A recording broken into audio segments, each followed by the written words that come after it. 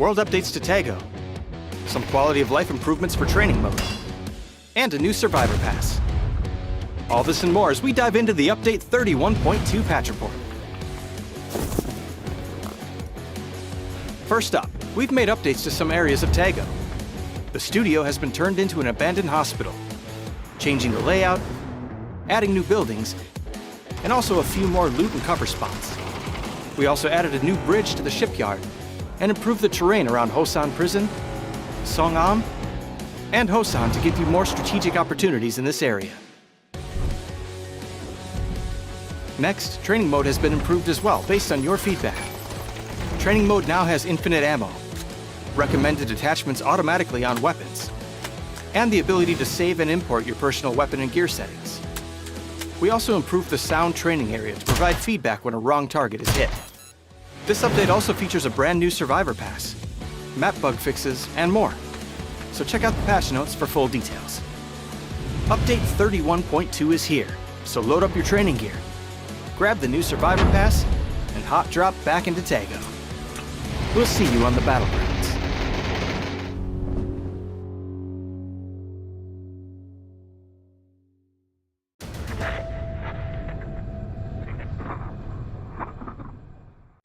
วิธีลำตรงไหนครับลายเชียร์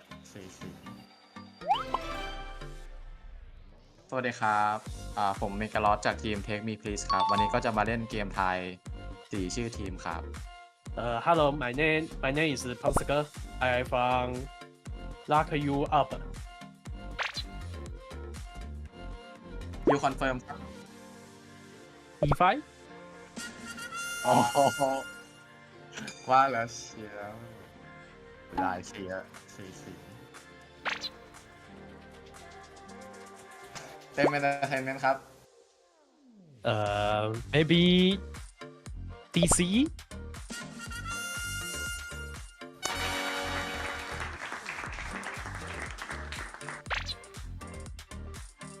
ทีมบลิสครับเดา Day trade gaming?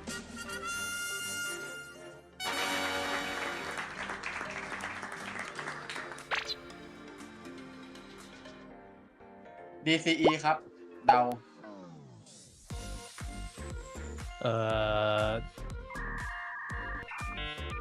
DC?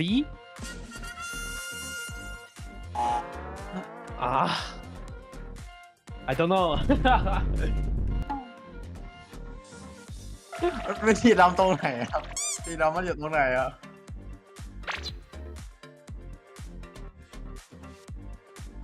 PMA ครับ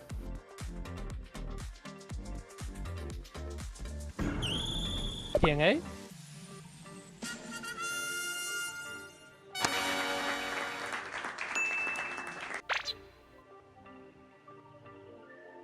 Serverless ครับ Serverless.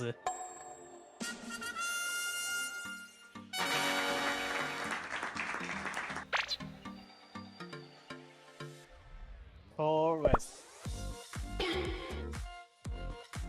Are you sure about that? ไม่รู้แล้วครับบุรีรัมย์ครับ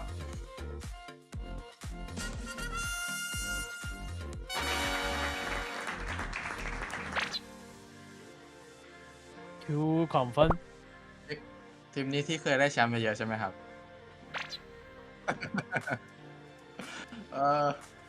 เอาทีไฟแล้วกันครับ โอ้โห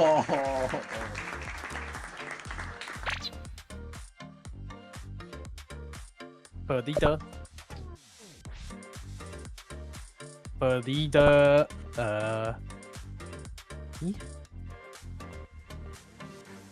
Yeah. บีดครับบีดเหมือนกันครับ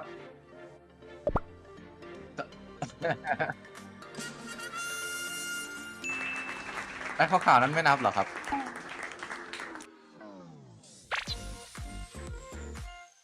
อีอารีนา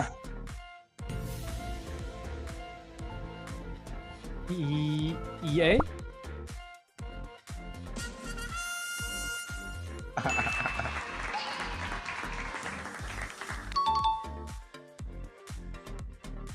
วัสดีครับก็ฝากติดตามเชียร์ทีม 𝐏𝐿 Peace ด้วยครับเป็นการเดินทางครั้งใหม่ของพวกเรานะครับในวันที่ 19-29 นี้นะครับใน APAC Qualify ครับฝากติดตามเชียร์ด้วยครับขอบคุณครับ希望粉丝们多多支持我们这个队伍，在9月的19到29之间举办的 APAC2的比赛里，我们会好好表现的。谢谢大家，拜拜拜拜。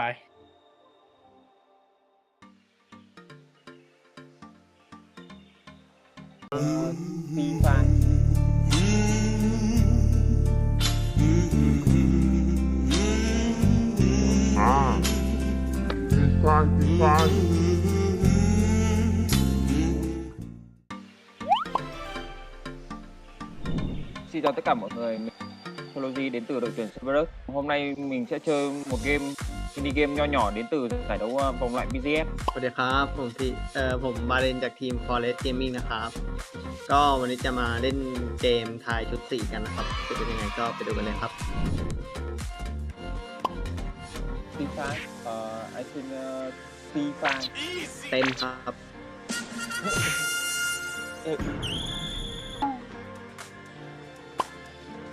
Cerberus. เซอร์เวอรัสเหมือนกันครับ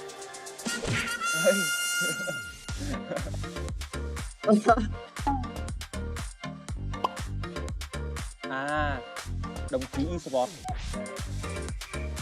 BCE. เหมือนกันครับตอนที่อีสปอร์ต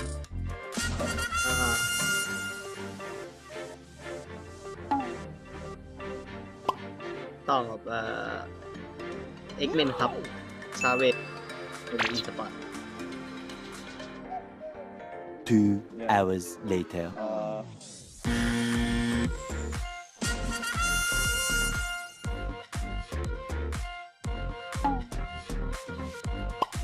รู้เลยครับ Forest Gaming. ฟอเรสเหมือนกันครับ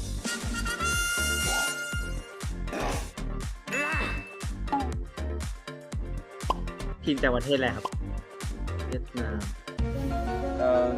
Cerberus. รัสเชียลอีสปอร์ตหรือเปล่า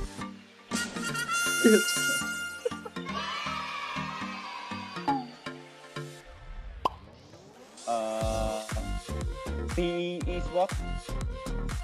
The Event Global.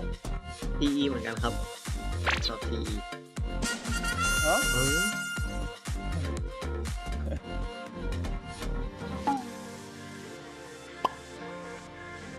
ผมรู้แล้วตอบก่อนก็ได้ครับตอบSGD ครับ The same parent. SCD.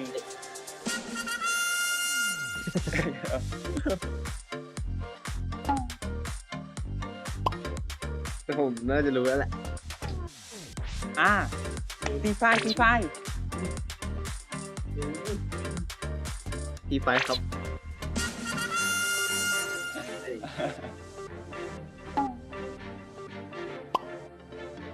ผมต้องตอบเลย X Stadium Esports ครับ The Event Global.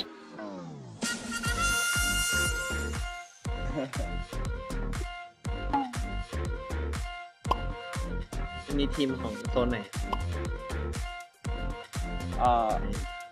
Valentine Esports. Đây trước gaming. Sao ta? เดเทดครับ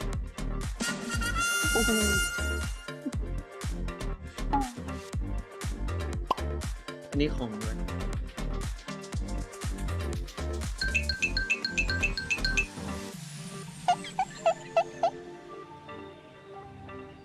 ผมตอบวลีไทยครับ Tem Entertainment.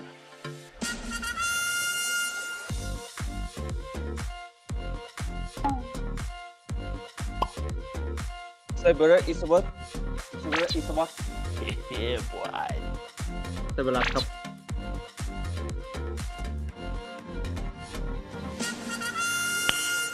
Nice.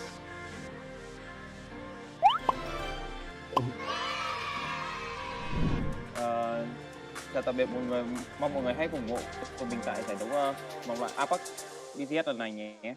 Chúc mọi người. ก็ฝากทุกคนมาเชียร์ทีมไทยทุกทีมด้วยนะครับ แล้วก็เชียร์ Forest Gaming ด้วยนะครับผมครับ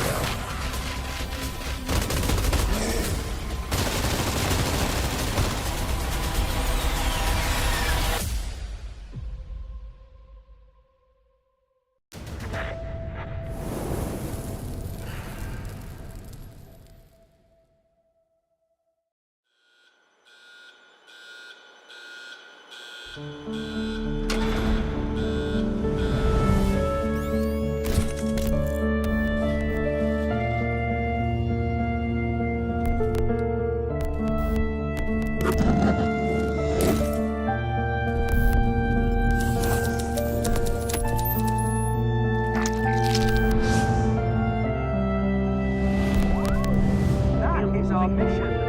These experiments are essential. It will eliminate our enemies.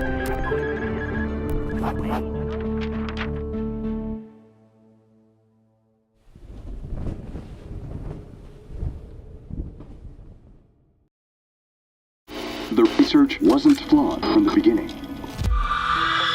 Using the blue chip, we were creating controllable entities. It was for humanity. We thought Project Phalanx was humanity's home. Everything went smoothly. The test subjects began to rampage. The lab turned into chaos. We started to call them hunger. Their gluttony was unrelenting, and they targeted us. Yes, that's why Tego fell.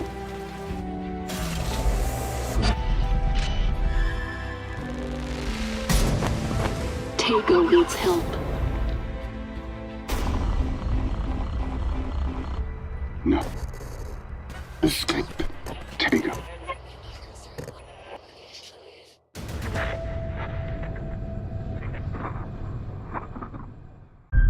We were creating controllable entities for the future of humanity.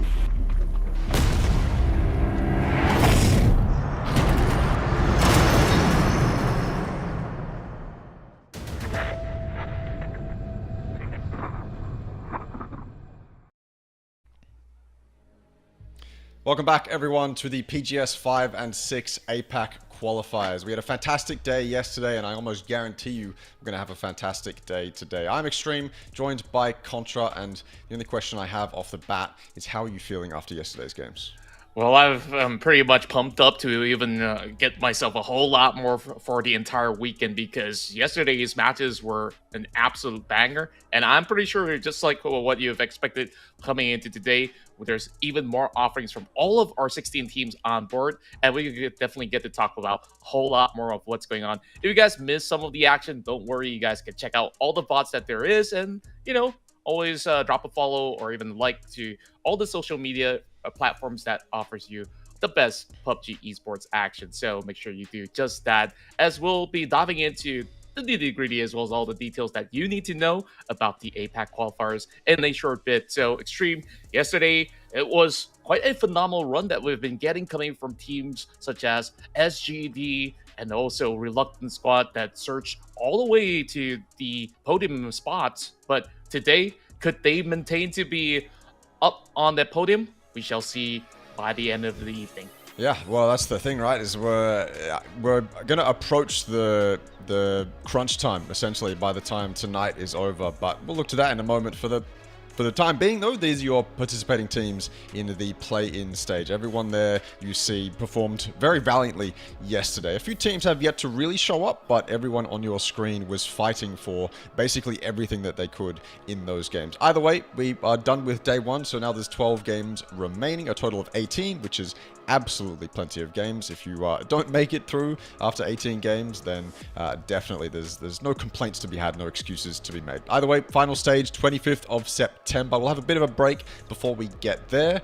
The most important thing, I suppose, other than these dates, so that you don't miss when the games are on, the most important thing is that the top 8 make it through to the final stage. So as you watch tonight, as you watch tomorrow night, you just have to keep an eye on that top 8. That's right, and the teams are also fighting for a spot into the PGS 5 as well as 6 once they are in the final stage. There will be a day's break for them to also assess their situation. So as I mentioned, this is going to be the schedule for the course of this week as well as the next, where it's just back-to-back action all the way till, of course, we take a rest day from Sunday until Monday. Well, so I would say Tuesday, where we will continue on with our final stage, where we'll take also a day off on the 27th. So make sure you mark your calendars, as you don't want to miss any of the action. Now, of course, teams are looking to cop their spot, as only the top 8 will make it through to the finals. Yeah, that's it. Top 8 make it through. Here is your prize pool. And I said yesterday that the $25,000 is an enormous amount of money, and I stand by that. That's a really epic prize pool, or a really epic prize amount to go for. Look, top 8 matters. Don't get me wrong. You want to be able to qualify through to the final stage, but there's money on the line here that you can qualify to. Even if you don't make top 16, there's a little bit to grab. MVP though, $1,000. There's a couple other individual prizes on the right that we will keep an eye on. I believe I forgot the name of the player, but someone's already got a very big lead on that. 𝐏𝐿, $250. So we're going to have to make sure we keep an eye on that. Those are your final stage teams, though. Those are the ones who qualified through, 3 months ago or something. Again, the qualifiers for this essentially happened in June. Those guys performed well in their respective regions. They booked themselves a shot straight into the final stage of these all-important qualifiers. Everyone else, they have to make their way in and earn it.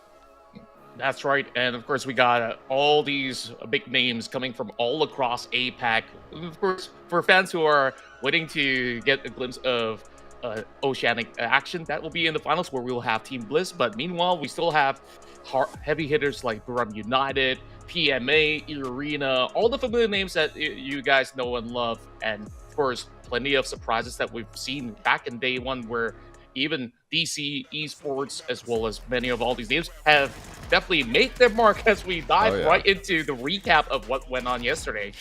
This was what we started game 1 with, which was astonishing that we were going to get a crazy RNG hot drop off the bat. But game 1 ended, and my opinion after game 1 was very positive. I loved how everyone was playing, and then as we entered game 2, that narrative continued. Everyone was fighting for all of the space. If you saw an opportunity to take a third party, you absolutely sent it. Olympus had a fantastic 3K in the end game of Erangel in the second match. It was just an absolute blast watching all of it. Everyone was fighting for every inch of space they could take, and then of course we get this. This was where I was like, okay, we're approaching the silly time of the day, but the rest of the game was mostly on point.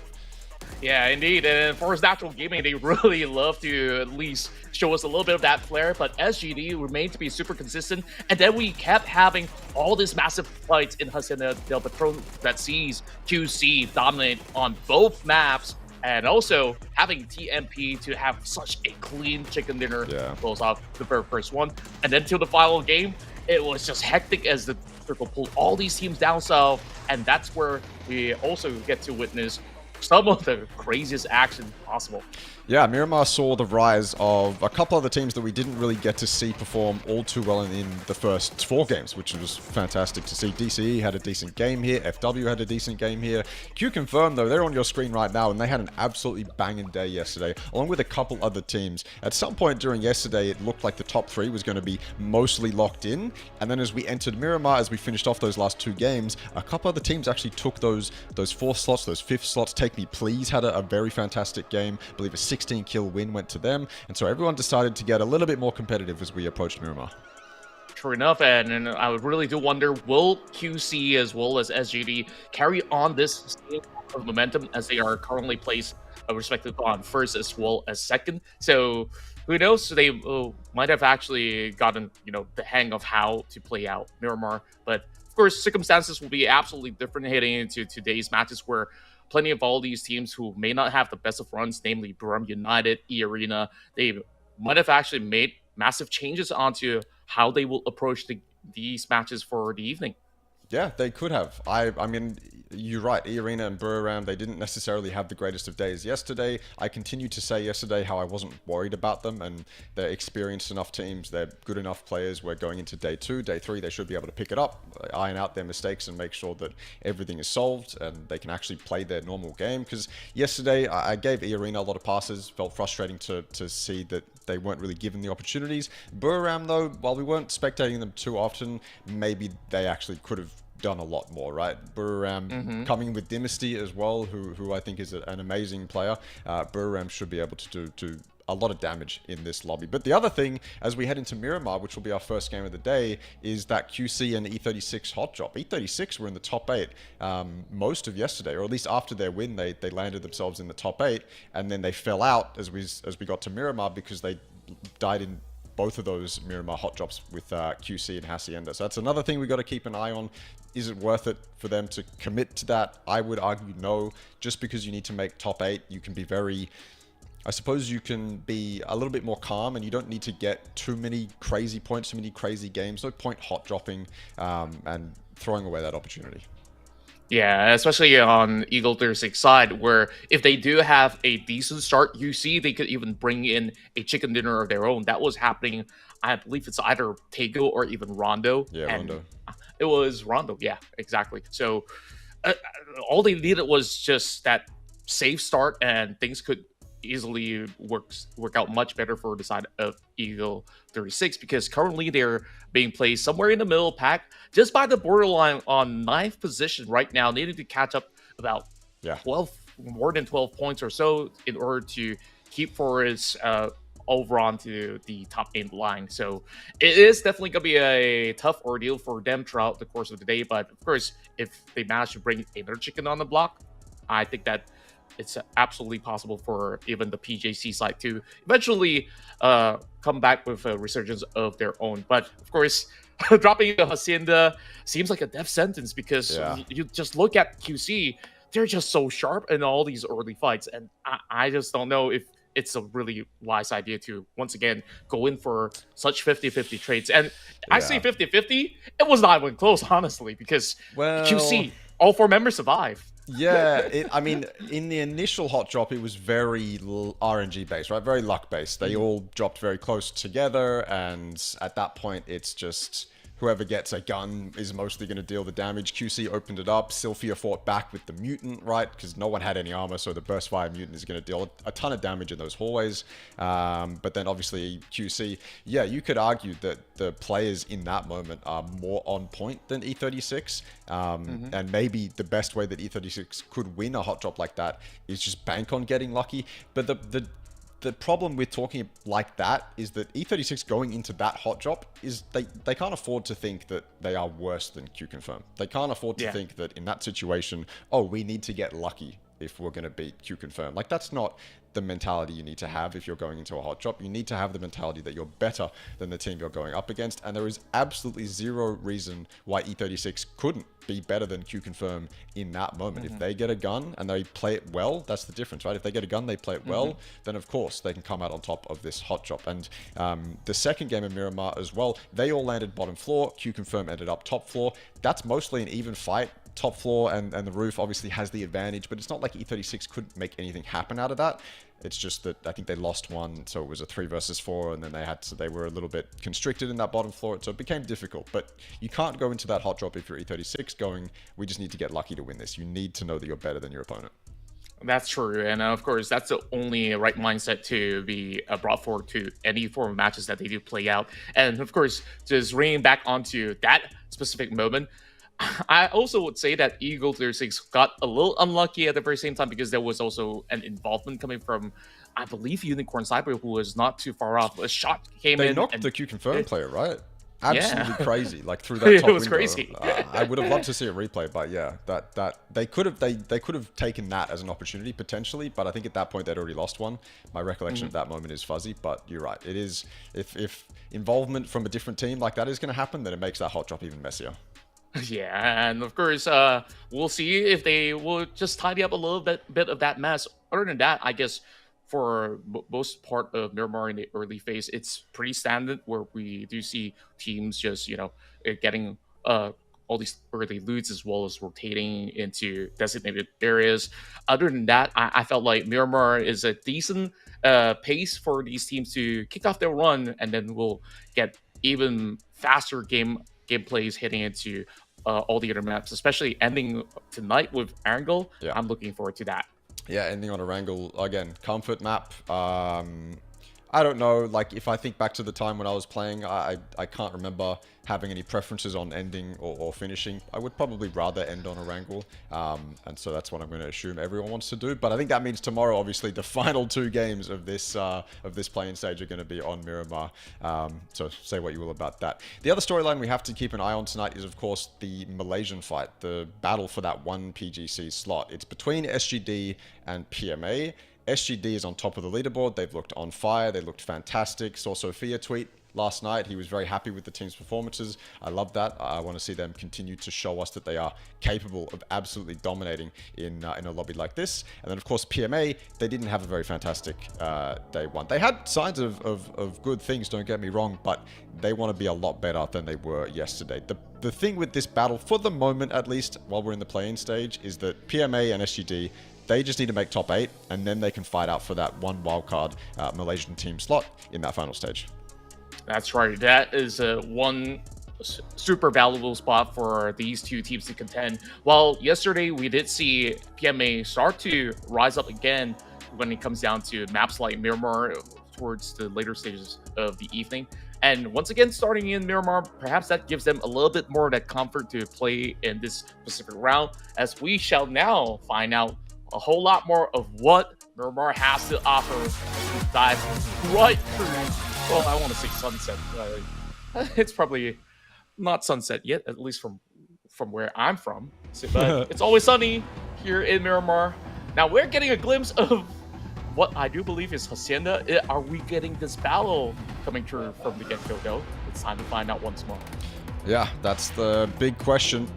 I said in the intro that I don't think it's entirely worth it for 𝐿36 to continue going for this, but I am not in their shoes, and Again, like I said, they should be 100% confident in going for it if they want to, but look at that. 𝐴36 out before Q confirmed. They are going towards Al-Azhar. They are going towards not Hacienda, and that's the important part. So QC, after some convincing wins yesterday on Miramar, it looks like they have secured themselves that drop spot. It also means that they can drop elsewhere and go for cars. They can go for the compounds around Hacienda, and if they need to fight for hard spawns, then they can absolutely do that. 𝐴36, I'm not going to be, if I'm them, I'm not upset with having to loot Cruz. I'm not upset with having to maybe loot Valdemar or Puerto Paraíso.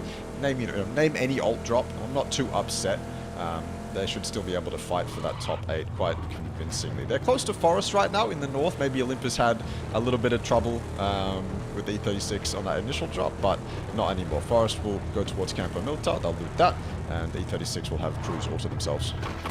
Yeah, I really do like this game plan coming from Eagle36, where they can still place themselves in the distant spot. But I say that, take a look at the circle.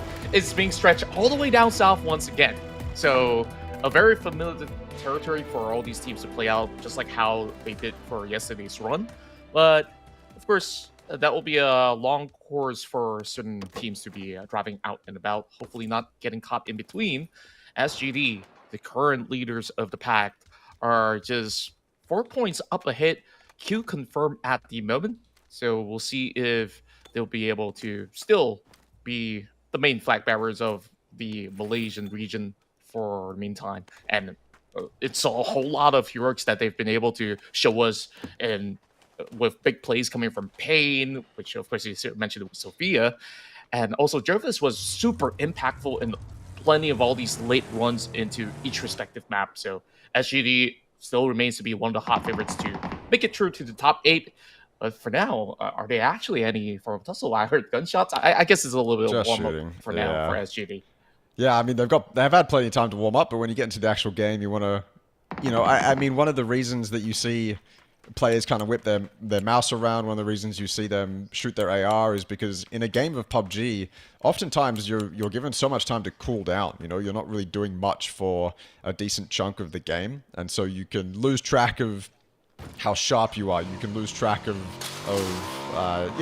just generally how warm you are. And so taking fights is a fantastic way to warm up. Taking long-range DMR shots is a fantastic way to warm up. Shooting at the wall is a fantastic way to warm up. Just make sure that you're mentally still checked into the game as often as you possibly can. And so, yeah, I feel like every time you do that, every time you see people just shooting randomly, they're either trying to convince players around them that they are more than one player as they're in a compound, or yeah, they're warming up. Also, I do have the map stream today, so I will have so much to waffle about, and I'm so excited. Oh, me too. And speaking of which, of course, we'll be keeping our eyes pretty much on the minimap to see if there's going to be anything interesting that goes on. As for now, teams are slowly making their way through into the very first phase. And of course, you did mention about, getting yourselves warm up and stuff like that. And I hope that DZX, they are mentally prepared for this evening, because yesterday's one wasn't exactly the best showing. But speaking of which, 𝐿𝐻𝐻 lands one to the head, while always being unlucky to be picked off as they try to drive through the south side. So DZX opens up their account here with their first pick-off. And that almost taken another member of DCE. That's a rough way to actually start for the Vietnamese squad. Yeah, not ideal. Especially because, I mean, you can see we're looking at the other two members of DCE with a foothold in the center of the zone. And so to lose always me on a rotation like that, not ideal. Especially when you can have a decent game. So now you're going to have to recover as 3. They've also got one member still in Valdemar. So that member has yet to come in and group up with the rest of DCE. He's going to have to take some very careful pathing as he leaves Valdemar. Obviously can't go down the main road. That's where DZX are. But DZX also have a decent split. So that's 2 members of DZX currently looting. Oh no. It's so devastating to see that if you're shitter sides. Like, that's my teammate. But they will loot him. The other 2 members of DZX, you can see them on your screen right now. They're a little bit deeper inland. And so even if the other member of DCE, who has yet to come out of Valdemar, wants to make it to his teammates, he might have a little bit of trouble even if he goes inland. So you have to keep an eye on that because, like I said, DCE in a decent spot, and they don't want to waste that opportunity. true enough. And interesting enough for the members of PMA, they drop all the way across La Cabrera, which is very sensible that they go in for the emergency pickup just to dive directly into the direct center of the zone. But I'm taking a look at all these huge valleys. I'm not too sure where exactly will PMA end up, because there's still some spacing around Jumeirah or perhaps somewhere around the southeastern corner map. Other than that, I felt like places around the center has already been taken to claim with names such as Lock You Up at the moment, while Unicorn Cyber will be driving right across Monte Nivo. I believe 𝐏𝐿 is going to be holding onto some portions of the hill, so they've got to be very, very careful on their approach, while Q-Confirm slowly passed away right across Mikado. They should have plenty of space to play until they get anywhere closer into the vicinities of Jumeirah. This initial Zone 1 has a lot of the teams, or a lot of the teams on the bottom of the leaderboard are in really great spots in this Phase 1. X Stadium, Rustrial, DZX as well. So a really good opportunity for those guys to gain some momentum early and get themselves off the bottom of that leaderboard and start fighting for the top 8. Really, really, really good opportunity for them. Forest rotating though, maybe a little bit late, but nothing too deadly. I mean, look, they landed Campo Militar and they saw Phase 1 pop all the way on the opposite side of the map. At that point, all you can do is get as much loot as possible and come in late. You are happy to come in late. You still have plenty of time to make a move. So Forest, without the emergency parachute as well, I like that. I mean, you could justify taking one from all the way at the top of the map, all the way down to the bottom of the map, but I think it's much better in this instance to keep those cars alive. Yeah, and I guess that's the problem about taking emergency parachutes, where you wouldn't have vehicles to even form up a bunker if you were to take fights in the middle of nowhere. And if it hardships heading into Phase 3 onwards, it could be very difficult to navigate your way through a fleet on foot. So by doing so, you just really have to rely on terrains just to keep your whole team pretty much alive for the whole course of Miramar.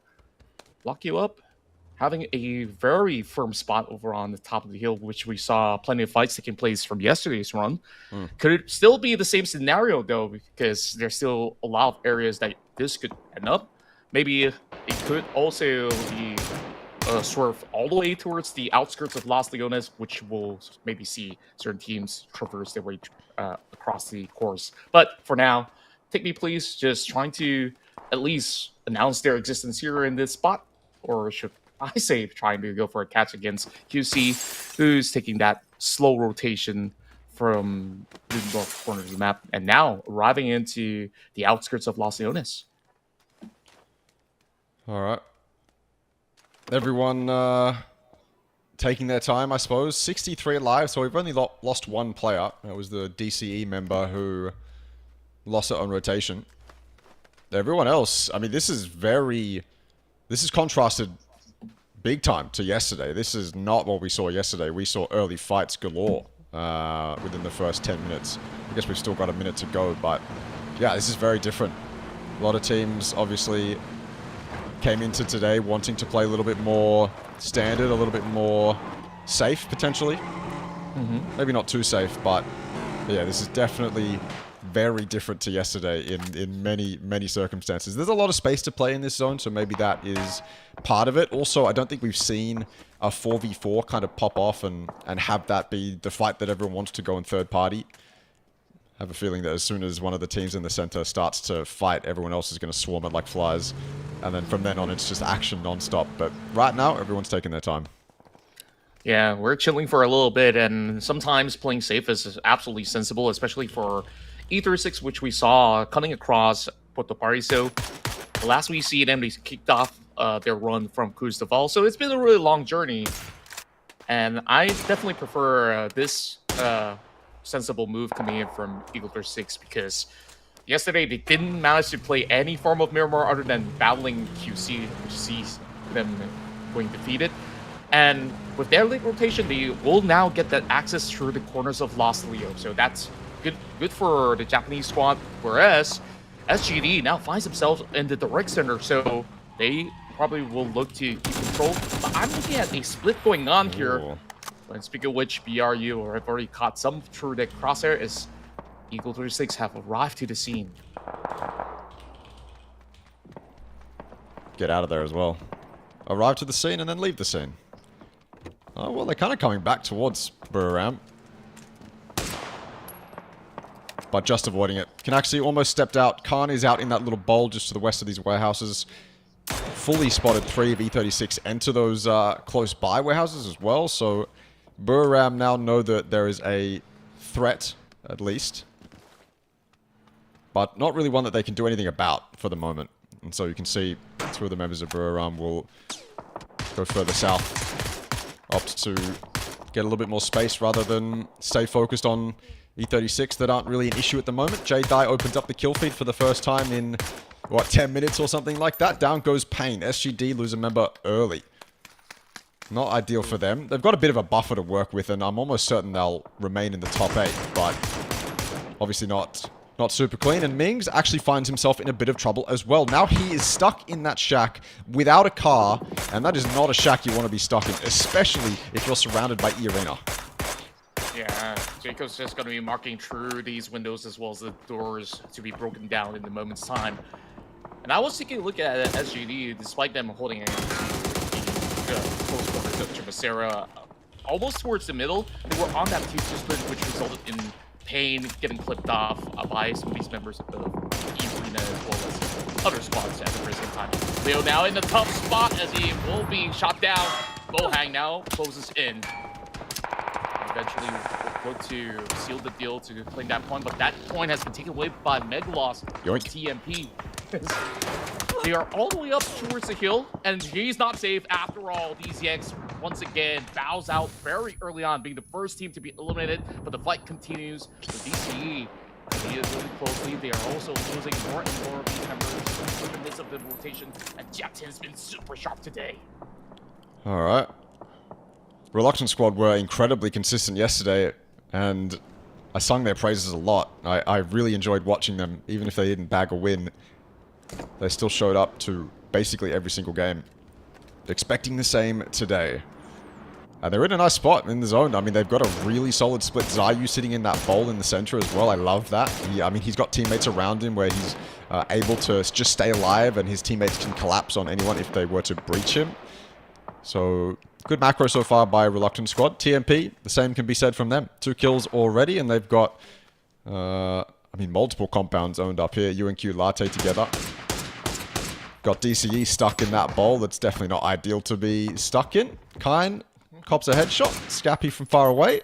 Everyone has some sort of split going on, whether it's 2-2, 3-1, 2-3, well, no, name a number, right? That's the split that people have got going on. Look at TMP too. They've got the apartments and they've got the hill to the east as well. That's a really powerful split. Is that a split that they want to regroup on though? Do they take the risk and keep basically separate sides of the zone? We're gonna have to find out.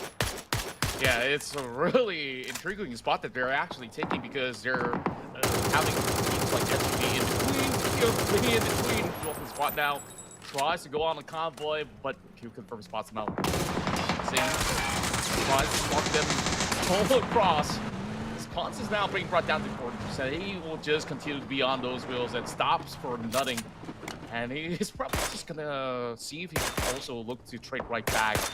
Dropping in while Reluctant Squad are also looking at some of all these ditches to hold out for the moment to go up against Forest Natural Gaming. Cheating finally catches Van Nye. That's 1 member down. But there should be revives going through in the moment's time. But here comes DCE looking for a whole lot more. Just cut right behind the vehicle, but there's only so much that can be done right through. Ooh. So that will be DCE, but those nades were beautiful from QC. Really good nades. Long arm on 𝐏𝐿 right now. The second one looks good. Third one looks okay. Or they smoked their blue zones instead. They should get that flush. And then the other 2 members of Reluctant Squad, well, they can do nothing. It is the nade to finish it off. They had 2 blue zones there. Even if those initial nades weren't enough, those blue zones denied so much space. Reluctant Squad would have had to move outside of them, and QC would have had them dead to rights. Reluctant Squad, they looked like they were in a fantastic position, but this zone is a bit of a bait. It went all the way south, and everyone thought, okay, maybe it's going to stay south, and then it's all of a sudden it's started to shift all the way north, and so everyone's had to desperately move off the south. You end up with Reluctant Squad losing members, everyone having to find a very thin line through all of the teams that were occupying the south, and it's just not ideal. Buriram, though, decent spot for them if they can stay all four alive. And it forces all these teams to go for Hail Mary plays as well, and DCE didn't really stood a chance after losing a couple of members early on. And emergency parachutes in the tick of the moment. They're attracting a whole lot of attention as 𝐏𝐶 tries to steer their way clear from danger, but where exactly do they land? I think it's just open barren lands out there for them to hopefully path through Reluctant Squad, only having Feng as well as Jun to keep themselves afloat. Stuck between the rock and a hard place, I would say. And all around them is QC, Force Natural Gaming, and you name it, BRU. Forced to also pop those early smokes just to defend for the moment. But they should be having some clear areas to eventually weather out the storm. But Scappy always constantly put that pressure through.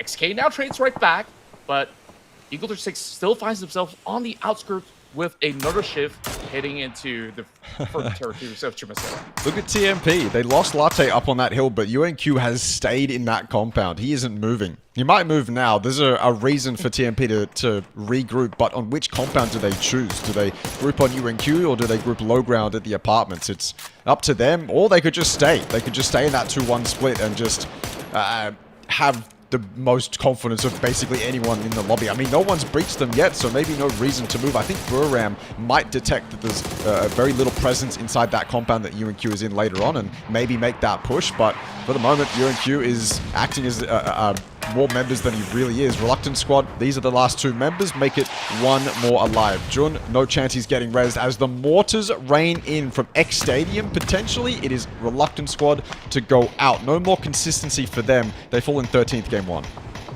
Yeah, pretty surprising, but this has been one of the toughest Murmur rounds to be played out with so many hardships going on. Guisano now finds Long K, and we just see bombardment is going through. Now, right out in the open is Metal D trying to dance off, but Petra is just well in control with that AUG. Should be able to just nick him off while fighting even more up the heels up against the rest of PMA. It seems like Petra won't be looking for a reposition anytime soon, as he's happy where he's at. Same goes to Jizzing. It's finding even more Force members. Now Scappy's going to be on the ground, taking out Cole. And I believe that's only one member that's still healthy for inside the Force, as KM is also soaking a little bit of that pressure on the other side. Forest have 3 up still. One's knocked. If they can res Olympus, then maybe they've still got a chance to survive. KM99 has to do God's work sitting on the edge of the zone, staggering it, making sure that his teammates are safe. But look at what's going on this southeastern side. It's just a barroom brawl, essentially. X Stadium have come off the top of the hill. PMA are getting involved somehow. Q-Confirm have been here for a while, just doing their best to clean this side of the zone, but it's been so difficult. They've had so many targets to worry about, and as they try to move towards X Stadium, they get caught in RTL's line of sight, and that is what might sign Q-Confirm's death sentence. 1 down, 2 down. RTL, they fight forward. Sorry, X Stadium, they fight forward to see if they can eliminate QC. It's just so chaotic right now. It feels like we're in a wrestling Royal Rumble, as a matter of fact. PMA at least gets himself pretty much well defended, but the water sneaks in from the back. As much as he managed to go for a couple of catches, he will also be brought down. X Stadium is the next one to bow out. 11 more teams, but surely within the span of a minute, we will see more names to be dropped off from the list. Look at that tight corner over onto Buriram's side. Yeah. 𝐏𝐶 are looking to breach right through, with BRU having a last stand. 21 still struggling to make ends meet. He tries to find passages across, but he has to deal with the members of QC dropping those big nades. They should be able to find it if they can just get the angles right. Dynasty, he managed to get it! How on earth he shut down the entire Japanese squad? We gotta see that again. Is that all 4 to Dynasty? That's insane. We could see that fight happening off in the distance. It was just trades back and forth. At least that's what it looked like to me. And then Dynasty comes out here with an incredible 180. Takes out 𝐿36 by his lonesome. Saves Buriram's game.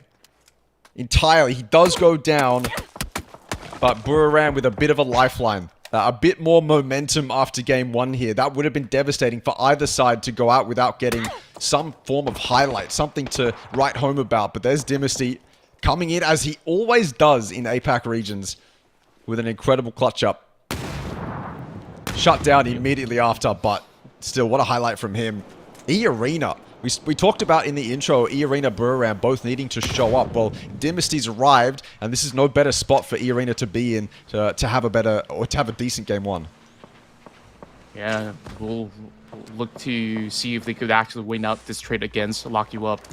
Smoke's now being deployed, but I don't think that he's had any form of clue about Lyric's position right at this moment. But they're definitely trying to take this one up close and personal.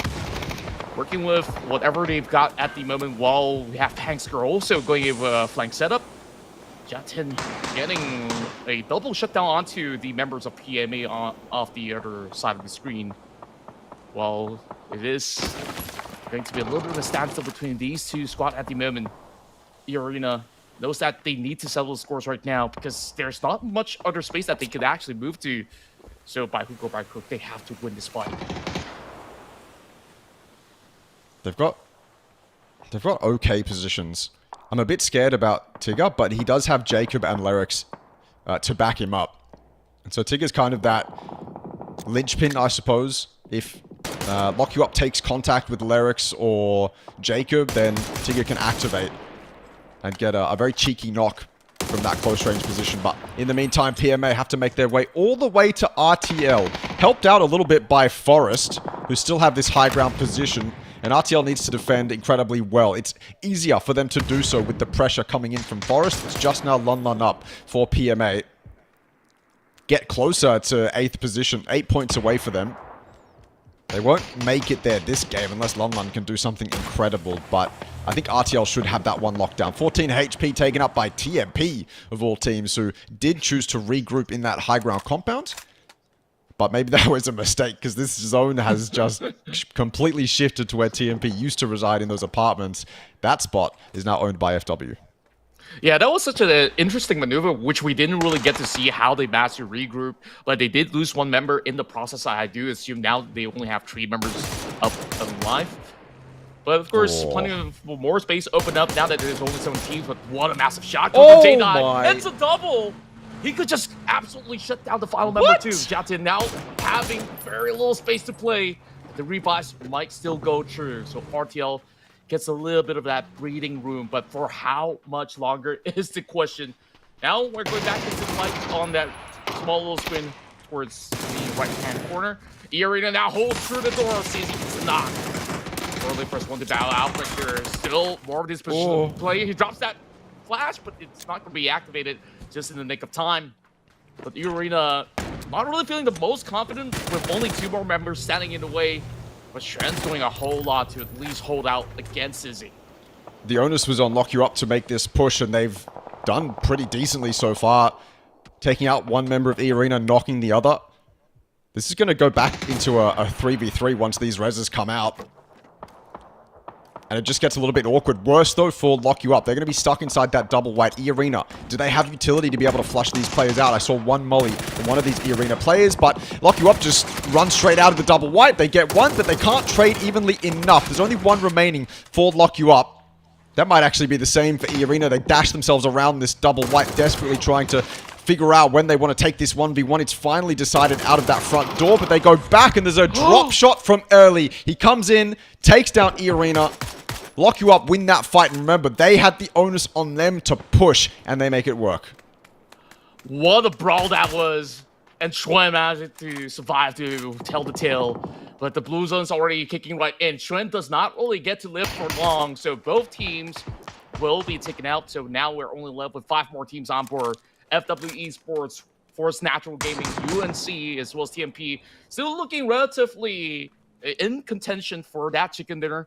Lock You Up somehow still squeezes with that one member through, so perhaps they would still be able to impact into what will happen in this final battle between all the squads. And now with that position over the hill, TMP still has plenty of space to be able to find a couple of catches, perhaps. And early running out in the open here, 𝐏𝐿𝐴. There's barely any cover at all as Banana1 takes claim. Now only down to 4. Yeah, it's our top 4. TMP played, I mean, a very good macro game, to say the least. Having to split those 2 compounds and stay split, I mean, that's just an incredible decision. A risk that has entirely paid off for them. They'd obviously much rather be in FW's shoes, but you can't think too much about hindsight. You just have to play the cards you're dealt. And TMP, while they were dealt pretty good cards for most of the game, now it becomes a bit difficult. 𝐿𝑘 has to make a push towards Forest, or at least get closer to them. I think the play for him, I mean, he has no other option. He has to go kind of south here. His 2 teammates already close enough or inside the zone. And obviously they have to worry about Unicorn Cyber. That's the team that can ruin TMP's game right now. Forest in a unique position to potentially pop up late as well. They don't necessarily have to make a move. The problem here is that FW just has so much control. FW is on the only side of the road that is just them. Everyone else is on the other side. So FW can just sit back, watch the chaos unfold on the north side of the road, and then claim the final kills and probably go for that win. That's right, and what you just mentioned have happened is UNC managing to spot 𝐿𝑘 trying to squeeze it over on the south side and will be picked off, so there's only 2 more members of TMP remaining. Big nades, Volunteer, and it's going to be FW that actually steals that point away. Unicorn Cyber unable to convert that to a point of their own, and take a look at that. 8 points already being accrued by FW Esports, and here comes the big tops of the Molotovs, and it doesn't seem like he needed it even. So that will be the last of TMP. It's a full squad against 2 sides of a duo squad for Forest Natural Gaming as well as UNC. So this is definitely going to be a tough one, especially for UNC. Now driving through with their last ditch effort as 𝐿𝐿 will be nailing that double. And he's going to be out in the open as FW Esports once again claims another chicken dinner here in day 2.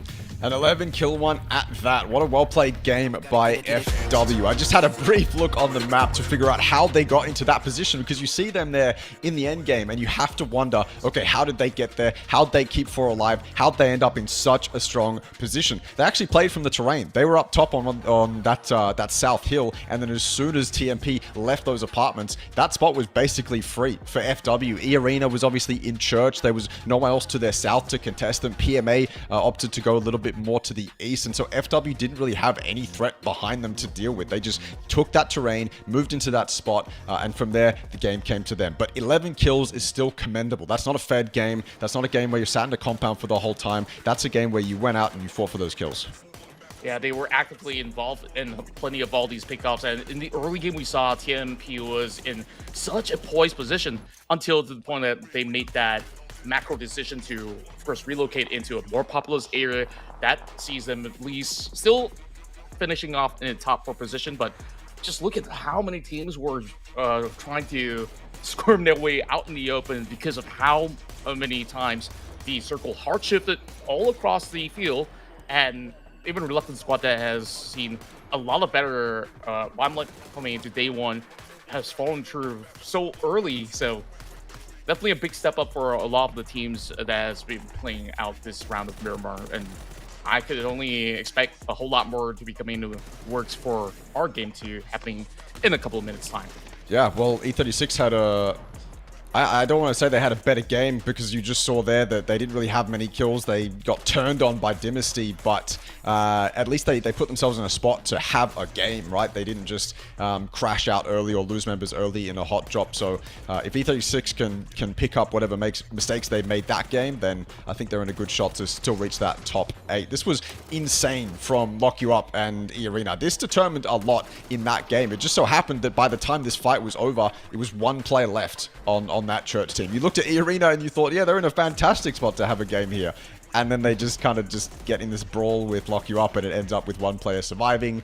And then FW, from that point forward, didn't really have too much contention. I mean, you see them on the north or the south side of the road, and everyone else is on the north, and they all have to fight each other. If you're FW, there is no better spot to be in. You just whip out your DMR, and you just have a ball. Yeah, they'd absolutely take those plenty of space for them to eventually wrap up that fight confidently, where we saw all these other teams were just trying to find even some cover of their own. Unicorn Cyber had to force themselves into that truck to just full send it all the way, and they couldn't even respond, where you had like just a few more members remaining around that formidable. And speaking of which, Lock You Up, this is definitely a massive step up coming in from them, being able to not only win out that trade, they squeeze into the top 5, so they should be getting some healthy numbers to bring back to the leaderboard. So, and of course, with that update, I really do wonder how big of a margin did some of all these teams manage to maybe leapfrog in terms of position. So we'll figure out all these numbers in a quick bit, but of course, it's a decent start. We kick things off a little slow, and then all these battles just started to happen, and wow, we saw like 16 teams. Suddenly we're only left like with 9 or 7. Yeah, I mean 0 to 100 really quick, and that's what happens when everyone remains alive, right? You head into that mid game, and I mean there's just not that much space. FW 21 points total from that first game. They had a great day yesterday, and they have started off very, very, very well. That puts them in a really solid spot on the leaderboard, and them, along with a few other teams, I think have probably already solidified themselves in that top 8, which is great to see. They've certainly earned it. Forest, it's good to see them in second place for total points, actually, because I feel like they had a game where they had to like fight for a lot. They were constantly on the ropes when it came to position, when it came to number of members alive. I was just kind of briefly watching them here and there, and they were always fighting for something, right? They always had to try and survive. That's the total leaderboard, though. FW does overtake QC and take that first spot just by 1 point. Obviously, SGD is a few points behind as well, and so is TMP, but still a very commendable effort from FW. They are now in first. True enough, and on top of that, with Reluctant Squad bowing out early, it also provides a whole lot more chance for Forest to eventually overtake that position. Of course, with one more round in Miramar, Reluctant Squad could still bounce back, but now the numbers are still looking relatively healthy for teams who are hoping to make the top 8 to be seemingly much more possible. So we'll see what will happen here, as we still have one more round of Miramar to play out before we move into Tego at 7 p.m. GMT plus 7. Well, wherever you guys are from, make sure you guys hit that like, follow, as we'll have a really entertaining night. That's definitely a given. So that's it. We're still so many things that certain teams will have to improve on. I did commend 𝐏𝐿36's safe approach, but it didn't really seem like they've been able to get much done after having, some areas of play. They were stuck with Buram United's sole member, and I was talking about Dynasty having a last stand, and what we saw in the feed was him taking out the entire squad. So that was definitely the highlight of the match. I'd love to see that that full fight, but I mean, you mentioned 𝐿36. You saw them come in on an emergency parachute into that compound that was very isolated. No one was there. They were basically there by themselves. Then the circle shifted away from that, and coming along that ridge to fight into the zone that we just had is very difficult. You come up against Buram, you're also getting shot at most likely by Forest and anyone else in the zone that can see you. You're fighting on the side of a ridge that's very open, so it's very difficult to have a fair 4v4 there, which is why Dynasty, after he got that 4K, it might have been a 3K, I'm not sure. Maybe Dynasty had a kill early. After he got that clutch, he died immediately, right? That it's just a difficult spot to take a 4v4, and so another rough kind of instance for both Buram and for 𝐿36. But I mean, I agree. I'd love to see 𝐿36 put themselves in that kind of spot again, because if the terrain worked any differently, then they have, an even fight on their hands. 𝐸 as well, the other team in that game that we're looking forward to have a better performance. They didn't, show us the 𝐸 that we know yesterday, and as we go into that game, you see them in church, and you're thinking, okay, great, the 𝐸 can have a really good game here. And then maybe I think there's plenty of different ways you can play that fight against Lock You Up. You could argue that maybe they were too passive. They didn't go for an entry, which allowed them, or which made it more difficult for them as Lock You Up pushed in. There's so many different ways you can play that fight, and it's difficult to criticize one or another, but I think it just came down to individual performance and potentially trades as well, and maybe some positioning. You could argue 𝐸 could back up to Church and they'd have a better time in that fight against Lock You Up. Again, so many different ways you could play it. It just didn't really go their way. Lock You Up, though, like you said, better performance from them. Good to see that they've shown up today. They were one of the teams that didn't show up yesterday, and it seems they've come to play today. Yeah, they absolutely did. And on top of that, 𝐸 at least having a better run from the early game heading into a potential end game if they could actually win out that trade. Of course, like you've elaborated, it could have either gone their way or, of course, what really went down was Lock Up winning that trade. And the only possible complaint I have, maybe they just took a little too long to really assess the situation. Yeah. So, other than that, I think like it is what it is. So, of course, 𝐸 should be able to eventually regain a little bit more of that tempo of play. And, of course, our big winners, once more, FW Esports started off day one with chicken dinner, and now it seems like it's a tradition here that we're actually getting another tie win. And from the same team at the very same style. So I would say it's been absolutely clean. Yeah, I mean, Thailand have come to play. FW, like you said, back-to-back wins in the first couple games of the days we've played. And this is another win that they earned. I think the win that they got yesterday, game one, might have been a little bit easier for them than this one. Again, I looked back on the map stream and I saw them come off the top of that low ground hill, or that southern hill, right? One of the most iconic kills on Miramar that I continue to forget the name of. But they came off the top of that hill, and then, like I said, they just came into this free space. because 𝐸 left Chumacero, they were in Church. PMA that was next to FW, they just went a completely different way. And then FW were probably sitting there like, how is this allowed? How do we get all of this space for free? As soon as we enter that end game, you see them with this massive line just controlling the entire side of the road. So you're not going to pass that up. You're not going to pass that up. And they kept it clean, kept 4 alive. So what I've seen from FW so far seems to be pretty solid in the end games. Yeah, I would love to actually see a whole lot more on what this Thai team has to offer, especially now up for the top spot to be racing up against, SGD. Yeah. SGD, they were actually in one of the hot spots from the get-go, where they were just on the outskirts of Chumacero. Maybe they were overwhelmed with how many teams that were around those corners, where we saw Sophia was the first one to be picked off, and one after another, they just fallen out like dominoes. So I guess like SGD, they just got to be slightly more mindful of their early game positioning in order for them to still keep up with that consistent record from yesterday's run. Yeah. And PMA has also shown at least some signs of life until the point where they were cutting through from the south side, just like many of all these other teams. And they were just walking to the meat grinder of RTL. They were QC was on top of the hill. So it was super rough, to say the least.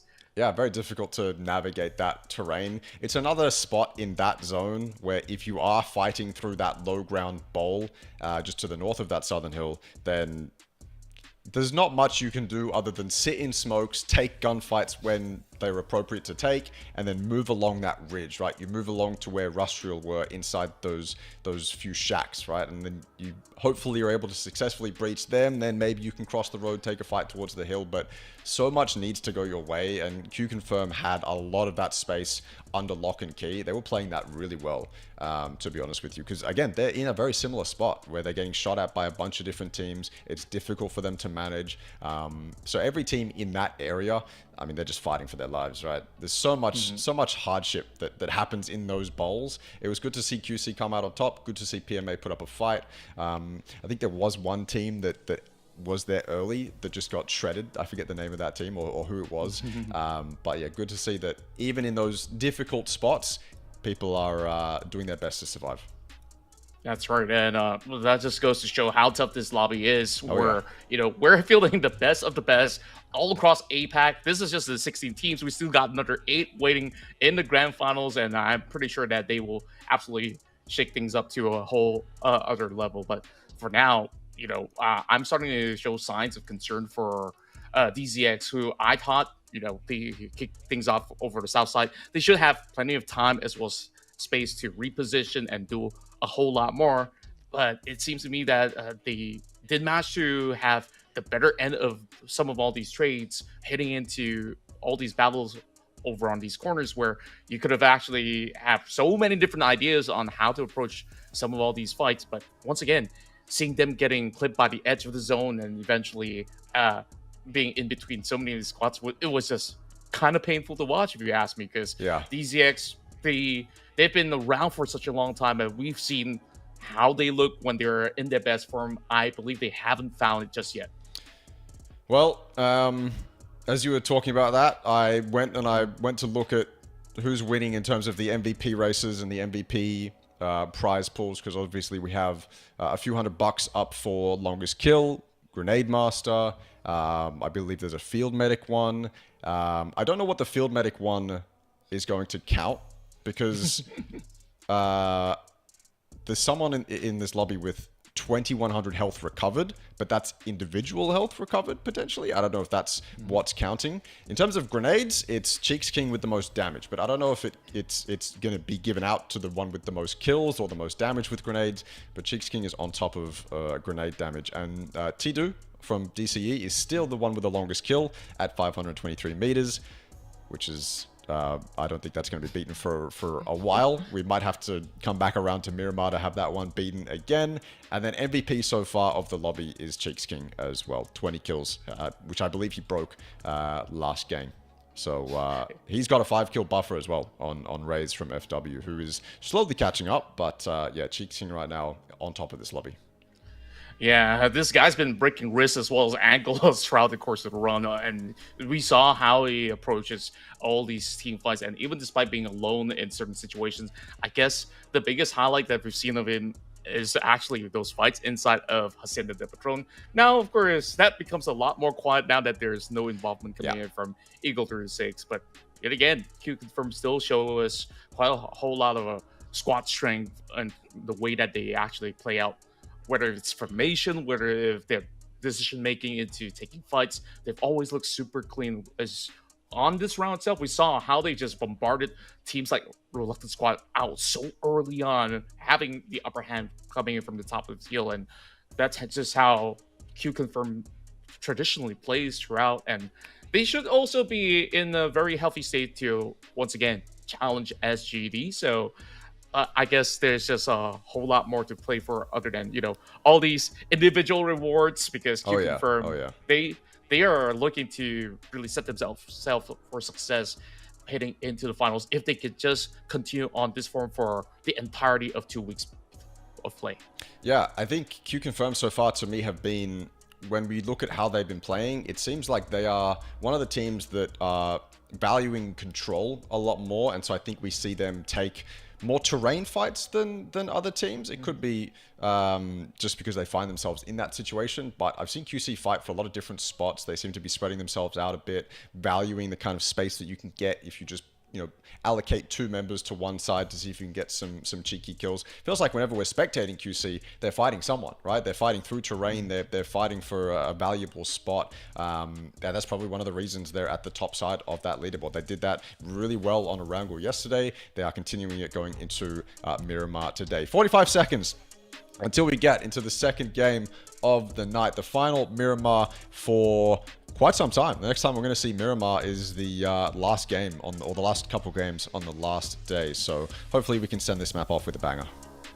Oh yeah, and heading into this matchup, I'm hoping to see maybe some really wonky fight paths to throw a little bit of the curveball to all the other teams out there. But most often than not, I think that the circle as well as the phases, these teams have been well versed onto playing every stretch of the land of Miramar. So we'll see. Maybe the biggest curveball will be with the circle ending up in the islands, but that is very, very unlikely with circles to usually end up on land. So I can only hope, but here we go into our second game of the evening. I hope you guys are having a great evening as we kick off our weekend run right now here in the APAC qualifiers phase 2.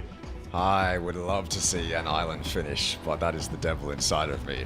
It would just be the cherry on top of the Miramar cake right now, but it's, yeah, very unlikely. You very rarely get to play them, and even rarely, That's not a word. Even rarer I get to cast them, but we'll see. Plane path doesn't have to, well, the circle doesn't have to touch the plane path anymore, so anything's possible.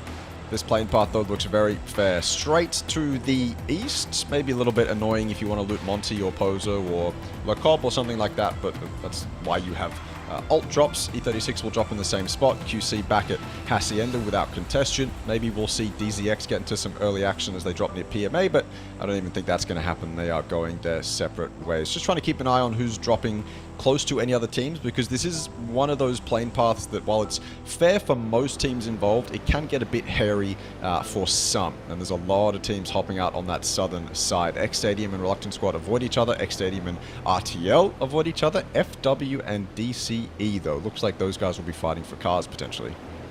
Oh yeah, and FW, interesting enough, decides to go all the way into the southern island of Petona. So they should be able to get themselves well oiled up. There's a couple of vehicle spawns, but cutting across the bridge might be problematic.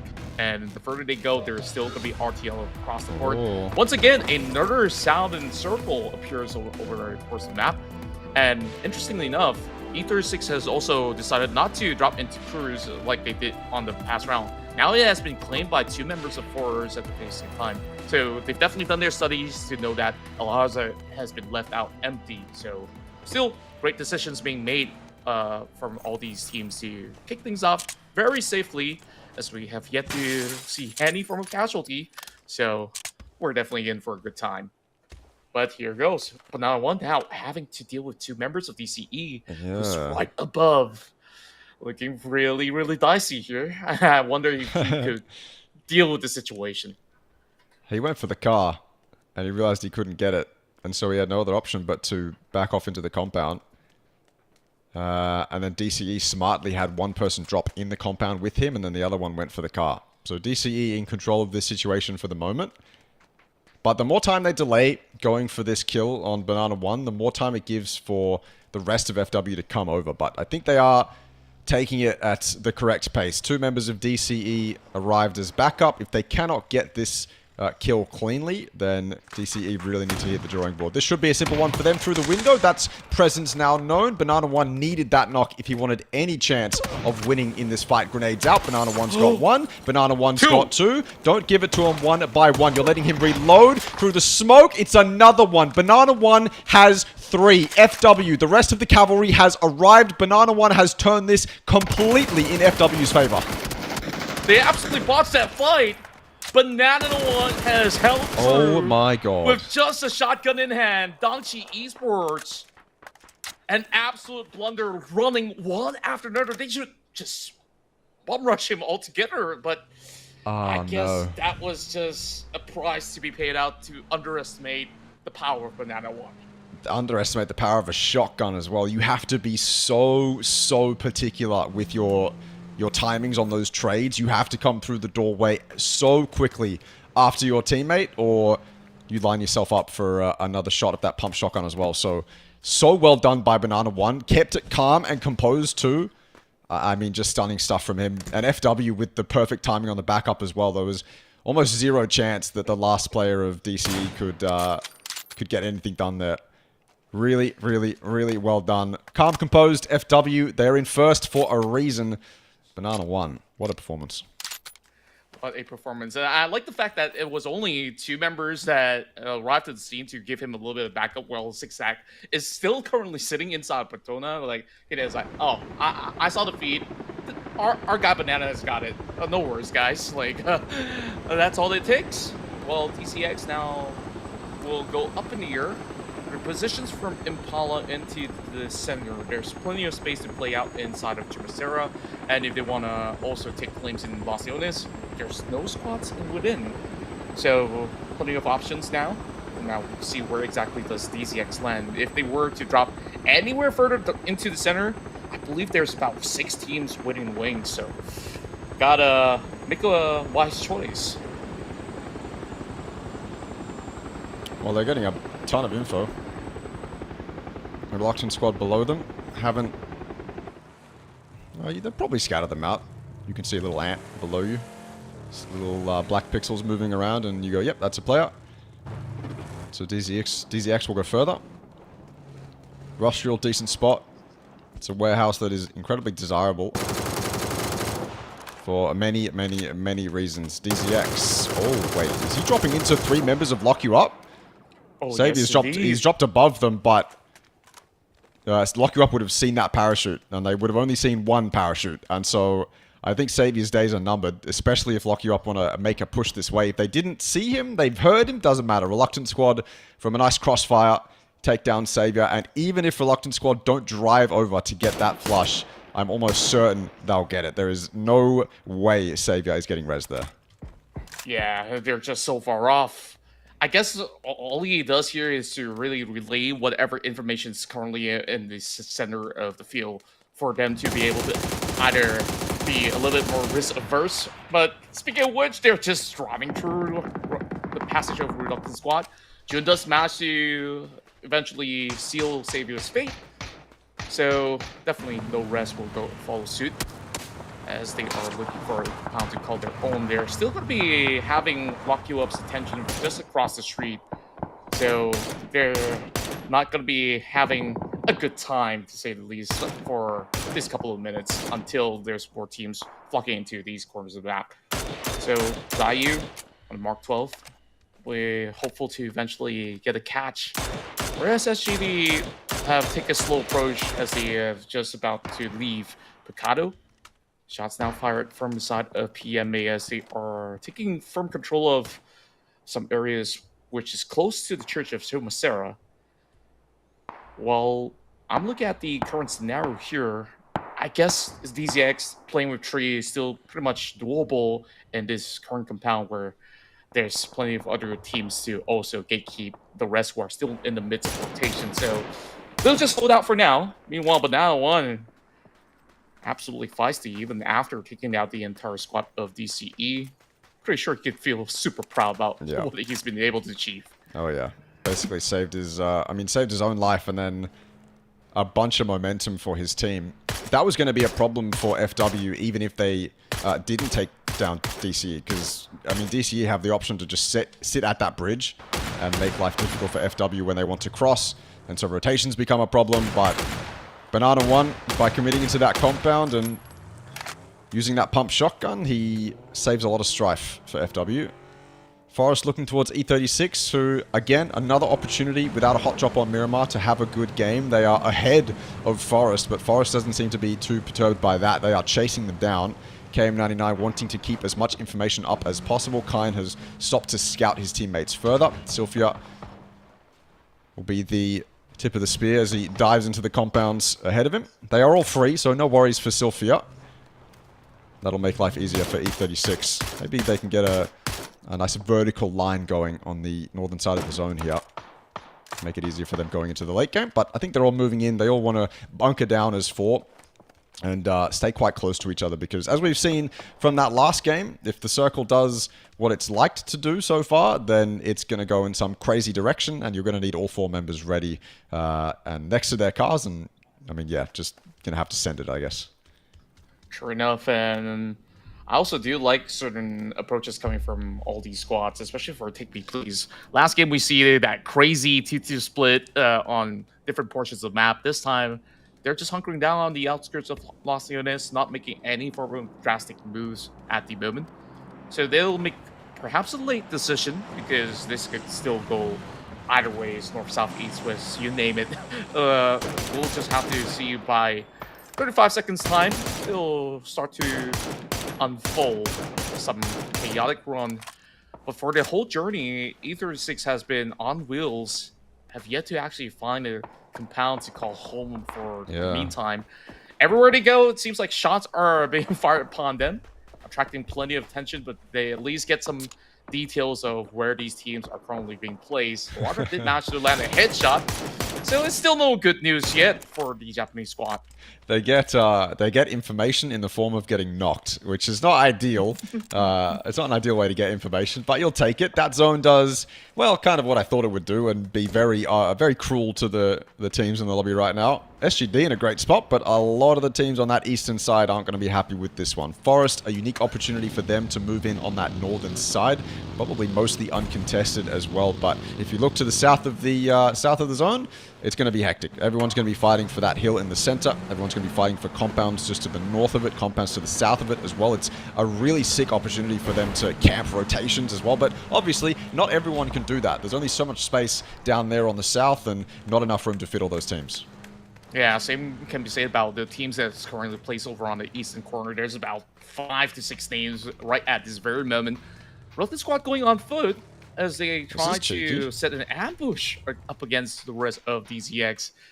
Very cheeky indeed, and footsteps might be heard in a moment's time, so they're taking a very slow approach to this one. Lurking around, Huang doesn't want to give too much of info back to Bohang. They have got no clue at all. Yeah. This could be either going really good for Reluctant Squad, or it could turn out pretty bad for them. The problem is 𝐷𝐿𝐋 isn't like gearing up to leave. They're still holding down this compound. They're still trying to gather information. They're actively moving around, so difficult for Reluctant Squad to find a perfect timing. E36, they've opened up straight onto Q confirm. They did suffer a knock, but they get the flush back. So E36 starting off this game well, fighting for control up against QC, who, like I said in the break, have been doing that basically the entirety of the play-in stage. Maybe the timing is going to be favorable here for Jun. He's playing it so cautiously. So cautiously, so slowly, which you have to do. Like I said, 𝐷𝐿𝐋 is actively moving around. Oh, okay, well, we look away for a second. We come back, and now Jun is sprinting straight at 𝐷𝐿𝐋. Him and his teammate combining to see if they can take one of these guys down. If they can get the entry, then the other 2 members of Reluctant Squad can breach, and we can turn this into a proper 4v3. Yeah, it's about to rub rules soon. Meanwhile, E36 is going to do exactly the same against Q confirm. This is the same spot where we last saw the members of E-Arena as well as some of the players of Lockyo battle on that previous round. So another interesting position now being held by Petret. Understanding that the push could be set right in any given moment from E36. 𝐿𝐋𝐿 has always been on the lookout as well, because he understands for a fact that there could also be third parties that will send their way into this area of play. Keen lucky enough to be able to leap into the compound, will stay safe for now. And Olympus is also being a curious little kitten on the other corner, so he's been keeping his eyes out. Who knows, Forrest might also be interested in this fight as the grenades are being locked towards Petret. Sophia as well as Pure Boy, they're not going to be leaving this compound just yet. And a little far off, we get to see a small pixel of SGD members who's right across. I love this spot for 𝐿𝐋𝐿. He is in such a fantastic position, especially if his teammates can bait for him and maybe make QC start to make that push. In fact, I mean, that's going to do it. Petret opens up. Now QC might want to start to make that push, and 𝐿𝐋𝐿 becomes one of the most important factors in that fight. He has to be the one to get the trade. But we move straight to a Reluctant Squad fight too. This is them trying to finish off 𝐷𝐿𝐋 where they started, but 𝐷𝐿𝐋 don't let up very easy. Leo back with a nade. Zayu gets dominated, finished off. And Reluctant Squad now maybe on the ropes. 𝐷𝐿𝐋 have put on a decent defense. Up to 2 kills now. Spread themselves out around the edges of this compound. Use as much space as they possibly can. Reluctant Squad find themselves a little bit trapped inside this warehouse, and this dust storm is going to change everything up. Jun knocked in the background. Buriram have been here for quite some time now, finally getting involved. RTL coming in from the south as well. Reluctant Squad might have bitten off way more than they can chew. What a dramatic fight this is, especially with the involvement of the Sandstorm. But on the brighter side, we're still having the standstill between QC as well as E36. Where last time we saw a knock going into the member of E36, they managed to go in for the pickup. So it's still going to be a 4 versus 4, as I do assume. Where Force Natural Gaming have been keeping watch of their surrounding for the entirety of all these small little altercations that's been happening around. Good taps coming in from Olympus. That mini managed to at least chip away a little bit of a health force coming in from E36. So that will alert the Japanese squad to be holding back a little bit longer on what they wanted to do to go in for that full flush, which we assumed to be against QC.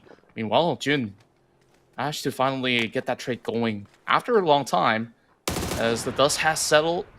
And these 𝐿𝐋 now taking over the longhouse. Bohan could still be revived, but the rest of RS they're not going to give them time and space to do so. No, not at all. Reluctant Squad need to finish this now. They've already waited way too long to take this fight. It was cheeky, but now I think they're realizing the extent of their mistakes. Van 9 knocked down as well. Leo has been so solid in this compound. Another one from Leo. Jun was knocked, rezzed, and knocked again. Finally, Leo goes down. It's just down to Upchen. Up against Toang. A 1v1 for the ages. Stuck out in the blue. It's no one's favorite position to be in. It's just not ideal at any time. Toang's alive, actually. My mistake. So they finish off the flushes. Now we have to get this 1v2 underway, and I mean underway now. This blue is going to kill these guys if they don't start taking these fights. Up on the roof is Hwang, but he can't get any knocks yet. He goes for another heal, delaying time for DZX. Maybe the Panzerfaust is going to be what finishes it, but it's not. Hwang, a cheeky knock, and a second as well. Hwang comes out on top. Reluctant Squad win this compound fight, but at what cost? 4 kills, but no chance of getting in this next zone. My, that was a little bit of a sloppy fight. It's an absolute slugfest, which I didn't really expect RS to really turn that around. Wong was calm and composed. Now another shift happening over map as these teams will have to battle their way on the outskirts instead of inbound the city of Chimera. 𝐿6 doing a good job to stay afloat, and now tries to claim a tiny shack, but that's not going to be a safe space for long. Nicholas keeping his eyes on tap. Hard to pick off Sylphia, but they should be able to actually get the revives through. So long as they will be able to hold out, they can actually take this as a safe refuge for at least a couple of minutes as far as Natural Gaming finds their mark. Taking one down from the side of SGD as they look to trade right back. It's going to be a kill confirmed onto Sophia and 𝐀𝐏99. They can't really sit around for far too long. They got to make drastic decisions in the moment's time because they're nowhere close to circle. Payne caught out in the open. Either trying to make his way up this hill to stop Forest Gaming, or maybe get an opening knock, or maybe just caught out being a bit too exposed. Either way, 𝐿6 goes straight towards Latte. TMP have had a split in this area for quite some time, and 𝐿6 is ripping it apart. That's one down. Maybe more to come. I like what I'm seeing from 𝐿6 so far. They are split 2-2 either side of the valley, but they're staying alive, covering each other correctly, using that pressure to make sure Latte can't get anything done, and Kind just runs in there alone. Just gets that 1v1, or at least the pressure. Maybe, I think Latte got knocked from afar, but either way, really well played so far by 𝐿6. This is looking like potentially a decent game from them. Yeah, massive improvements coming from 𝐿6, and they also have a lot of advantages to gatekeep teams who are moving up from the north side. PMA now will have to battle their way through against Buriram United. Misty's holding out, or should I say he's just hopping over onto the vehicle, and this could be a very strong chance for one Dragon to be able to look up ahead and perhaps find a double takedown, or perhaps a full squad shutdown. Well, even Forest Natural Gaming has also spotted out BRU. Sandwich in between, what could they possibly do? Yeah, they actually lose a couple of members here, don't they? Fighting up with SGD on the top of that hill. 𝐀𝐏99 tried to get a bit of high ground. Baron probably did the same, and they lose their heads for it. Lunlun activates. One Dragon did get knocked, but he's already done enough damage to Buriram. They lose 2 on the entry to this next zone. They are safe of inside it, but at what cost? Not keeping an eye behind them. And a solo just ruins their, or a duo, sorry, ruins their entire game. Now Buriram not strong enough to take decent fights for the rest of the game. They are on survival watch, essentially. SGD, is that them out? It is them out. Well, not yet. MML's still alive, sorry, but almost certainly will be out in a moment's time. Scappy probably isn't going to let him go. The circle just kept shifting all the way into the hillside. Arena's going to be pretty happy about this because there's just plenty of space for them to work around this area of play. TMP, they've lost a little too many members. And speaking of which, UNQ has also bowed out outside the play zone. So very little to do here. SGD, like you said, eventually gets spotted out by Scappy as Unicorn Sniper is going to do a whole lot of heavy lifting, trying to pick off FW Esports, rotating across these hills. On the mark over on to Banana One, unable to convert any of that for the meantime. 3 more players still left on the block, while 𝐿6 will have to journey their way through through this rough valleys. I could say the same about Buriram United. At least a lot of all these attention were being carried onto other teams instead. But now that there's smokes up above the hill, definitely draws the attention of Megaloss, as Dynasty still having a whole lot to offer, taking down XK from downtown. There we go. The E36, the time has come to survive or go out, lose a couple members. They've had to leave that shack. The safety of that shack is not viable anymore, not inside the zone. And as soon as they try to leave it and find somewhere else to go, well, say hello to Buriram, say hello to Dynasty, say hello to the rest of the server, essentially. Buriram have done very well so far to recover what is undoubtedly a devastating game for them, losing a couple members to people who were deep in the blue. And I'll eat my own words as well. Hwoang has made it out of the blue into the next zone from Reluctant Squad, so I said 0 chance. What I meant was 0.1% chance, but 𝐾𝐿 continues to deliver. E36 lose another member, just down to Kine now. Yeah, and I'm also really impressed on Buriram's tenacity, now having 𝐾𝐿 to still carry on forward, where they were on the opposite side of the hill and somehow stays afloat. Now it's going to be K that's currently stuck within that shack. And I believe that there's just not much that can be done right now. 𝐿𝐶𝐿 also overlooking to that corner, trying to pop a couple nades. Should be able to seal the deal, takes out Buriram United. 𝐿𝐶𝐿 is still spending some time out there. He's really looking forward to claim yet another point, but how long more can Keen heal up? The arena, now that they've got those space to work with, they take the upper portion of the hillside in order to vie for even more points to be added to the table if they could, but nothing's within sight just yet. E-Arena spots out a few members of FW Esports, but decides not to take a shot. Sizzy at least relayed his intel, and we did see this exchange going through, and finally, 𝐶𝐿𝐶, with his last-ditch effort, he will bring another point to the tally. 𝐶𝐿𝐶 took down 3 solos by himself on that edge. He was a solo by as well, but he just got his team a couple placement points as well as a few kill points. So 𝐶𝐿𝐶 did really, really well on that northern side. Props to him for taking those 1v1s confidently and winning every single one. But now we move into territory where there are much stronger teams. TMP stuck inside that shack. I mean, from this POV alone, you're not entirely happy if you're TMP. Lock You Up is approaching from the north, or sorry, from the east, and then E-Arena is stopping you from doing anything on the west. The nades go into the shack. TMP have no option but to leave them. 𝐿𝐿 alive, but for how much longer? Inside that blue zone grenade gets taken down. Good utility usage by Lock You Up to clean out that shack. That's a threat that they no longer have to deal with. And it also means E-Arena can't really get involved in a third party, so they stay put there on that northern side. FW, victors of last game. Not in a spot where the game is given to them for free, essentially. This is one that they're going to have to really fight for. Yeah, they're really working hard towards holding themselves pretty much safe within the center of the circle. And there's just plenty of all these teams vying for that space by the edge. As we can clearly tell, Unicorn Cyber at any given moment could also rush right through.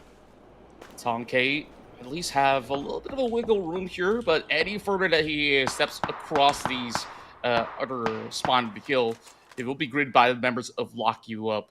And I think you've already notices the presence of UNC. So for FW, they can't afford to just go ahead, be curious, and over-peak at the moment. Just have to hide out for now. I'm definitely interested into what E-Arena will do with this potential chance of a win. Still very healthy with all 4 members still intact in this matchup, where they're just playing for the north. If they could clear Lock You Up, there's a lot of space that they can work with for a chance at the dinner. Yeah. But they're more interested on X Stadium right now from across. Well, I feel like we're beating a dead horse here by saying it's another game where E-Arena could have a good showing. They've had so many games like this where they're just on the cusp of an insane performance, and then the zone decides to mess with them, or they get into an unlucky fight, or something happens. But I think this is just all down to how E-Arena play it. No excuses here. You've got plenty of room and space and time on that northern side to make whatever play you want to make.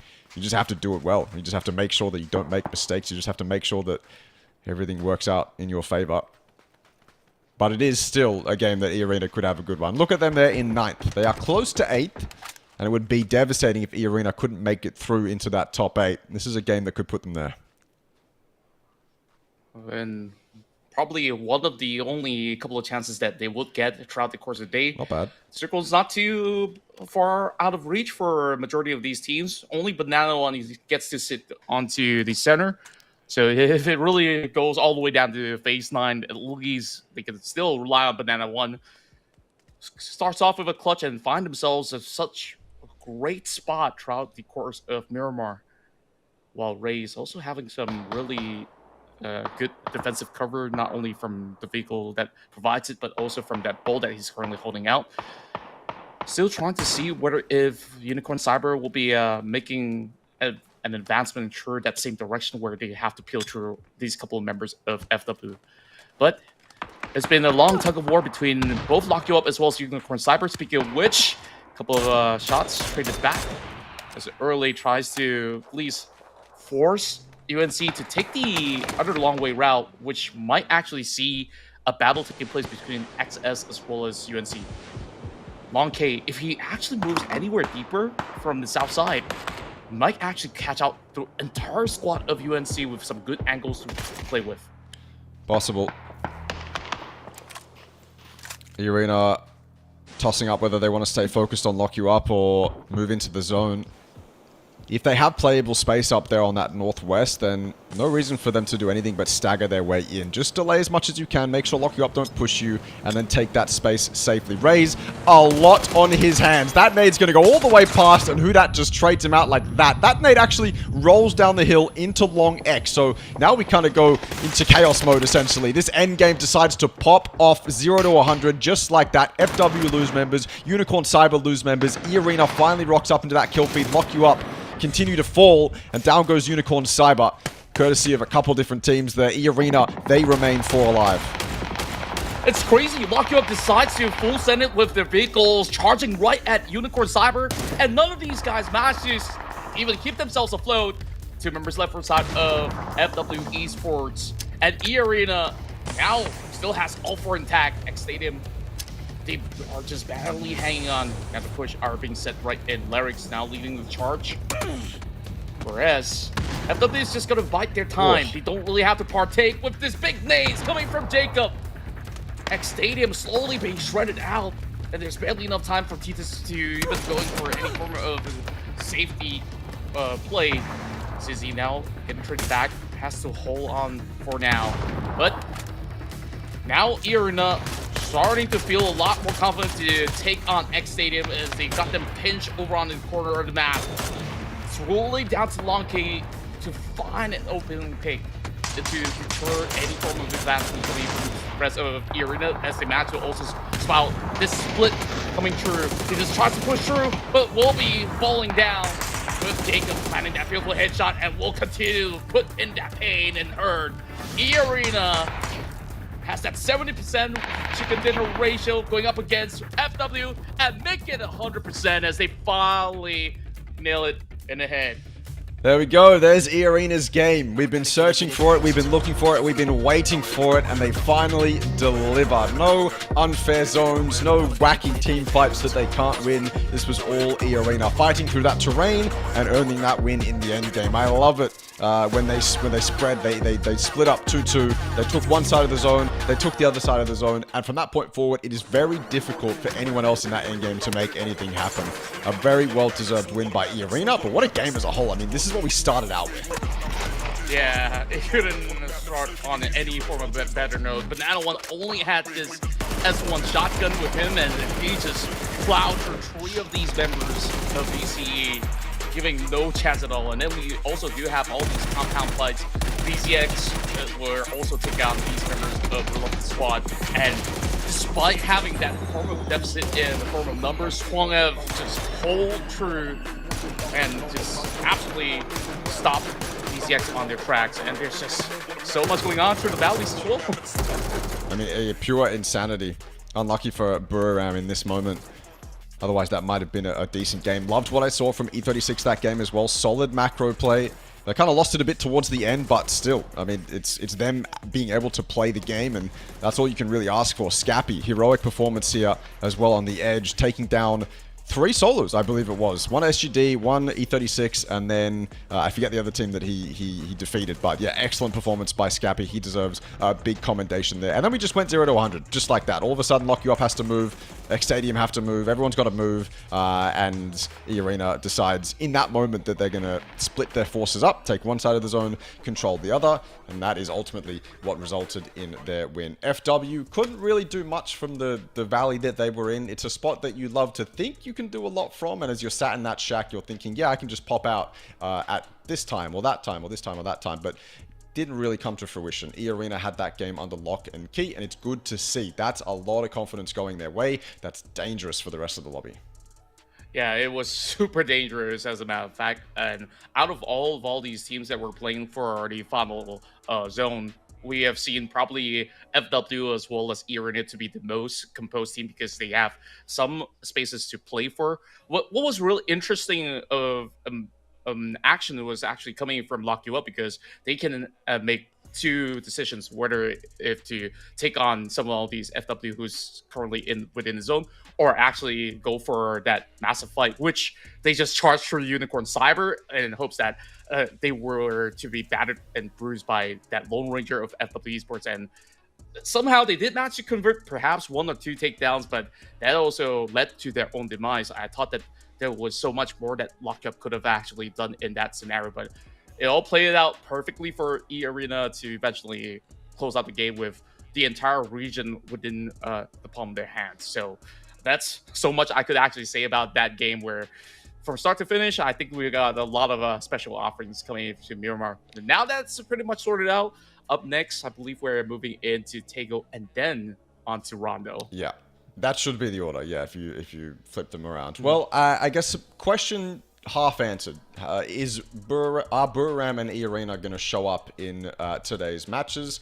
eArena, I think they've shown up, and I think that's a lot of confidence that they can work with. 20 points total. Now we just wait for Buriram to follow. They're the other team that I think if you look at everyone else down there at the bottom side of the leaderboard, in that bottom 8, Buriram's name probably stands out. eArena, though, very well-deserved win. Good to see Lock You Up with 12 points as well. They are one of the teams on the bottom end of that leaderboard. They need to start fighting, and a 12-point game is certainly commendable, so well done to them. Yeah, of course. FW with their heroics have been able to pull through yet again from a chicken dinner, and then now on the second match they ended up on second spot, still having healthy numbers with that 11-pointer that has been gained throughout the course of the run.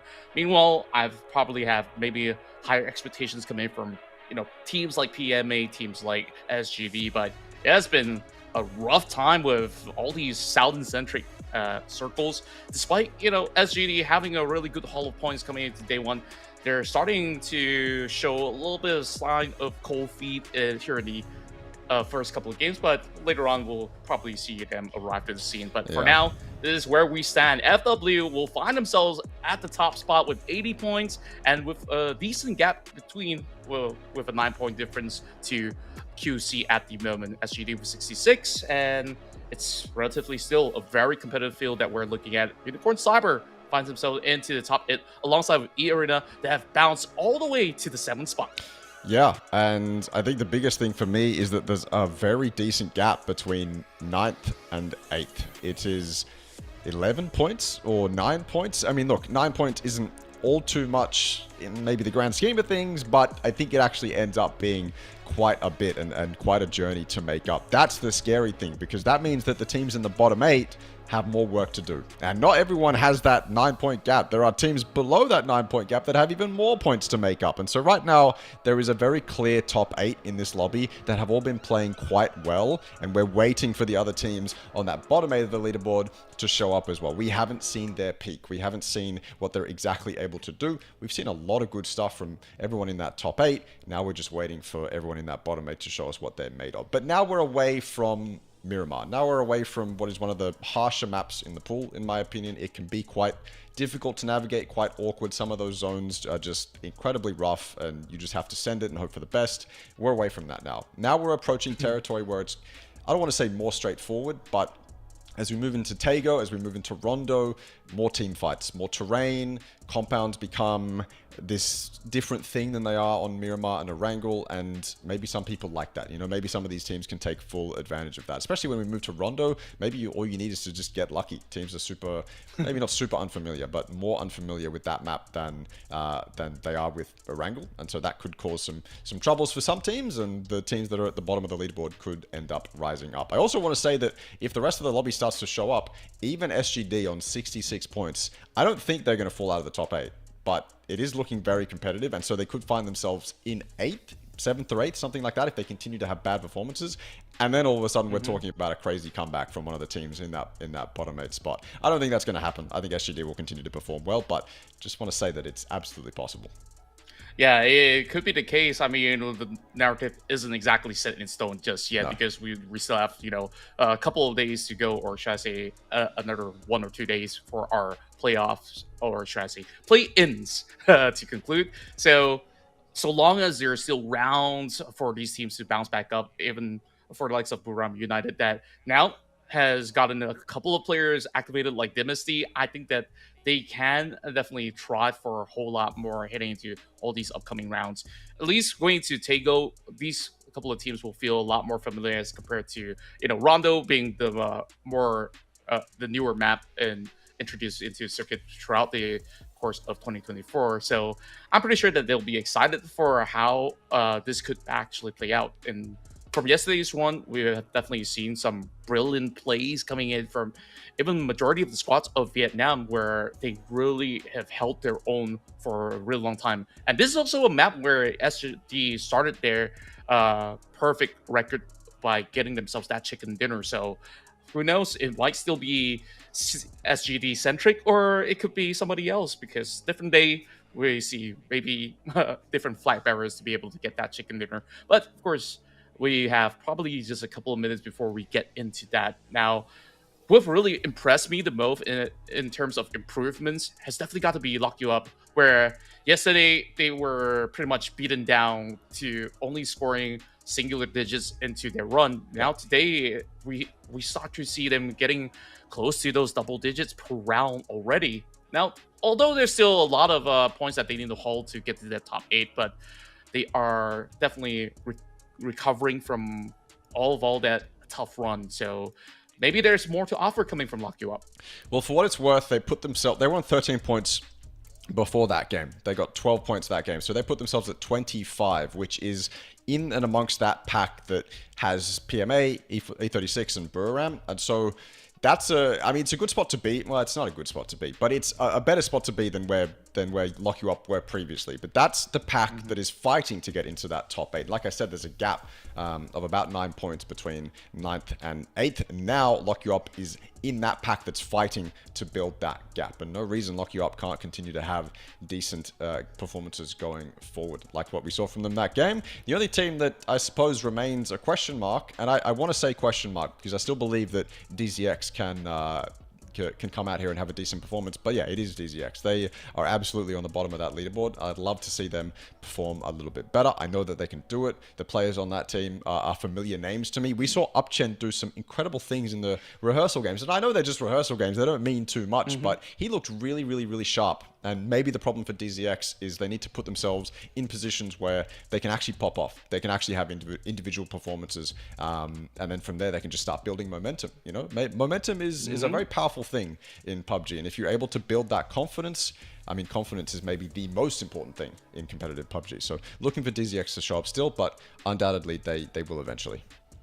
Yeah, and when we take a look at the whole lineup or the roster of DZX, they definitely had a lot of individual star prowess as they've been playing for so many years already. And even in the early span of the round where we saw them taking fights, Bohang also had his pop-off moment. Same could be said about Leo. He went for that double. Yeah, you're right. Of course, he didn't manage to outlast that trade, but it was almost convincing that they could actually really give us a really deep run into some of all these rounds. But of course, just needing to tidy up a couple of all these small little errors that they committed into the run, they'll probably see massive improvements later on. So I will still cut them a little bit of slack. Whereas, you know, when we take a look at all these other names that have also impressed, of course, we have a lot of new names that have qualified into the APAC Phase 2, where Russell Esports probably are still filling out all these jitters from day one, where they've made their mark in one or two of these matches, but haven't really found that footing just yet. Same could also be said about X Stadium, but X Stadium, probably there are moments of which they found really good spots. It's just that they need to play to their own advantages as well as strengths, which we don't often see that to be converted.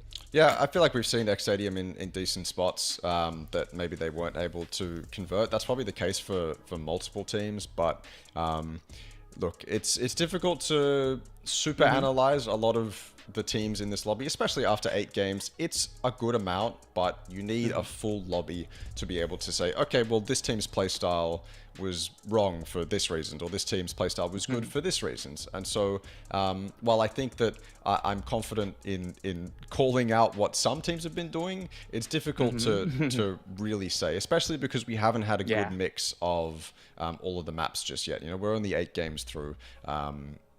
People's playstyles will change according to the lobby, and that's probably what we've seen a lot of teams do coming into today. They had most likely what was a rude awakening yesterday with those first 6 games. They had to go back to the drawing board during or after the games and figure out, okay, well, this is how the lobby plays. You know, is it more central? Is it more edge? I haven't actually been able to determine that myself yet, but they certainly would have, right? They would have been able to identify weaknesses and figure out how this lobby is playing. Probably why we see Arena coming into today looking much better. Probably why Lock You Up can have a better performance as well. Probably why FW continues to do well is because they had that lockdown on yesterday. They knew kind of how the lobby would play, or they adapted very quickly.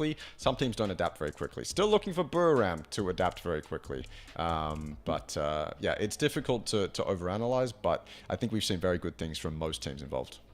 Yeah, I certainly agree with that. And that's where it gets a whole lot more interesting on what's really going on the mid-table of the pack. Yeah. Where, of course, Buram United, they're sitting at 12, but the margins are really close if you take a close look into where Enterforce 36, PMA, Arena, they're all within that gap where they could still close into Dongchi Esports with, you know, one good chicken dinner or a haul of points coming in from eliminations by itself heading into these upcoming 4 maps. So plenty of potential for each respective teams to still search all the way up.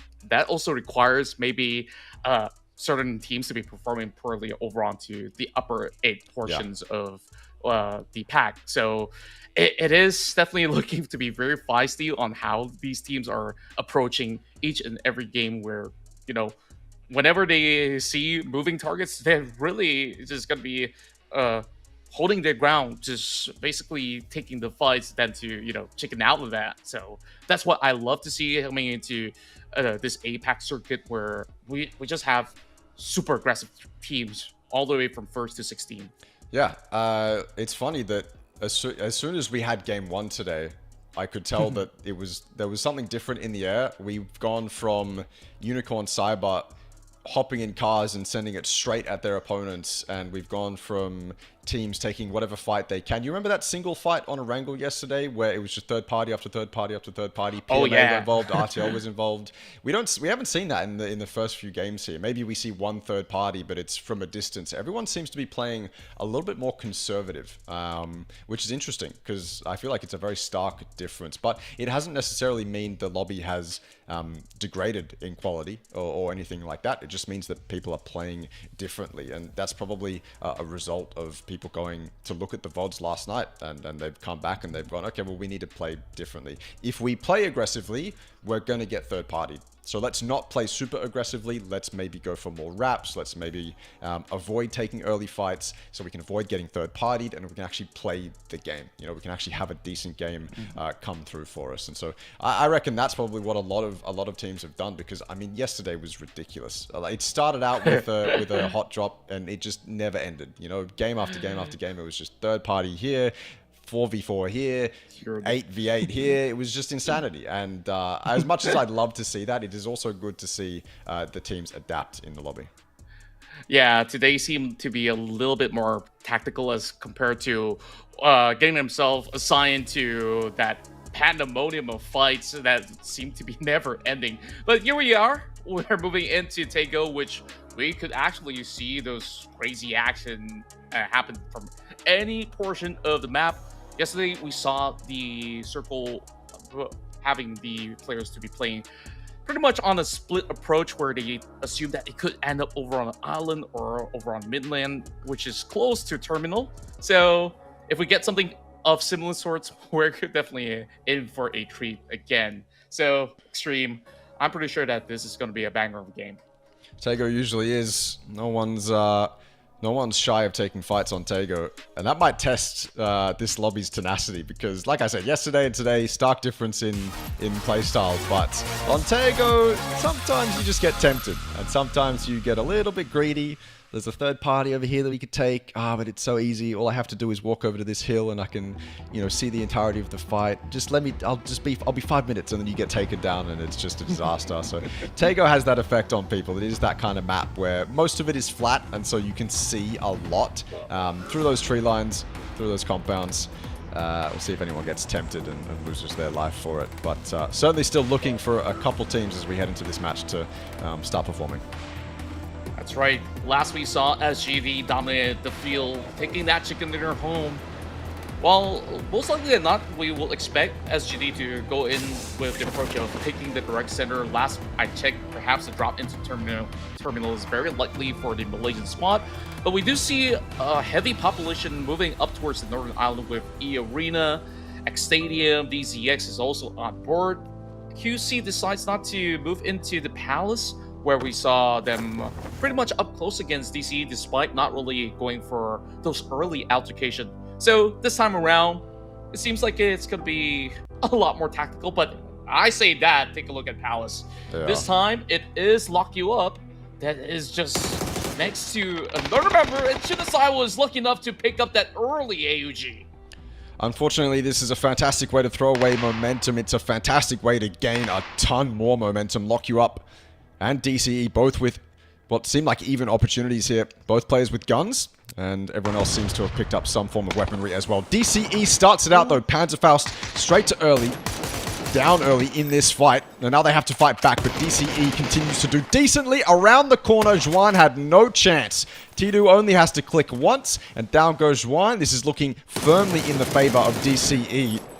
Well done so far to not lose their heads. Only one member remains, and they know exactly where he is. This nade has to be cooked to perfection. Tidu did lose his head around the corner. Now it's just the pump shotgun to do it. It's difficult to get it done, but his teammate comes in flying around the corner. DCE take out Lock You Up. So any momentum they gained in that previous map of Miramar is now gone. Wow, they were just so decisive in that fight, and I guess that's the problem about taking fights here inside a palace, where there's plenty of open ground as well as space for our sides to just go in for that swing. And Dongchi Esports, we saw they quickly gather up all these weaponry and just went out for the party. It didn't really seem like Lock You Up had any time to really strategize in that form of a spot, and they just were absolutely overwhelmed.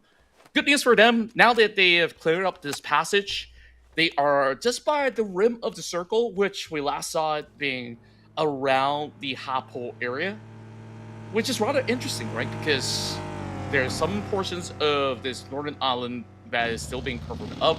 It's still pretty playable if you want to stay here for a little bit longer, but looks to me as it would most likely end up over on the far corner of the western portion of the map. So enemies out there are pretty early. Same goes to Unicorn Cyber. Now will traverse their way from the mid portion of the map to at least see what's in store for them heading into the corners of phase 1. Alright. People make their way in. The arena crosses from that northern island safely at that.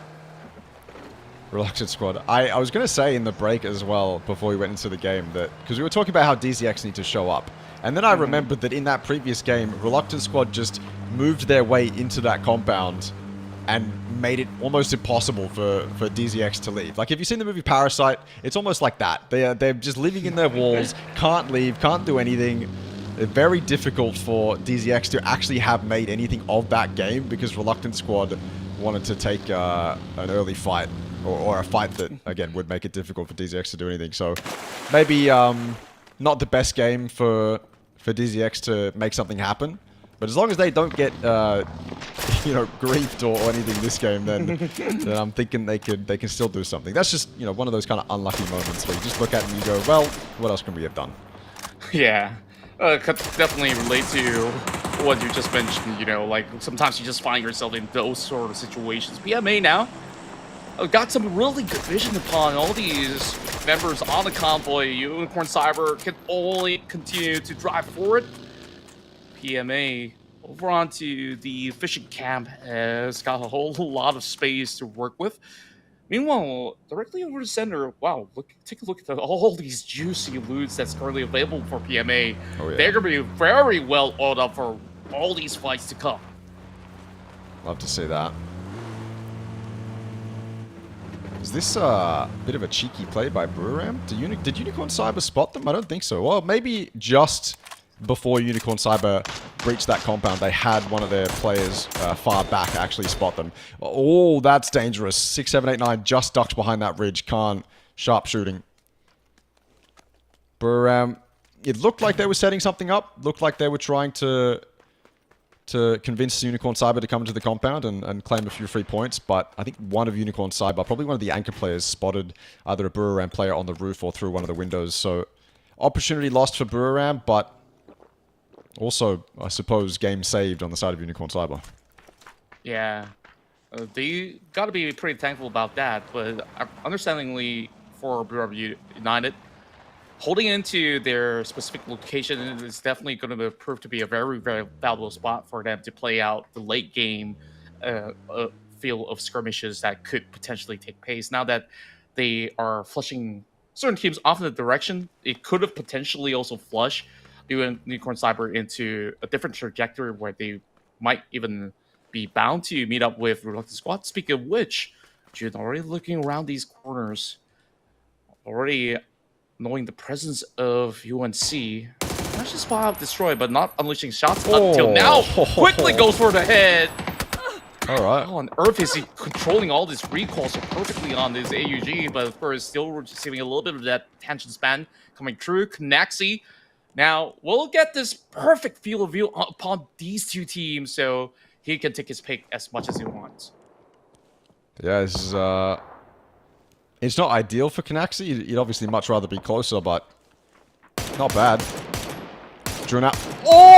Okay, I take it back. Perfect opportunity for 𝐾𝐿. 2 bullets, one in the head, one in the body. Down goes Jun in an instant. 𝐾𝐿 desperately looking for that flush. I don't think he's going to get it. Regardless, those shots were stellar from him. Dynasty straight out onto that ridge as well, trying to help 𝐾𝐿 get that flush. But Jun is safe behind that ridge. It also helps the other team involved in this as well. So 𝐾𝐿 doing wonders for our eyes as well as Unicorn Cyber. That was an absolute treat, I must say. Just making us eat our words, right? Like, oh yeah. Oh, literally in that same moment. I don't think I finished the sentence, and he had hit a double heady. Like, yeah, that's how crazy this lobby could actually get. FW Esports also wants to be a lot more involved in that form of altercation, but for now, it seems like the rest of Reluctant Squad will be able to go in for a little bit of that reset at the very least. As for FW Esports, they're not going to be challenged by any other teams we're playing for the moment. I'm just taking a look at the mini-map at the very same time, where I'm keeping my eyes closed onto teams that are rotating relatively late. Eagle 36 are still on the very far east, whereas Rustrial Esports is taking a late approach through the southern side. But once they do arrive, we might actually be in for a little bit of a fight coming in from the south, where TMP, Forest, they have that safe spacing in between. But once RTL drives through, it could be an absolute different story, but that's for us to tell later on. To confirm, making certain decisions whether if they should cut over onto the other side of the bridge where Uranus could be lying in wait. But yeah, he's managed to spot out 𝐏𝐶 also planning out the same. Moldy lucky enough to still be able to drive past, so they're gonna be A-okay. Yeah. They'll be alright. It's surprising how many teams are exposing themselves to Buriram right now.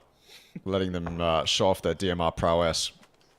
Seems like everyone wants to get a piece of Buriram, but there's enough compounds and high grounds around Buriram's compound to, or for everyone else to sit in.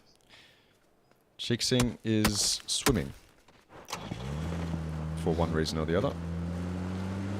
And Tigger has spotted him out. Doesn't look like he's making a move off of it though. Back off. Keep info up elsewhere. It's a difficulty for eArena or any team in this kind of situation. If you're playing on terrain, then you have to put yourself in a spot to be able to watch a lot. Because on Tego, it's very easy to get snuck up on. And so Tigger is obviously very aware of that. Moves his car around to check north, south, east, west. Every single direction. It's not a fair zone by any stretch of the imagination. And that one, I mean, look. It's still pretty bad. It's still pretty rough. But it's not like it's the worst that this zone could have been. There's still plenty of playable space. Harpo is completely unoccupied. Anyone can send it in there. It's just going to be pretty difficult to make these north and south wraps work. Yeah, and for eArena, they'll happily take claim inside the city of Harpo, but they could still seek out for opportunities out here on these ridges where we are seeing those heavy rotations falling into place, even despite eArena, or should I say 𝐴𝐿𝐶 driving across. They are not really interested in having a fight erupt out of nowhere because they're prioritizing on position for now. As we hear sparks fly across the fields, it seems like Rotten Squad, they're unwilling to move off from the spine of the hill where they will be visited by force in a moment's time. RTL flying up in the air as they do receive the attention coming from 𝐾𝐿𝐶, and take a look at that glider. It's already smoking up. A couple of shots in might just be Blackhawk down. 𝐾𝐿𝐶 is desperately trying to land it somewhere. I'm not. Oh, he just got knocked. Dynasty, of course, it's Dynasty from a distance to hit that kind of shot. Immediately out of that glider, face hits the ground. Buriram have been so good with their DMRs this game. Unbelievable stuff. Unreal. Looks like they're in a prime position to have a field day as everyone sends it around them. I mean, it looks like FW didn't have any other option but that bowl. I mean, they chose that bowl for a reason, right? So it either means that they like that for late game potentially, or they think that's the best spot they can be right now. But I'm sure there's other compounds around here that aren't occupied still, though. Can headshot, body shot, doesn't even matter. These DMRs are so good for Buriram right now. Yeah, and every team just really have to face the Thai squad that has been absolutely active on the field. Wherever they drive, it's not going to be safe. And we even see 𝐴𝐿𝐶 making desperate attempts to find a little bit of cover of space by staying put in that tiny little shack, while Rays have already been caught out. Force Natural Gaming happy to just take claim. Scappy has always make magic happen with whichever DMR he gets a hold of. This time with the Mark 12. He's just insane. Absolutely. He's been doing so well today. It's good to see. Helping out Forest. I mean, they're on the cusp, you know. They could certainly be overtaken. But Scappy is, he doesn't really want to let that happen. So he's putting on a fantastic performance today so far. Trying to stop his team from falling out of the top 8. Unicorn Cyber, I mean, from what we saw early, it's good that they've been able to survive in this position. It's a spot where if it does approach endgame, that shack and that ridge across the road is going to be super valuable for Unicorn Cyber. But unfortunately for them, they can't do much now. So it's just a waiting game for them. Along with most likely FW as well, sat in that bowl. If they peek over any of these ridges, they're obviously quite exposed. We saw them cop headshots from Buriram, so a couple teams in the similar situation. But in a zone like this that's got as much water in it as it does, you can't really blame them.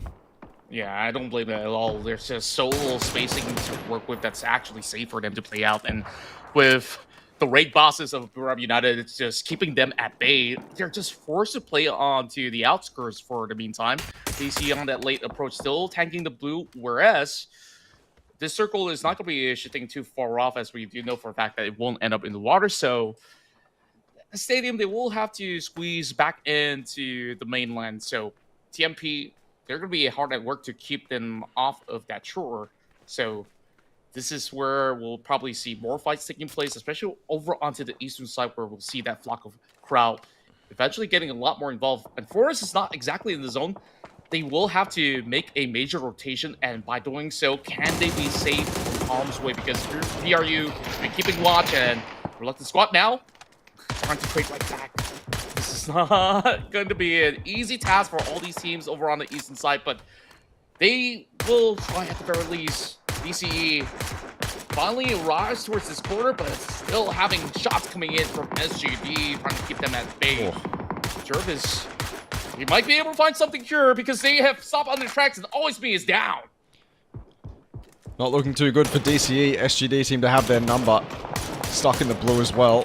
Not ideal. 𝐾𝐿 again with that Mark 12 looking to show us even more, and well, RTL just goes straight into FW. It's a ball that they thought they might be able to breach into. One that was obviously desirable for them as they enter this late game, but FW were already here. They've been here for so long. RTL not prepared for that. They lose one member. FW, I think, lose one in the process during all of that. But it's a trade they'll take. A few kills added to FW's tally, and it's not like they're worried about falling out of that top 8 anytime soon. Yeah, I'm not concerned at all. It's currently at #1, and it's been the perfect day so far for FW.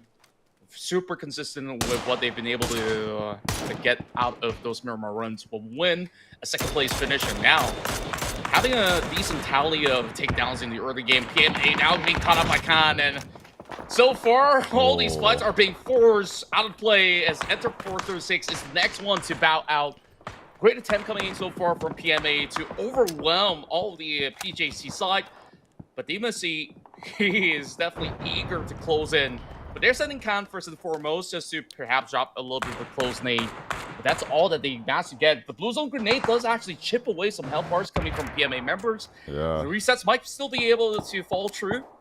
PMA could still be fighting for another while longer. PMA lose one. But no more. The Blue Zone grenade looked very good, but I think they were able to get one res before it did that much damage. I like that from Khan, though. Still shows confidence that he's able to step outside that compound. Banana One's got a double run over. Make it a triple kill. Somehow he's ran over 2 of DCE and gotten the 3rd one with his rifle. Don't know how that happened, but FW will certainly take it. Looks like they moved bowls, went a little bit lower. Closer to where Buriram are. FW were previously in that bowl that SGD is in, so FW moved spots and took control of it very convincingly. The arena now in a fight up against QC, I believe. Opon's Petdret stuck inside that building. It's looking in E-Arena's wheelhouse right now, but this could change in an instant. Zizzy vaulting through that window. Luckily, there was no one in that room, and this is just a man advantage fight that E-Arena have to take. They've traded one out, so there's only one remaining for QC. It's just Opons. No reason for E-Arena to be super passive or super concerned with their performances, and they're letting Opons get away with a lot. Tigger goes down. The trade needs to come in, but it just hasn't yet. Zizzy, he's the last one alive for E-Arena in this compound. Backup has yet to arrive. 𝐿𝑒𝑟𝑋 finally does get here, but Opons is looking to continue his rampage. Knows there's only 2 up on E-Arena. This is a very doable 1v2, but 𝐿𝑒𝑟𝑋 lands an incredible grenade. Perfectly cooked, perfectly thrown. Opons no chance to get that 1v2 off anymore. Yeah, they managed to settle the dispute with that beautiful grenade being tossed over the corner, but my, DCE once again shredded out by Banana One. It really feels like this guy has a beef with that team. Yeah. But of course, we carry on with this rally where Reluctant Squad are dropping massive nades. Connecting on to UNC members, should be able to eventually look for some conversions out there. 𝐾𝐿 though stands out in the open, and look at that spray down, June. That was nasty. Only one more remaining, but there is also other spots drawing a little bit of attention towards his corner, where they will have to keep themselves safe for the meantime. BRU, they've had this entire compound all to themselves for the longest time, and they are smack dab directly in the center. This could be that redemption matchup for BRU to regain a little bit more of those points for the top 8 finish, but still more work to be done. They are sitting in with 34 points at the moment. Jun does manage to eventually take out the member of Unicorn Cyber, while SGD over onto the far eastern corner, finds one, and UNC is done and dusted. Oof. See you later, UNC. Good shooting from Jun, as you mentioned. That, I mean, Jun's been on point. Seems like most of today. But yeah, you're right. Buriram in a fantastic position. When you look at their kill count, it doesn't really correlate to the amount of damage they've done. They have been on fire with those DMRs. They just haven't been able to get too many of those flushes. But as soon as these guys get closer, as soon as the circle favors Buriram a little bit more, then those DMRs will start to ring true. Those kills will come their way. PMA under strife right now. DZX unable to have a good game last game.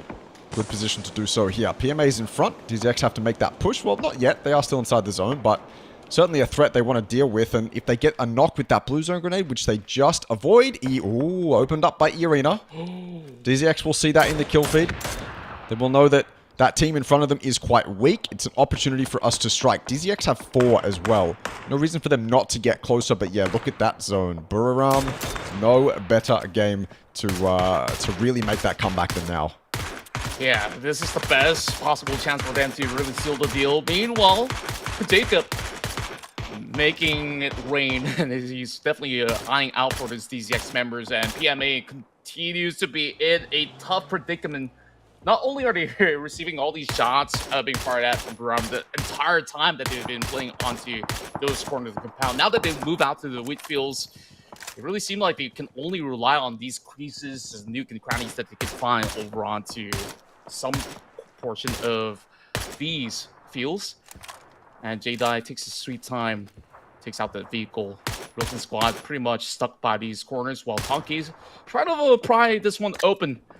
Jacob still yet to convert some of these numbers out there, but 𝐶𝐿 close and personal will be able to find some shred up against DZX. Only down to up chin and another member all the way towards the back while they're really making a run for their lives. Scappy, what more can he actually do right now? There's just so much pressure start mounting onto the teams over the south. Yeah. Reluctant squad taken down by SGD. Circle gets quite claustrophobic, and there's a massive open space in the middle of it as well, so these fields become super valuable. And as DZX have tried to make this push, it's just not been feasible. E-Arena off in the distance have made it difficult. PMA, they've got hard cover to work with. They've got a massive tarp, they've got that shack, they've got that corrugated fence. It's just difficult for DZX to make that push. Off that initial E-Arena knock was probably the best time to do so, but just too difficult. E-Arena now find themselves in a little bit of strife. Yeah, well, that's just Jacob. Look at Zizzy on the map and look where Jacob just died. So maybe a bit of hubris on the side of Jacob, but you got to respect the attempt to try get something done. Rustriel's Giatin finds him. And Leo and the rest of DZX. Looks like their days are numbered here. PMA, all they've had to do really is survive. Upchen down, FW find themselves with another powerful ridge yet again in this play-in stage. Wow, FW Esports is holding such a solid area of play and to be able to solely look for those opening picks up against DZX. Now pushing through up against PMA. PMA's been pretty much flushed into this corner, playing by the fences, and now Tonki knocked outside the zone, unable to make that run in up against PMA. It's only down to 6 sack right now, and he's also soaking too much damage. PMA somehow survives this ordeal, all thanks to the zone. And they're slowly being squeezed right into the open spot. This could be a really good chance for E-Arena to seek for a pickoff, as we still have CZ on the block. I'm looking for 21. He still have a couple of smokes to work with, but they're just having this one perfectly set up. Lulu denies all these points by just blowing up his teammates. And Buriram United absolutely being shunned across where they were hoping for points, but these points are slowly being denied. So they're meant to do that, which is interesting because they still had a corner to play, but okay, we go straight to Forest being dominated by SGD. That's a quick 3k, make it a 4k. Payne gets 3, Jervis gets the last remaining member of Forest, and SGD looks like they're straight back on the leaderboard, straight out of the game. Buriram too quick for it. The entirety of that southern field is gone. Mutual destruction on the side of Forest and SGD. Buriram, I said those DMRs were going to ring true as soon as everyone got closer to them, and look at them now. From 1 kill straight up to 6, and still in the winning position. Yeah, and VRU has been really sharpshooting onto all these teams out there. SGD, they did what they could in order to try to survive, but they did manage to hold in massive points in this run itself. I'm taking a look at all these bullets that's currently available. Take a look at that. Mark 12 only has 27 bullets left for Maxi. He's been dealing damage all across the field. And still looking for a whole lot more. He will eventually need to rely on what I believe to be the AK, switches it for the Panzerfaust. Who knows if this could actually work out to take some members off TMP, but that's just one stray shot. Won't be hitting onto any of these members just yet, so TMP, they're gonna be happy that that's not gonna be giving them too much trouble. But eArena, they are holding into the far west, so they will have a little bit of that space, as well as a couple of all these place ridges to work with. Safe from harm's way of Buram United at the very least. Yeah. And right now it is about avoiding Buram, isn't it? Just make sure you're not in their line of sight, because as we've seen throughout this game, they'll just headshot you. So, just be careful.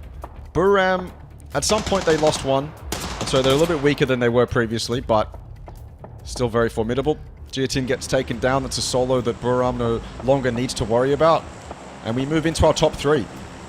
eArena, TMP, Buram. All three teams have done quite well so far in the play-in stage. But we are really looking at Buram to come into their own this game.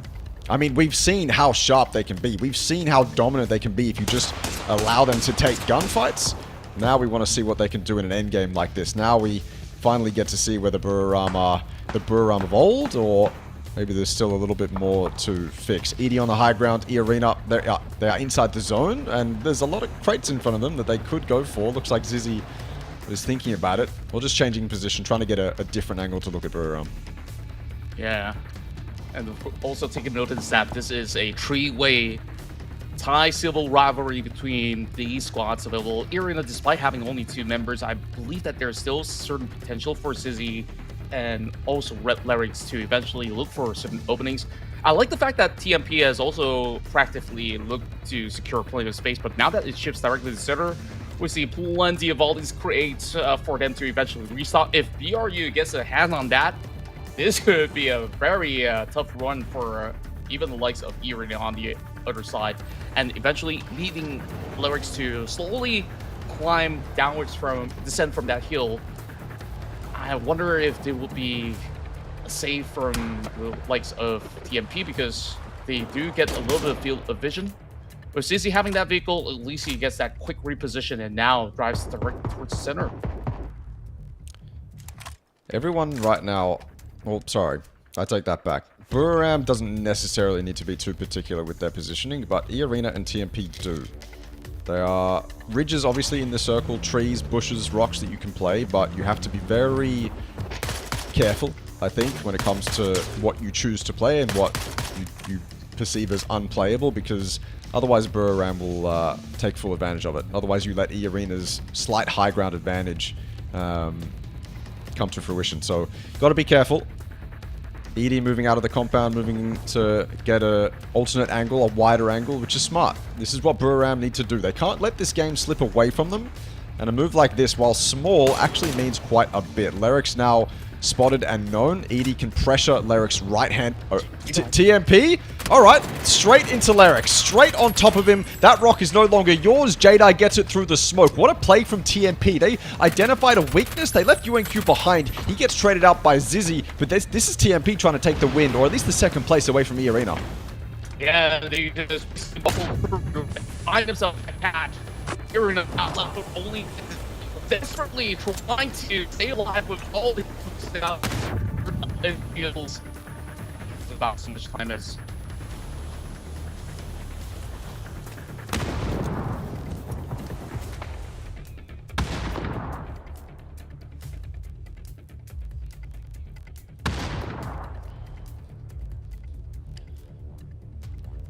I mean, what a move by TMP. That's insanity. I feel like I saw something similar to that. I mean, you see that stuff when it's just desperation, so what a move. eArena completely caught off guard as well. I mean, there's no way that you're expecting TMP to do anything like that. Not a chance. And so it leaves Zizzy by himself. Latte and 𝐾𝐿 fight for that second place, and I say second place. This game still could fall out of Buram's hands. It would just have to be more than one mistake. And I don't think they're going to make him. They're not going to throw away an opportunity like this. Izzy now taking shots by Buriram. Take me, please, outside the zone. I mean, I can only see it going Buriram's way. And as 𝐿𝐻𝐻𝐻𝐿 makes his way away from that rock, his head explodes. Leaves 𝐿𝐻𝐻𝐻𝐿 alone without a car, mind you. Is Izzy almost out of it too? This is all Buriram.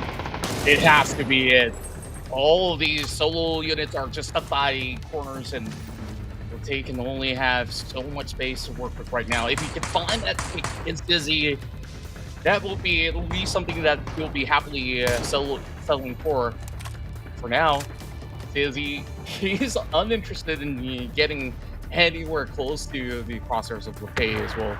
Really watching the rock for the longest of time. Somehow still has a couple of smokes for him to work with. I think that they're already waiting far too long enough, so he wants to ensure that he can be able to secure the point as eventually 𝐿𝐻𝐻𝐻 bows out to the zone. Leaving only Izzy to trade out at Buriram United shall be rewarded with a massive win here in 𝐾𝐿. Yeah, they take that compound early and they reap the rewards. They were so sharp when it came to the DMRs that game that you just can't help but be happy for them to have taken that win. We have been waiting for this team to show up. We've been waiting for them to make their mark on this lobby, and I think getting a win does exactly that. You can argue that they were fed, you can argue that the zone was heavily in their favor, and I'm not going to argue against you, but they certainly earned the kills that they got. 9 kills from that position, not the easiest thing to do, but yeah, a very well earned win by Buriram. Yeah, we started off this round with an eruption of fights taking place over the Quarter Palace, and then, of course, it always was going to be very, very rowdy, but BRU on this God compound was just denying any possible space for all these teams to even take claim or find any form of safe refuge. FW Esports was also taking charge of all these teams coming in from the eastern side, where they've also managed to get quite a healthy amount of points. And PMA, I was surprised they've been able to last pretty long by that corner where they're just basically sharing it with BRU. Some laggy highlights, or at least they're laggy for me. We'll sort them out in the end. But no, I mean, it's good to see that Buriram at a bare minimum can convert an endgame like that. I mean, you put it very simply like that, and I mean, it's just a good thing. You know, it's just a good thing. You get a compound like that, you don't want to throw it away. You know, you want to see every team in the lobby convert a game like that, and they did that. And so it's good to see that Buriram have that in their back pocket. Dynasty showed up. I think 𝐸𝐷 played great. 𝐾𝐿, obviously, I mean, some incredible highlights from him. Undoubtedly, he hit some of the best shots in that game. This caught me off guard, though. We saw the white names of the white borders of the TMP players coming off from the western side or something like that, just to breach arena. I was so caught off guard. I thought my eyes were deceiving me. I was like, is that seriously what they're doing? But no, they absolutely did, and it resulted in them getting 1 kill. Unfortunately, they didn't get the second place for their efforts. That is probably what they would have liked, but Zizi did a good job to survive. Still a crazy and respectable play by TMP, but that game was all Buriram, and I think we knew it was all Buriram from the start. Yeah, my just dropped for a second while you were casting between, you know, at first we thought BRU will be able to eventually squeeze some bullets through, and then that drive-by happened. 𝐿𝐻𝐻𝐻 just full sends it. I think that was absolutely the right play, knowing, understanding the fact that they can't exactly bring that challenge to BRU at any given moment, so you just gotta settle for a second. And even so, Arena, despite their sure efforts, managing to also deny some points was the only thing that can be done in that form of instance. And going back to what you initially questioned, you know, we talked about Arena, could they possibly do it? They got themselves a chicken dinner, and right now their second question being answered true and true. So it's a good day out for Arena, BRU, and for all these Thai squads. It's been 3 chicken dinners for Thailand for today. Yeah, and look, my questions have been answered. It's good to see that Arena and Buriram have it in them to get the wins. I think I'm still looking for them to show up to the top side of that leaderboard, but I don't want to ask too much. It's just top 8 that they need to qualify for, and so you can't really criticize them if they do exactly that. Buriram, 19 points that game. SGD showed up today, finally, in Game 3. They had a pretty rough first couple games on Miramar, but as soon as we get to the map where you take a bunch of fights as often as you possibly can, no surprise that SGD show up. And FW doing their best reluctant squad impression of yesterday and just being consistent throughout these first 3 games. Sure enough, and of course, this circle was by no means an easy game for some teams to play out. Some of them dropping out without any form of points at all, which seems to have caused a little bit of a gap in between the leaderboards, but FW still holds that #1 spot, 9 points away from the first team to be able to reach that 100-pointer. SGD still maintaining their healthy records out there, but with that together, Buriram United have finally reached their way to the top 8. So that's good news for the Thai fans out there, but it's still not exactly safe where we still take a look at Unicorn Cyber that had a decent showing. They're just a couple of points away from being able to battle and basically regain that number 8 position. Yeah, Unicorn Cyber and Dongchi Esports both still very much in contention for that 8th spot. 3-point gap between 8th and 9th. Buriram have to be careful. They have to continue that performance as we move on to Rondo here. But it's good to see that they finally get their win. Thailand, I mean, you said it. Thailand all day, baby. It's Thailand, Thailand, Thailand. By Game 3 yesterday, we'd had E36 with a win. And then I believe we had a Malaysian team with a win. SGD got that win. But today it's just been all Thailand, and it makes sense. They are probably the strongest region in this lobby. When we move to that finals lobby, we're going to have Cerberus, we're going to have the Expendables, but right now, this is Thailand's room to play. That's true, and of course, moving into our next round in Rondo, there's definitely going to be a little bit of a wrench being thrown in between to some of the teams who are even performing very well, so we'll probably take a little bit of a break before we head right into the final 3 games of Day 2, so of course, it's been phenomenal from what we've been getting from all these massive maps of Miramar, and also from what seemed to be a very chaotic run inside of Tego, so Rondo probably won't be too far off different, but the pacing of these matches can only get faster and faster as it goes. Well, that's what I thought as well. I was with you. We started yesterday, it was just guns blazing the entire time, and then we go to Miramar, and teams have slowed it down all of a sudden. But you're right. I think when we move on to Rondo, it's going to be the pace will stay the same as Tego. Either way, we'll get to Rondo after this very short break. Should be about 10 minutes or so, and we'll see you after that. World updates to Tego, some quality of life improvements for training mode, and a new Survivor Pass. All this and more as we dive into the Update 31.2 patch report. First up, we've made updates to some areas of Tego. The studio has been turned into an abandoned hospital, changing the layout, adding new buildings, and also a few more loot and cover spots. We also added a new bridge to the shipyard and improved the terrain around Hosan Prison, Songam, and Hosan to give you more strategic opportunities in this area. Next, training mode has been improved as well based on your feedback. Training mode now has infinite ammo, recommended attachments automatically on weapons, and the ability to save and import your personal weapon and gear settings. We also improved the sound training area to provide feedback when a wrong target is hit. This update also features a brand new Survivor Pass, map bug fixes, and more. So check out the patch notes for full details.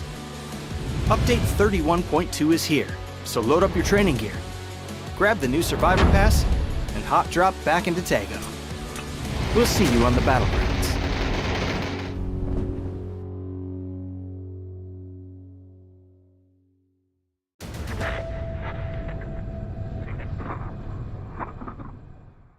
วิธีลำตรงไหนครับลายเชียร์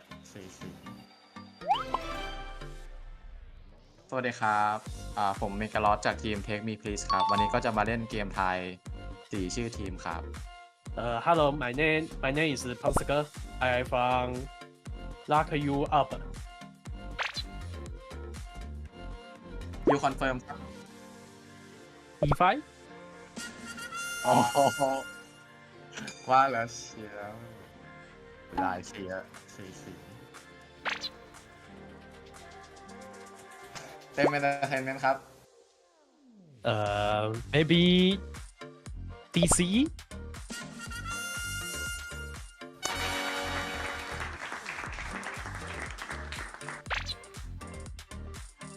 ทีมบลิสครับเดา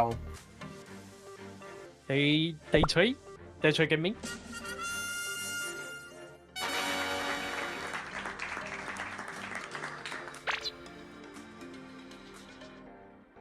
DCE ครับเดา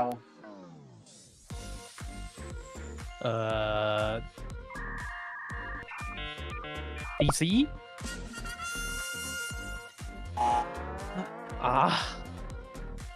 I don't know วิธีดำตรงไหนครับวิธีดำมันอยู่ตรงไหนอ่ะ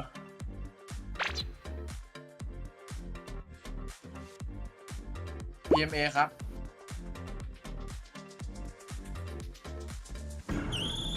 PNA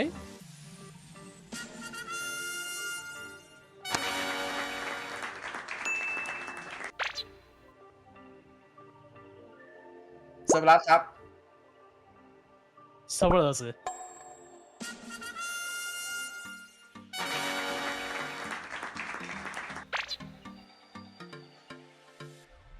Torres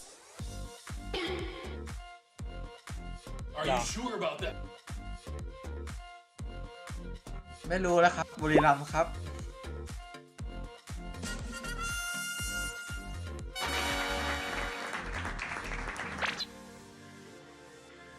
Q confirm ทีมนี้ที่เคยได้แชมป์มาเยอะใช่ไหมครับ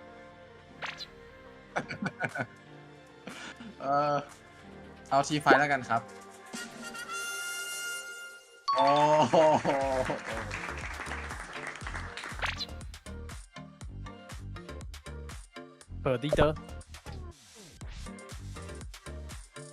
Leader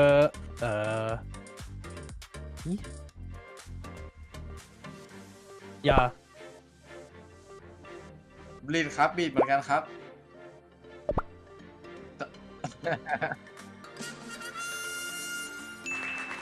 ไอ้ขาวๆนั้นไม่นับเหรอครับ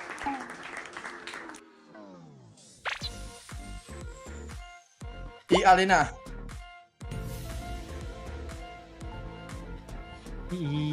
EA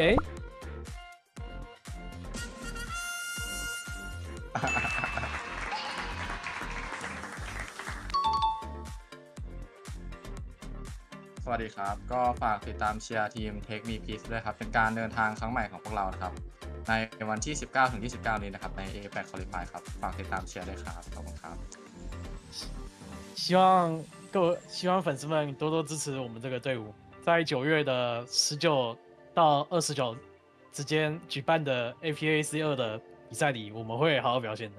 谢谢大家，拜拜拜拜。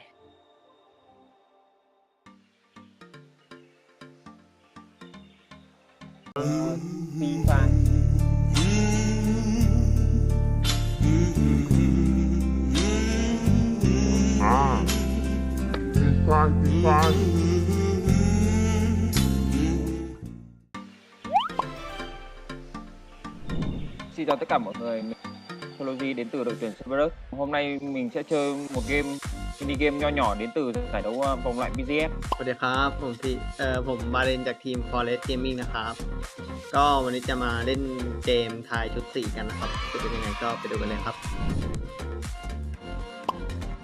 FIFA, I think FIFA. เต็มครับ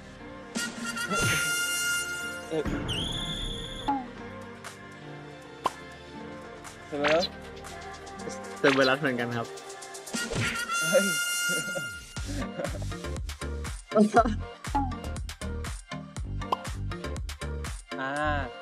đồng chí Esports. DCE เหมือนกันครับตอนที่ Esports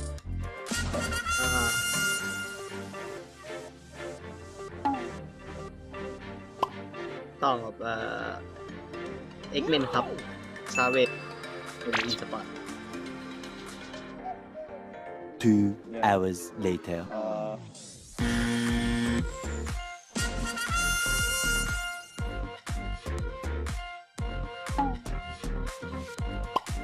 รู้เลยครับ Forest Gaming ฟอเรสเหมือนกันครับ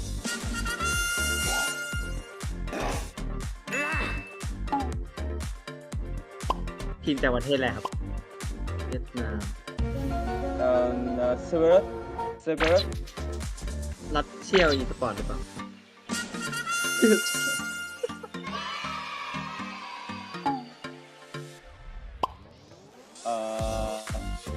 PE Esports 𝐿𝐿𝐿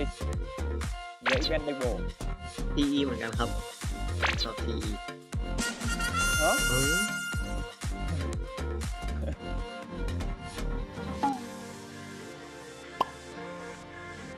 ผมรู้แล้ว ตอบก่อนก็ได้ครับ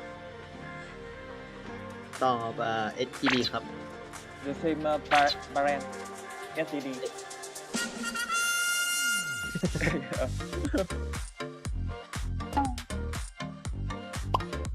แต่ผมน่าจะรู้แล้วแหละ T5 T5 ครับ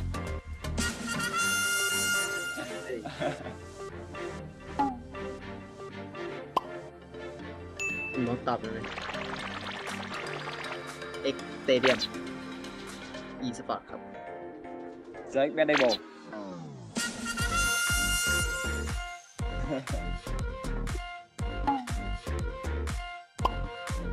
มีทีมของโซนไหน Valentine Esports Daytech Gaming ถามตา เดเทดครับ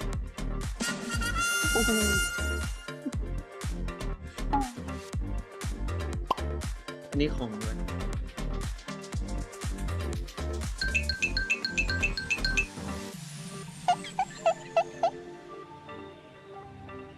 ผมตอบวลีไทยครับ แตมEntertainment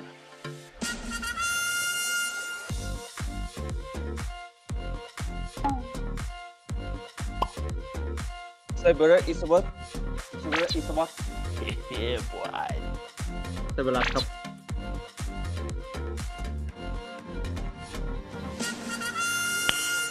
Nice.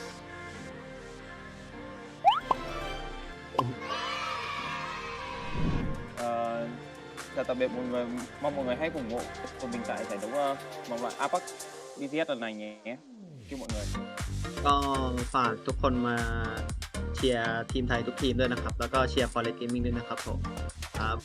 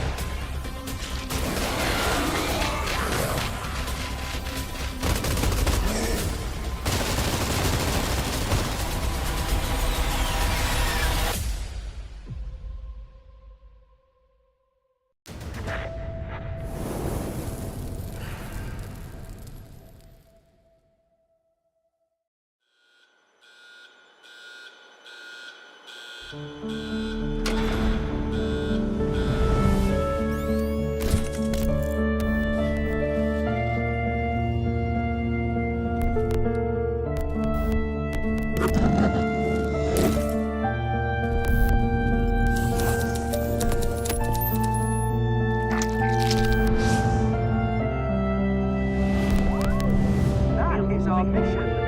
These experiments are essential.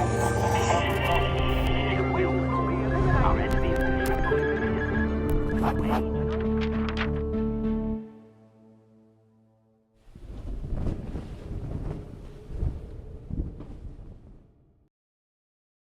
The research wasn't flawed from the beginning. Using the blue chip, we were creating controllable entities. It was for humanity. We thought Project 𝐿 was humanity's home. Everything went smoothly.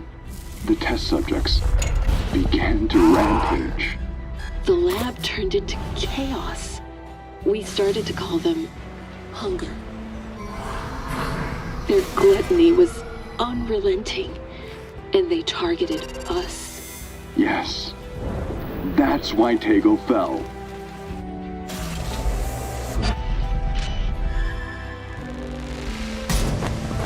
Tego needs help. No. Escape, Tego.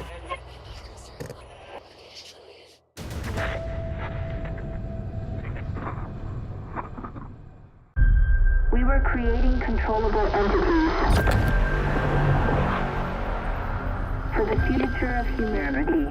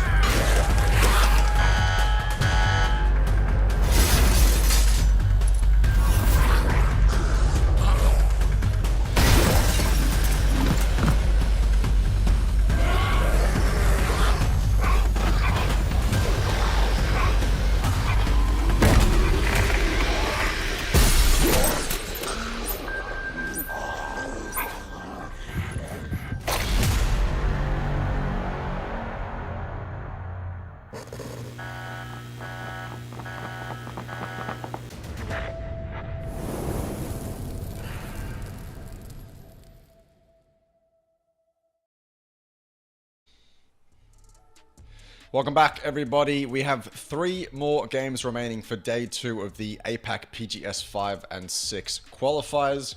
We've been blessed so far with some fantastic games throughout day 1, throughout day 2, and now we get into the second half. This is where I think we're approaching crunch time. Like, if you're not performing now, if you haven't had a good game, if you haven't built up momentum, if you haven't been able to figure out how the lobby's playing, then I think now is maybe that cutoff time. You know, you either have to figure it out now or it's going to be too late. You know, we're at crunch time now, and it's looking reasonable, actually, for a lot of teams to still make the dive into the top 8. But as I say, I think that opportunity could slip quite quickly. Yeah, especially for the teams that currently plays towards the bottom 12. That's where they will definitely show a lot of signs of concern, where they're still a little far off from where they need to be. As for Buram United Esports, they finally found themselves that footing with a major win inside of Tego. But now, Rondo, what could be the conclusion of this map? Because that's basically the start of at least a little bit more of a opening for certain teams that are still trying to wiggle their way out of that their current position to be able to eventually secure themselves in the top 8. Because we start to see even teams like Dongchi Esports as well as Unicorn Cyber to be trailing right behind Buram United at this moment. These are the 2 potential teams that could still make their way across, and same could also be said about PMA, but we haven't really seen any form of exemplary effort being displayed by the PMA side. Whereas for SGD, they got that great day 1 going, day 2. Maybe PMA have shown that he could still make it into the middle of the pack in some of these games, but we haven't really seen them really actively going for big numbers of elimination points or anything flashy at all. So I'm hoping to see even more out of this squad. Yeah, so am I. Well, here's your MVP from that previous game, Dynasty. I mean, I have sung this guy's praises for very, very, very long now. He was obviously on Armory Gaming previously, That team has now not disbanded, but Armory has Noadra, and Dynasty is now on Buriram. So a bit of a player swap. I don't know if it was exactly a swap. Either way, Dynasty coming into Buriram maybe just needs to find their footing, but yeah, it feels like Dynasty is on the front lines, giving us highlight after highlight for Buriram, no matter what. You know, whether they're performing badly or performing well, Dynasty seems to be there and performing well every single time. We saw him pull that epic 4K off, well, at least we think it was a 4K, on E36 in that second Miramar game, and he obviously had a massive impact on that previous game. 2,300 total damage from Buriram. I mean, given what we saw in that compound, that makes total sense. Yeah, and what's some crazy stats as we make comparison into all the other three teams placed second to fourth is that BRU never exactly needed to pop too many of all these deflates or even all these utility into the match because they hold that compound. So long as they keep them at bay using those DMRs and anything that they have in their chamber, they could just make do with that. And all the teams are just showing signs of struggle, which is why they have to go ahead to utilize the spooks to the best of their ability. But it's been a great day for Thai fans out there, seeing 3 different squads celebrating a win. So who knows, it might just be a change of hands. We might even see some Vietnamese teams pop off where Reckless Squad did excellently yesterday. They might be able to at least find something in return. And as for a matter of fact, currently all of the Thai teams are within the top 8. So who knows, we're getting a bunch of Thai squads into the finals if nothing changes from this point onwards. Yeah, I mean, it makes sense, you know, as much as I want to be very diplomatic and very positive towards every team in this lobby, and I genuinely think most teams in this lobby have played really, really, really well and shown us really good things. It is clear that Thailand is that dominant region. They show it on the leaderboard. They show it in most situations in the game. And so, yeah, that makes total sense. Thailand should be in that top 8. They should be going on to that final stage. And obviously, they're going to do well in that final stage as well. They're going to occupy a lot of those slots, but that makes sense when that region is as strong as possible. We go to Rondo now, and yesterday's Rondo, we saw E36 get that win. Now, I'm not going to lie, it wasn't the most crazy win. It wasn't the most insane win that E36 could get. It felt like they came out of a compound and everyone was just kind of dead in front of them. But they still earned it, you know. Again, I would love to have seen their rotations around the south. We ended up kind of near Jadina, just to the north of Jadina, for yesterday's Rondo game. That was insane, and it seemed very difficult for a lot of the teams to navigate that terrain. So for their sake, I'm hoping we don't end up there again, also for the sake of variety. But we'll see what happens. We'll see if E36 can continue their good form on Rondo, or whether or not it was just a one-off performance by them. I really do hope to actually get a lot more out of E36 because they're still pretty much within the grasp of top 8. They're currently sitting about 17 points apart from United Esports. So if they're going to get another chicken dinner here, it is entirely possible. But we get a good view of what I deem to be Jadina. So I hope that's not a little bit of a premonition of what's going to happen later on. So a change of pace, a change of scenery, and hopefully a change of momentum. We are getting two different flights hitting into this. So it's definitely interesting to actually get a glance of that cross section. Well, there you go. Didn't see that yesterday, but we've got it today. Will that cause more chaos or less chaos? I guess we'll find out. I feel like there's a lot more chaos on that south side. PMA mixed up with Lock You Up. Seem to be trying to go their separate ways, but you can see PMA is kind of split to Forest and DZX potentially also getting involved with each other, but they are seemingly going their separate ways as well. So it's just PMA and Lock You Up that have found themselves in a bit of a fight potentially. But I think PMA is trying to get out of there. It looks like PMA are just going to take all of the cars around Lock You Up and leave them with absolutely no vehicles to go anywhere. Yeah, but the problem is they're also driving to the direction of FW Esports unknowingly. So perhaps it might just be from one pan to the fire. But of course, they can still look around some of these hills in order to keep themselves safe for now through Hongshan. But it seems to be slightly off of center, where it covers a little bit more towards the northern region at the very same time. It's as fair as you could actually get, considering the fact that, you know, last round they played out inside of this map. they were all pretty much bunched up all the way through the southeastern corner map. So plenty of space for them to rotate. So we'll see how eventually these teams will be able to navigate their way through.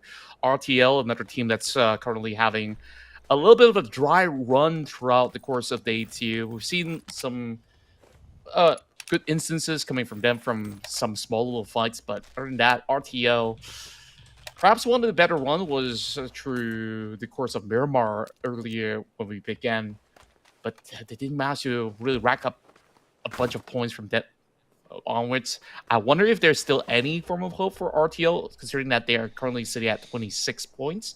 It's definitely a little bit of a chase, but of course, a chicken dinner will be able to fix some of all these tough points to be gained. Yeah. So we'll see about that. Well, look, put it this way. Rustry will lock you up X Stadium, all 25 points, 26 points, and throw 𝐿36 into that basket as well. A 8 to 10 kill win puts them in range of Buriram. It puts them almost on top of Buriram if they get a few more than 10 kills. And that's obviously doable for all 3 of those teams that we just mentioned. And then from that point forward, all they need is consistency. All they need is a few more points per game, and they'll remain in that top 8. Now, of course, that goes without saying, but also it requires Buriram, Forest, E-Arena, Reluctant Squad. It requires all those teams to have 0-point games or very little points per game, and I don't see that entirely happening. So Rustry will lock you up X Stadium. Their job is harder than I've just described it, but the point I'm trying to make is that it's very possible. You know, one good win. I mean, we say this every time there's a PUBG tournament, but one good win and you are right there. But it's true. It's true. It absolutely is fact. So for all those 3 teams we just mentioned, including 𝐿36, including PMA, who have a little bit more lenience, I suppose, in their points required, all they need is a good game and they are right in the fight. Yeah, just like how it went on for day 1, where it has been a really tough run throughout 𝐿36 course until they actually got a win in this very map. And that gave them a little bit of lifeline. Perhaps they are looking to do exactly the same this time around. Q confirmed having a little bit of a tough time on the road, but I think that at least they have multiple vehicles to their way through. And yeah, going back to the notion where it's very unlikely for these teams who are within the top 8 right now to really drop the ball out of nowhere, because from the looks of it, E-Arena finally found that form of tempo that you've talked about, even despite them not really closing in with the chicken dinner on that past round. It was still a top 3 finish, so it has been super respectable out of the Thai guys. Now, of course, the Antiforce 36 are looking for an early strike, and they're looking at SGD to be their main target. It's still a little bit of a distance. It's not going to be easy for them to actually catch them all out. Still very early here in Rondo, as we'll expect certain teams to be looking for a setup somewhere to perhaps get an ambush done towards rotating teams. Potentially. I feel like most of this circle isn't taken up just yet. There's still plenty of room to fit everyone inside. 𝐿36, I mean, you mentioned their name. They've got a solid spot. Sofia taking Dragunov shots. Long range. Difficult to hit those, but may as well. We are in the stage of the game where that war of attrition starts to come true. And 𝐿36 are in prime position to take full advantage of it. They've got a split that can certainly be ripped apart, but before we can focus on that, it's Unicorn Cyber getting involved with Q confirm. Opons tries to fight back, but only hits a tag. QC lose another member early. And I think Noadra and Opons just have to leave this compound. Or, sorry, it's 𝐿𝐿 just have to leave this compound. Yes. No reason to overcommit. They lose Noadra, my bad. I feel like it's been... I mean, yesterday we saw Q confirm almost dominate, right? Like, they performed really well. In the first few games of today, that hasn't been the case. They've been fighting, but they've been losing members early. They've been losing a few fights here and there, so maybe some mistakes have started to crop up. Yeah, exactly that. And same could also be said about Reluctant Squad. These two teams are starting to slide down the charts, as we have seen QC holding on to that #1 position for quite a number of games. Their strong suit seem to be those maps in Miramar, but today looks to be so different. They always vie for it, that perfect spot directly in the center. This time, it seemed like it is much harder to do with all these adjustments coming from all these different spots. Like you said it beforehand, 𝐏𝐿𝐴 right now have already taken a really nice spot here inside the map, so it even gives a lot more difficulties for 𝐾𝐿, despite them already finding a little bit of space through. But with a member down, it can be a little bit of a daunting task to hold out certain other teams that will rotate in much later on. We're still in phase 1, so plenty more for us to uncover later, while 𝐏𝐿𝐴, of course, simply translated into handsome man squad. They've definitely been looking really good. Yeah. I had no idea. 𝐏𝐿𝐴 in Chinese basically means handsome. Yeah. Please. Oh, there you go.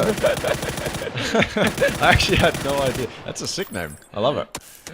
Yeah. SGD also rolls off the tongue. The acronym just also rolls off the tongue. So I'm a fan of these guys and their name.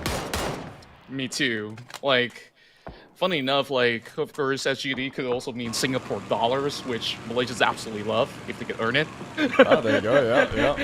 And they're definitely here earning a lot of dollars so they can continue on with this momentum. But Arena up in the air this time around. Plenty of teams actually utilizing the glider to really receive plenty of the intel, but we've seen what happened back in Taego. He could easily go for shots and look at this. 𝐿𝐴. We've never seen this before. Look at a dogfight.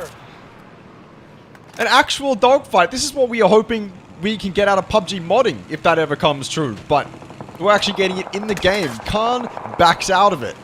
He doesn't want any of the smoke. Wasn't in as good a position as 𝐿𝐴 was. Nah, damn it. We almost got like an actual proper dogfight. Shots taken, landed from mid-air as well. That's just teased me. That's done nothing but tease me, man. I want more of that.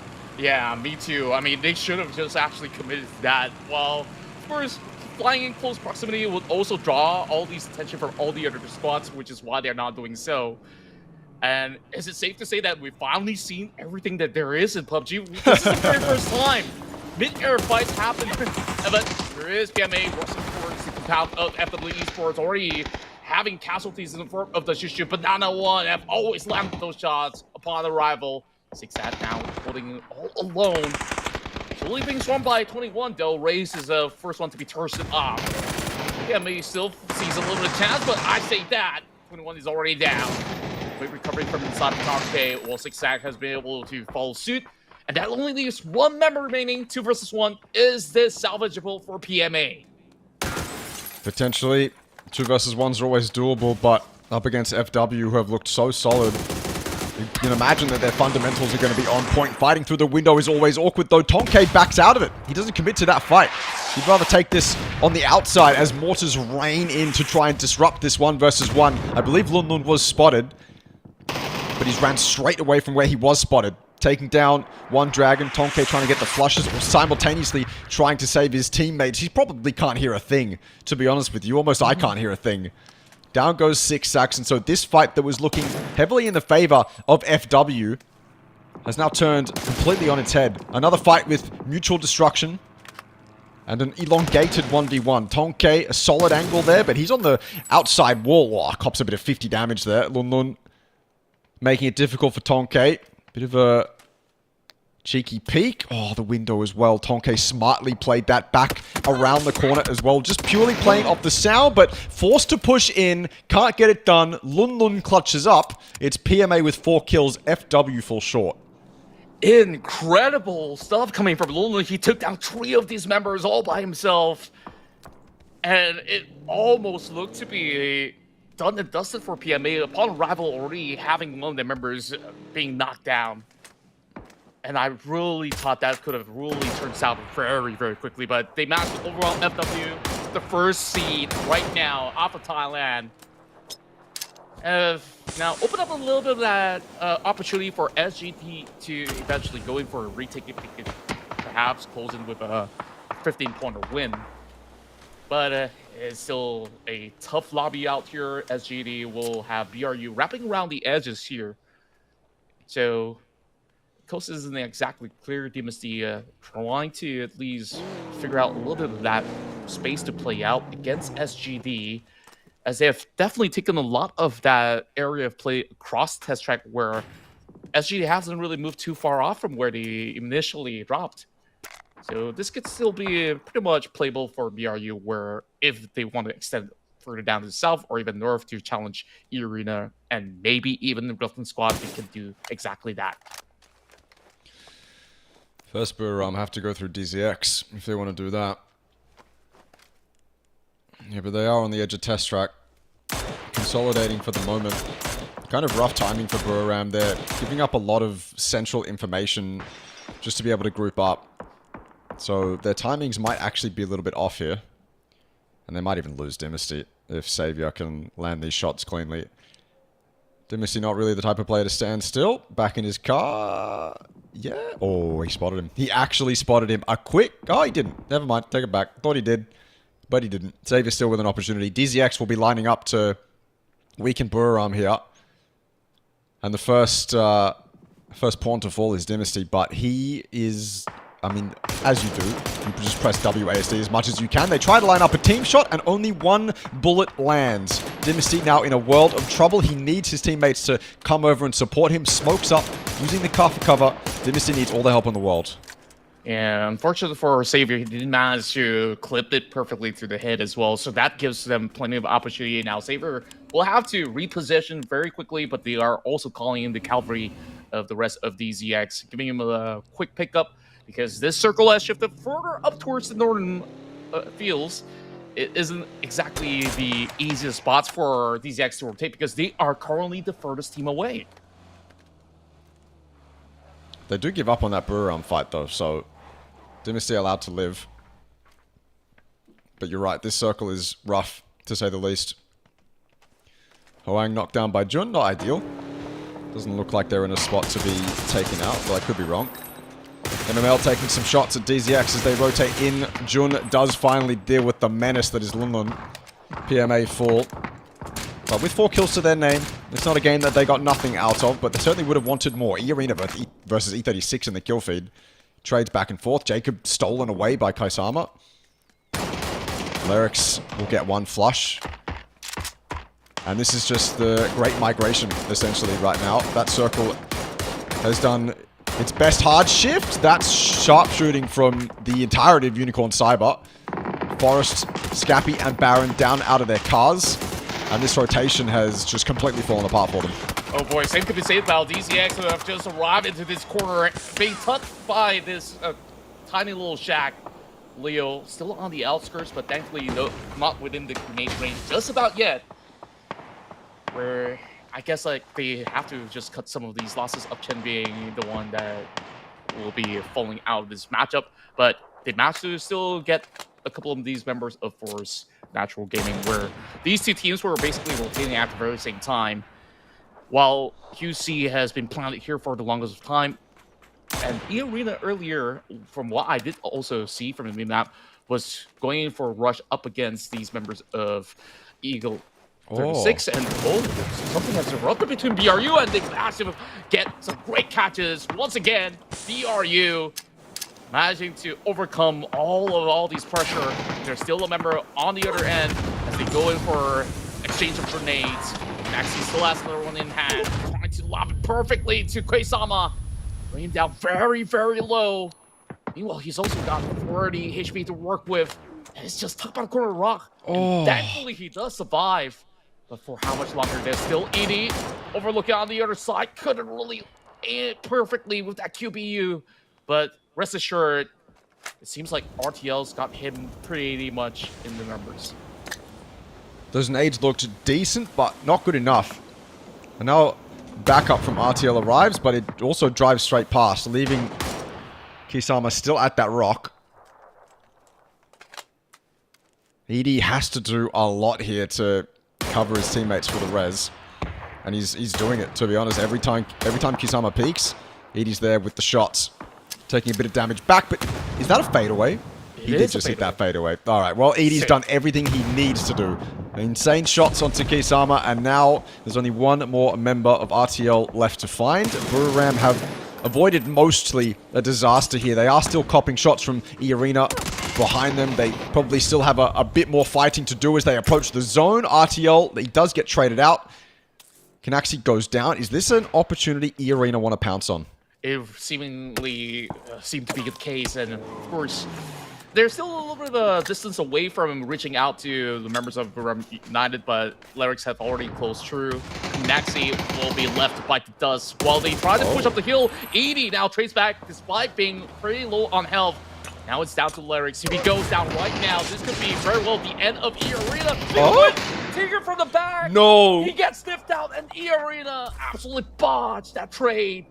Buram United stood tall, and they just won 2 fights back to back. That's insane.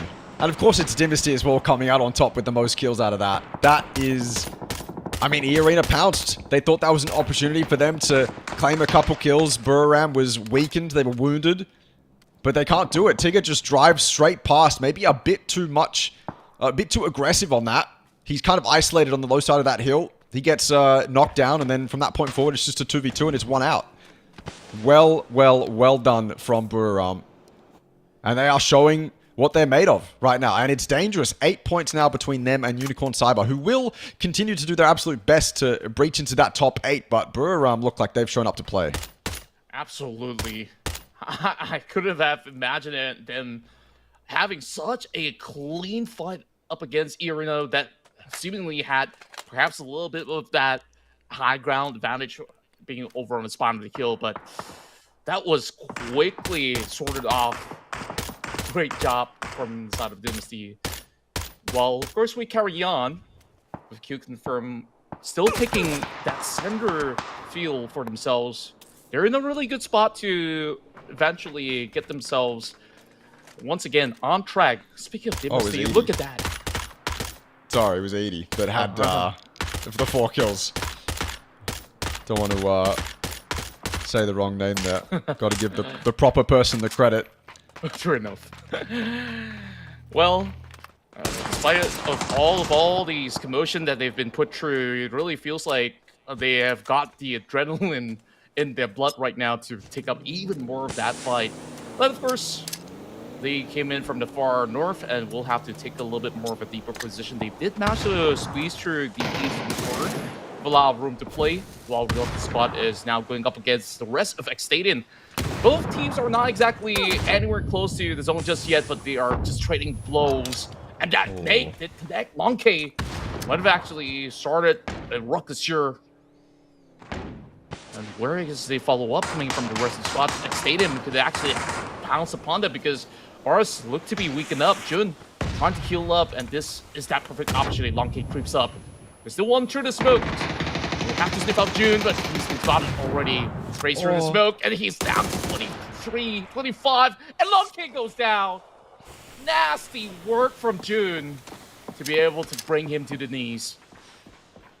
Shot from long range though. Hudat puts in some work, makes this easier for the rest of 𝐾𝐿, but 𝐷AYU continues to fight forward. iPow down, not out. Metal D now has all the work to do. He's prone, he will get one, but quickly traded out. The timings from Reluctant Squad are perfect. Jun still with an opportunity to get res. 𝐷AYU's the one to lose his life. Reluctant Squad fighting for every inch of space that they can get. And they've won out all the fights they've taken so far. They've copped heavy losses, but valiant effort. Down go SGD, Unicorn Cyber do their absolute best again to try get as close as they can to top 8. And taking down second place on the leaderboard is a fantastic way to start. 𝐸36 stuck on what is a sliver of the edge up against a very strong TMP. Their ears being blown out by the mortar shells as well. It's looking difficult for 𝐸36 to potentially survive this. This looks like a very open ridge, not a ridge that is incredibly defendable, especially not from the side that TMP are going to be peeking from. 𝐾𝐿 has a tree. Pure Boy might have a rock or a bush to hide behind. Doesn't look ideal. That said, though, TMP still not taking super aggressive peeks. They're not peeking over, getting overzealous. They're waiting for their perfect time to strike.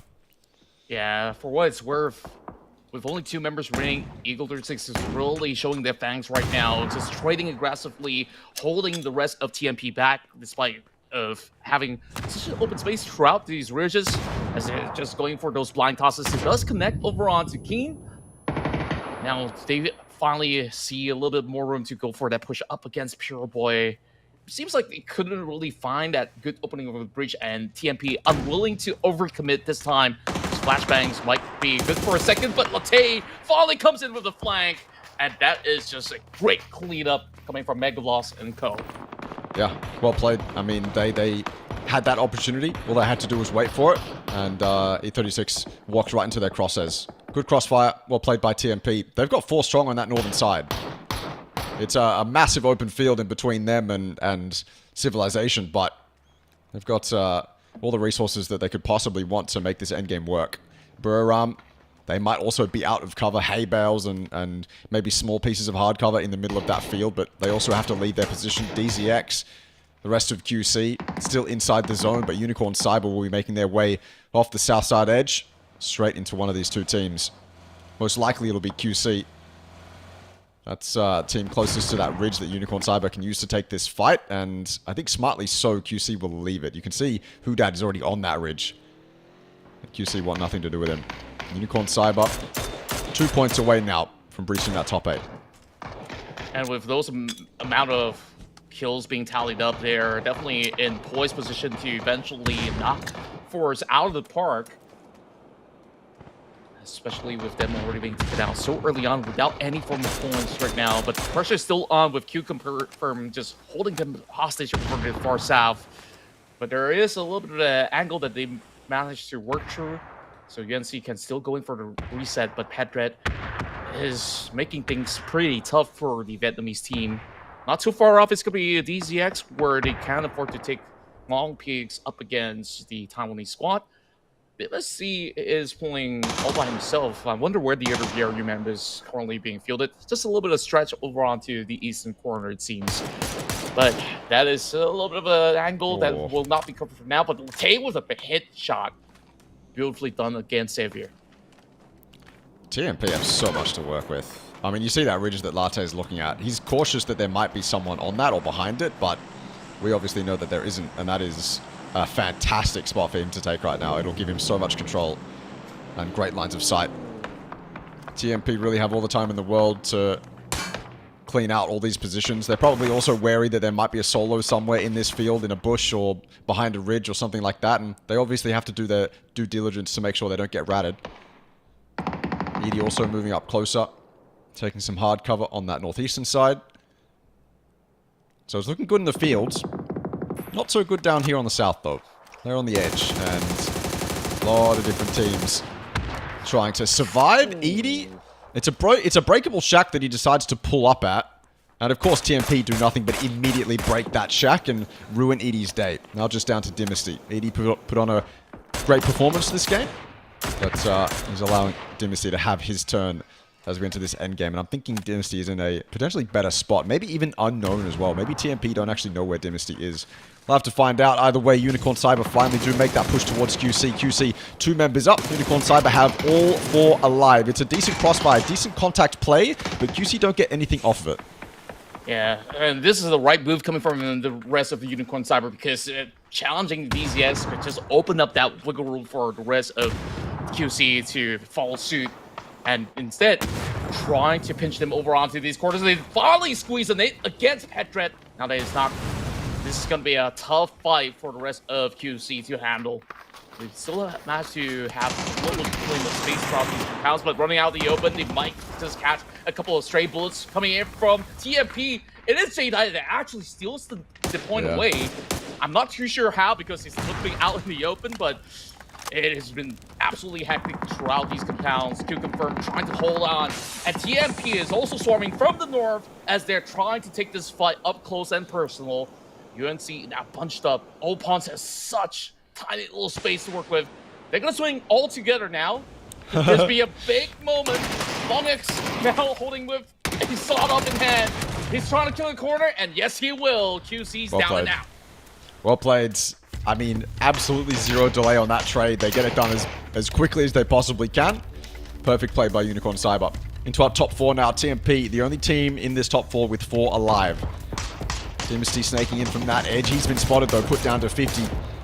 I don't think his impact in this game is going to be anything crazy, and it's not. Taken out. now in our top 3. 𝐷𝐷𝐋 have no other option but to move straight into Unicorn Cyber, and they cause absolute chaos. 6789 recovers it. Gets a couple of his own.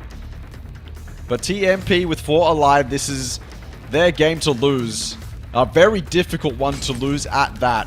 6789 might not even get this res before he's peeked through that door. He does, but that player is instantly knocked and instantly traded. It is all TMP. A nice 9-kill win. And this is their third chicken dinner in the tournament. Well, we have a full day dominance of Thai squads taking over.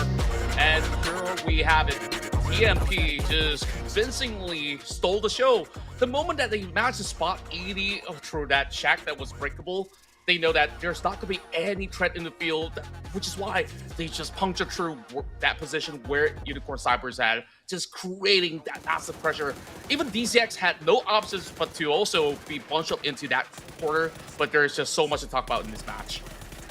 Yeah, there's a lot happened. TMP, again, I was just looking on the map stream trying to figure out how they ended up with all that space, and it's a similar story to where FW finds themselves in quite often, where they just kind of find themselves with all that space. All of a sudden, they've just been given a bunch of room to play with, but as always, and as we've seen a lot of teams do in this lobby, they take full advantage of it, so full credit goes to them. This was an insane fight, and the fact that Buriram came out on top of this is beyond me. 𝐸 maybe a bit too much hubris, thought that Buriram was a little bit more exposed than they actually were. Tigger can't do anything as soon as he dives over, and then it's just not clean enough from the remaining 2 members of 𝐸. They peek over, they just get dominated. Buriram with a fantastic game, that one. Yeah, and I think that they've definitely done more than just about enough to really solidify their positioning here in the top 8.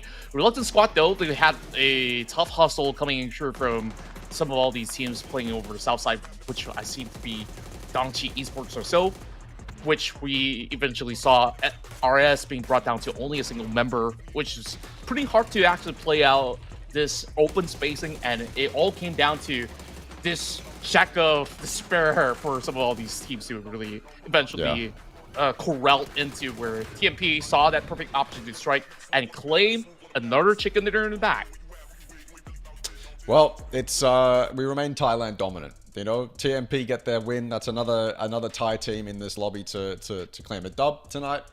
It's also the end of our tertiary maps. No more Tego, no more Rondo. We move back to Erangel for this next game. But yeah, I mean, a very interesting game. We definitely had some highlights. I was just, again, looking at the map stream, the nerd that I am. And you have to remember that TMP, to get that win, they had to take out E36. They had a kind of a boring game on the northern side. A lot of the action was concentrated to the south, but again, a game that TMP closed out in the end. And I will continue to say it, but a lot of people will go, they just got fed. It was an easy game for them. And while that might be the case, these end games are also quite easy to throw away. And when you mix in players like 𝐸 and Dynasty, you mix in a very aggressive Unicorn Cyber, you mix in 𝐷𝐷𝐋, who have nothing to lose at this point, it can slip by TMP. But they don't let it. Buriram didn't let it happen last game. And all of our other winners haven't let these end games slip too far away from them. And so that's fantastic to see that everyone's converting the games that they should win. That's right. And if you take a closer look into the chicken dinner that they managed to achieve yesterday's run, it was pretty much in a very clean fashion, just like how they did, where the moment that they see that opportunity for that position to be cleaned up, like, they know that field was absolutely empty. They took out Eddie, and they understand that, hey, the flock of crowd is over on the south side, so why don't we just basically eat up all that space in the map, and at the very same time set up that perfect ambush while they are being weakened. So of course that was just falling into place in the perfect time for TMP to once again take a beautiful win here and back total of 19 points added, while Unicorn Cyber have also found themselves a big chunk of points to be gained here with 14 points, 12 for Buriram United, and this is probably one of the bigger rounds for 𝐷𝐷𝐋 with that 11 points. Yeah, that's not bad from them. That's a decent showing. It's not exactly what they want. It's not that 20 plus point game we were talking about before we entered this game, but it's almost there. You know, it's unfortunate for them that Buriram and Unicorn Cyber, the two teams kind of fighting for that 8th and 9th spot right now. It's unfortunate that they had a better game than 𝐷𝐷𝐋, and so 𝐷𝐷𝐋 still have even more work to do. The fight continues, but it is good to see that they can put up those kinds of numbers. I almost forgot about TMP's fantastic Miramar win yesterday, where they used those grenades perfectly, they had those smokes lined up perfectly, they blinded that player. That was a thing of beauty. And so if you look at this TMP win in isolation and think that they can't fight and earn an endgame win, you are sorely mistaken. This is a TMP that got a 16 kill win yesterday, and still, again, showing up today. Yeah, and 9 is definitely not too shabby after all. No. Meanwhile, while all of that is happening, 4 is definitely would feel a little bit disappointed that they couldn't really get much to be done here inside of Rondo, because that would potentially mean that they will be pushed down to that 9 spot. And as we take a closer look, it's a tie on that 7 and 8 with 62 points between eArena and Unicorn Cyber. Now, this is definitely a nail biter, because even BRU is at 63. Honestly, anyone's game to win or lose at this point. Well, the thing is, right, is that Forest seems like the only team in position to actually knock one of those teams out. 𝐏𝐿 Esports are close, but they've still got plenty of work to do. And like I said, while DZX had a decent game, Buram and the other teams that are close to that 8th and 9th spot had a decent game. Unicorn Cyber is the other one. So it's like, it's just frustrating if you're DZX, E36, PMA, Rustreal will lock you up. Even 𝐏𝐶stadium now putting themselves up to even points with those bottom 4 teams. It's just frustrating seeing the teams that you need to have bad games have good games. It's rough, but it's competitive PUBG. So it is very close between 6, 7, and 8, but right now it's realistically only Forest and potentially 𝐏𝐿 and PMA that could knock anyone out of that 6, 7, and 8 slots. Yeah, and surprisingly, with this performance coming from DZX, they move up how many spots? It seems like they've moved up 4 spots or 3 just with this sheer effort of being in the top 4. So maybe they have finally found that rhythm and formula to eventually play this in a similar manner once we do get into the penultimate rounds of these upcoming Erangel matches to be played out. But I don't want to say too much just yet, because there's still so many things that could potentially happen between all these squads that have been really putting every ounce of effort in order to keep themselves in the top 8. As we now take a quick glimpse on the winners of the past 4 matches, it's the tie flag all over each respective match, but it's been different names at that. We started off with FW Esports, and then eArena takes over, and BRU have managed to also get a win out of Rondo, and now it's TMP's turn to be able to back one for themselves.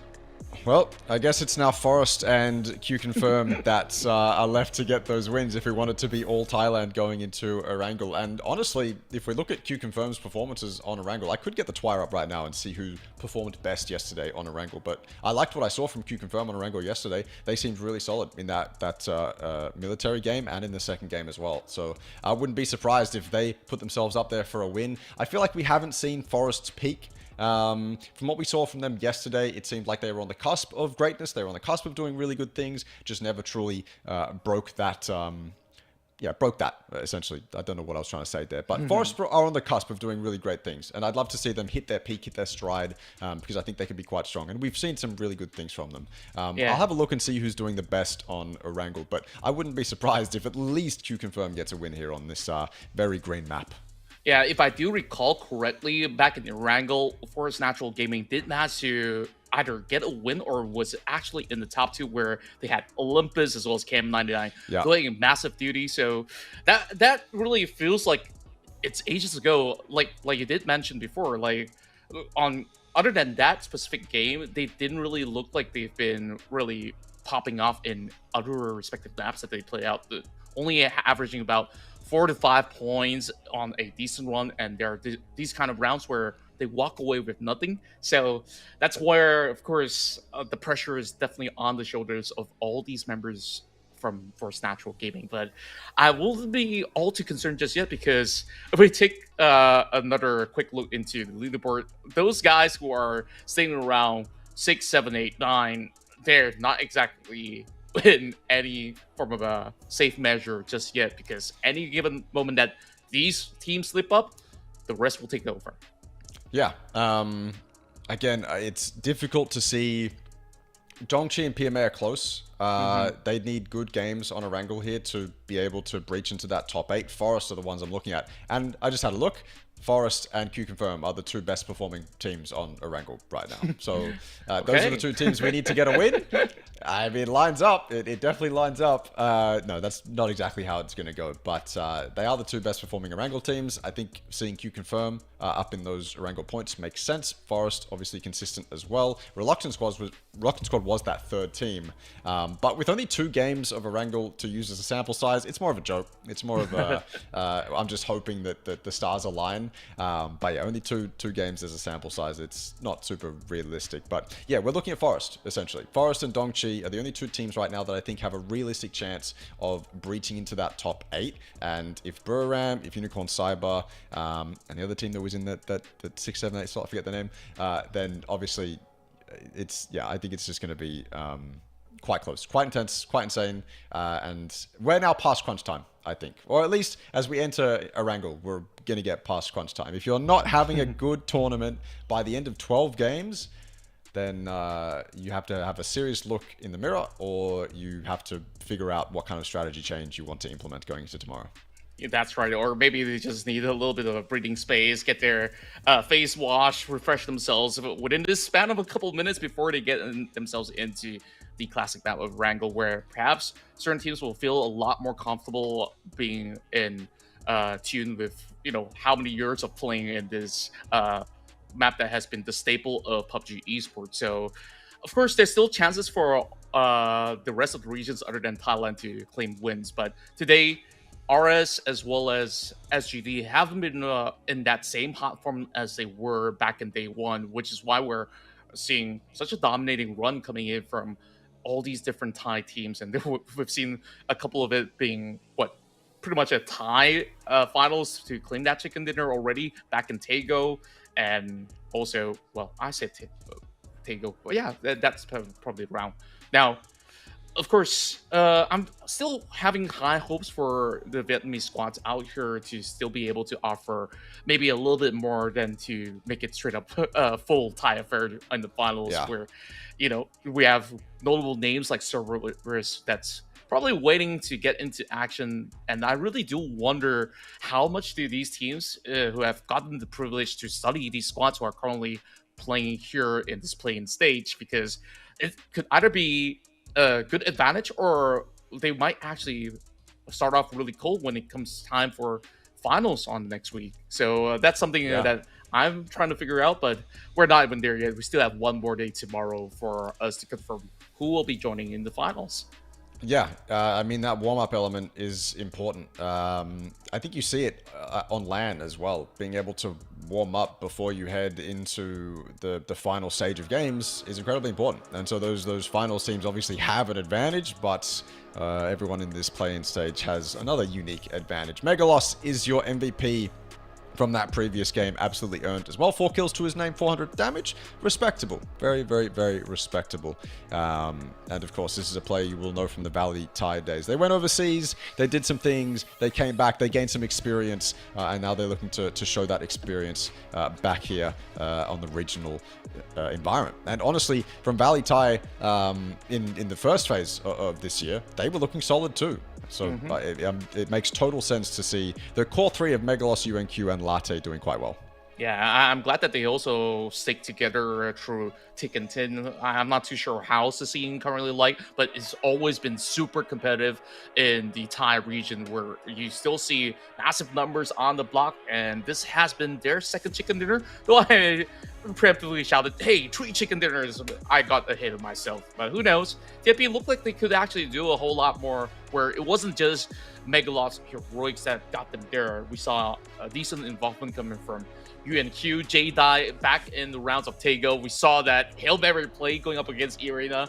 That was super fun to watch. So now 2 more maps remaining, as we will still have plenty of exciting moments for you guys to check out. So make sure you guys don't go anywhere. We're not going on break. I'm just, of course, setting up the table of what could potentially happen in Erangel. So we kickstart our very first match back in the Southern Islands, and we saw that total chaos.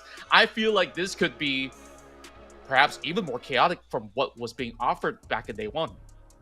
Yeah, I mean, we have to look for that Ferry Pier hot drop, right? I feel like that second plane path didn't really allow for just a direct Fairy Pier hot drop. And so we'll have to see if that happens this time around. We'll have to see if the playing path allows for that Fairy Pier hot drop to happen. Other than that, though, Erangel's probably been, in terms of hot drops and contests for cars and drop spots, it's been our least action-packed map. I'm almost certain. When you consider Miramar with that Hacienda hot drop, and then Rondo and Tego, often you just get into early fights. Erangel's been relatively passive for the first 30 seconds, and then it all just seems to pop off. And that's the interesting thing for me going into these Erangel games is yesterday it was just action after action, third party after third party, as I've said all throughout tonight.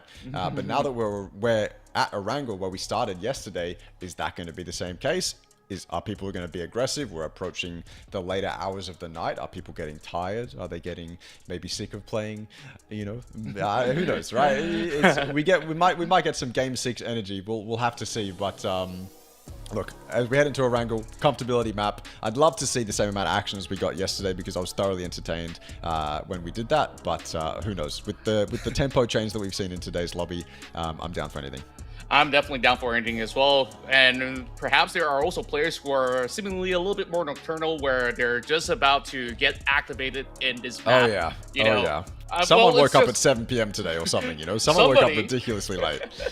Yep. I know exactly who that is. So, but that being said, you know, all these players, it's just about game time because some of them, they're not really all too activated in the first couple of rounds. This is definitely the moment for them to claim what's theirs as we dive into our classic match of Erangel. I really want to take a look at how this trajectory of flight path would either favor some teams or otherwise, because sometimes we get those kind of skewers like what we saw back in day one, where it could cause some outdrops and hot drops to actually happen. So that could be a big curveball heading to match 11 here in the play-in stage. Let's have a look at this playing path. Heading over the center of the map, it looks like. Well, actually, no, this is a bit more south. Straight over Fairy Pier. Well, there we go. We got kind of what we wanted, but the players didn't get exactly what they wanted. It looked like the middle of the map. I saw Georgia Pole in the peripheral vision, and I was deceived. That is a very southern playing path. Unfair to so many teams. Doesn't look like we're getting that Fairy Pier hot drop, though. Looks like Reluctant Squad will be dropping in that location, and every other team will be trying to avoid action, as difficult as that may be on a plane path like this. And that's the thing, there are so many cars, or only so many cars you can get that are going to allow you to travel to the north. There are only so many spots on Military Island that you can loot. There are only, I mean, look at this. I mean, this is a prime example. You know, they both went for that one car. They both wanted it. Only one person can actually have it. Ixadium win it out this time round. Reluctant Squad stranded without a car in that western compound. And everyone else is going to be doing the same. E36 and Rustrial going for that Crossroads car up there, just by shelter. Looks like they've kind of lucked out here and been able to have full reign over Milta power. There's so many teams in and amongst Milta. I mean, a plane path like this just causes so much chaos. It definitely looks very, very chaotic to begin with. And I also took a close look over onto the corners of Milta. BRU traditionally ends up in Milta power, but I do see Shizing, who's also lurking around in Milta City, where he's eventually going to be flocked with a crowd. And speaking of which, Nawara gets a quick catch, and he's got that bike to work with as well. That free-pointer goes through, and it's first blood for QC. Off to a good start. Good start on Erangel. This tournament so far, it's been their best map, I think. That actually, that stat might not be true, but they have had good performances on Erangel. I'll stand by that. That's aggressive though by Noadra. They had that other PMA player in Normandy as well, and obviously that player couldn't get a gun in time to save his teammate. So Noadra with a very quick in and out. Love to see it. Super aggressive, but I think he picked his timing correctly. And yeah, they start with first blood. That's a little bit of momentum in their favor. That is dangerous in the hands of QC. As we see 𝐏𝐿𝐾 looting up. Looks like they did claim Milta. And to be honest with you, with the plane path as it was, and with how many teams were close by to each other, I almost expected to see more action. But instead, we got Noadra with one, and everyone else seems to have found their way. Yeah, I was expecting the same as well, because we started off with quite a number of teams journeying their way across the southwest. And For a second, I thought that RS might actually go in for the collapse, and we didn't exactly get a big fight happening inside of third pier this time around with, of course, the outdrops taking place. So I guess the biggest benefactor right at this very moment is actually Unicorn Cyber, who's taking the entire field of 𝐏𝐀𝐀 for themselves, while TMP, they got quick plans with the emergency parachute. All 4 members have all hands on deck, so plenty of space for them to get themselves positioned through. I wonder if they are going to be setting up an ambush up against Unicorn's Cyber, if that's going to be their take into this assault from the air. I mean, if they can't gather info on all 4 positions of Unicorn Cyber, then they might end up just breaching a solo, which is 100% viable and probably advisable in this space, because Unicorn Cyber have a lot of the priority positions, and well, I mean, they're vulnerable, so no reason not to take the fight with them. But I think Unicorn Cyber smartly regrouped a little bit early, and so they can avoid losing a solo member, and they can avoid losing valuable space. And 𝐻𝐻𝐻𝑆 still on the hunt. Of course 𝐻𝐻𝐻𝑆 still on the hunt. When you get that kind of early momentum, you want to continue it. You want to continue to put the hurt onto the teams around you. This is potentially going to get dodgy. E36 going their separate ways, going above and below 𝐾𝐶. 𝐾𝐶 look to hunt the exposed member of 𝐏𝐿, but if they do so, they are going to run into Pureboy as well. So they have to be careful. They can't get overzealous here, and I don't think they are. 𝐾𝐶 recognize that that opportunity has slipped past them. They'll drive all the way past E36, and actually, because of that, because they scared E36 off that rotate path, 𝐾𝐶 get ahead of them. Yeah, it's great discipline to understand the risk as well as potentially what the rewards are, so they can still play it safely by taking claims onto that corner of ruins, which does give them a little bit more of a sustenance where you've got a couple of compounds to work with around these corners. They got to be really mindful that there will be other teams to be following suit later on. The Reluctant Squad are now sneaking up behind the member of Unicorn Cyber as they quickly gather up whatever's inside the crate.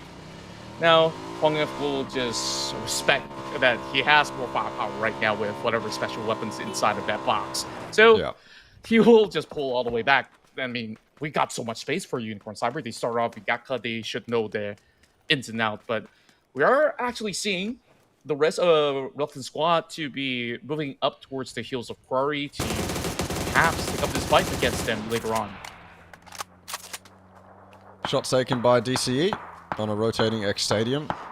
None will land. X Stadium should get past, but you can see the DCE member off there in the distance, but not really in a position to set up any sort of rotate camp. X Stadium allowed to pass. DZX rotating on the coast road as well. I was like you. I thought the Reluctant Squad would make some sort of push towards, I believe it was X Stadium in that that coast compound and collapse on them, but they didn't in the end. X Stadium looking for a home. Lots of good homes around here. Lots of very valuable real estate. Really do have your pick of the litter on that western side. Lock you up. RTL also rotating at basically the same time. We're catching a lot of teams rotating at a very similar time. This could become very dangerous very quickly if people aren't super disciplined and aren't super tight with their rotates. 𝐷ongchi, one of those teams looking to take advantage of any undisciplined team members. But so far, we remain with 63 alive, which again, with that playing path and how Wrangle was yesterday, I am floored. Yeah, and I can only imagine how big of a fight this could actually get, especially for the teams who are currently circulating around the south side of 𝐏𝐿. You did mention that there are plenty of prime real estate that can be claimed. I'm looking at places like the houses by the swamp, which is now being taken over by X Stadium. I think that is a decent spot, but that could easily be turned around with maybe more presence to be shown by DZX as well as some of all these other members of Reluctant Squad later on. Arena takes a very different approach. They are scouting out around to see whether if the breach is going to be clear. A very, very good move coming from 𝐿𝑒𝑟ix. I wonder if he's going to bring the plane all the way into the mainland, though. It seems like that's going to be the case. Reluctant Squad, if they check the air control, they might be able to actually spot him out there flying up in the air, as 𝐿𝑒𝑟𝑖X is going directly towards the package. Is that part of his game plan, I wonder? Yeah, dive straight into it. Just nail it straight on. It would be quite funny, but probably not. He might land on it though. Definitely can. Free crate. He's got all the information around it. He knows that. Well, he knows whether or not that crate is bait or not. Oh, maybe not.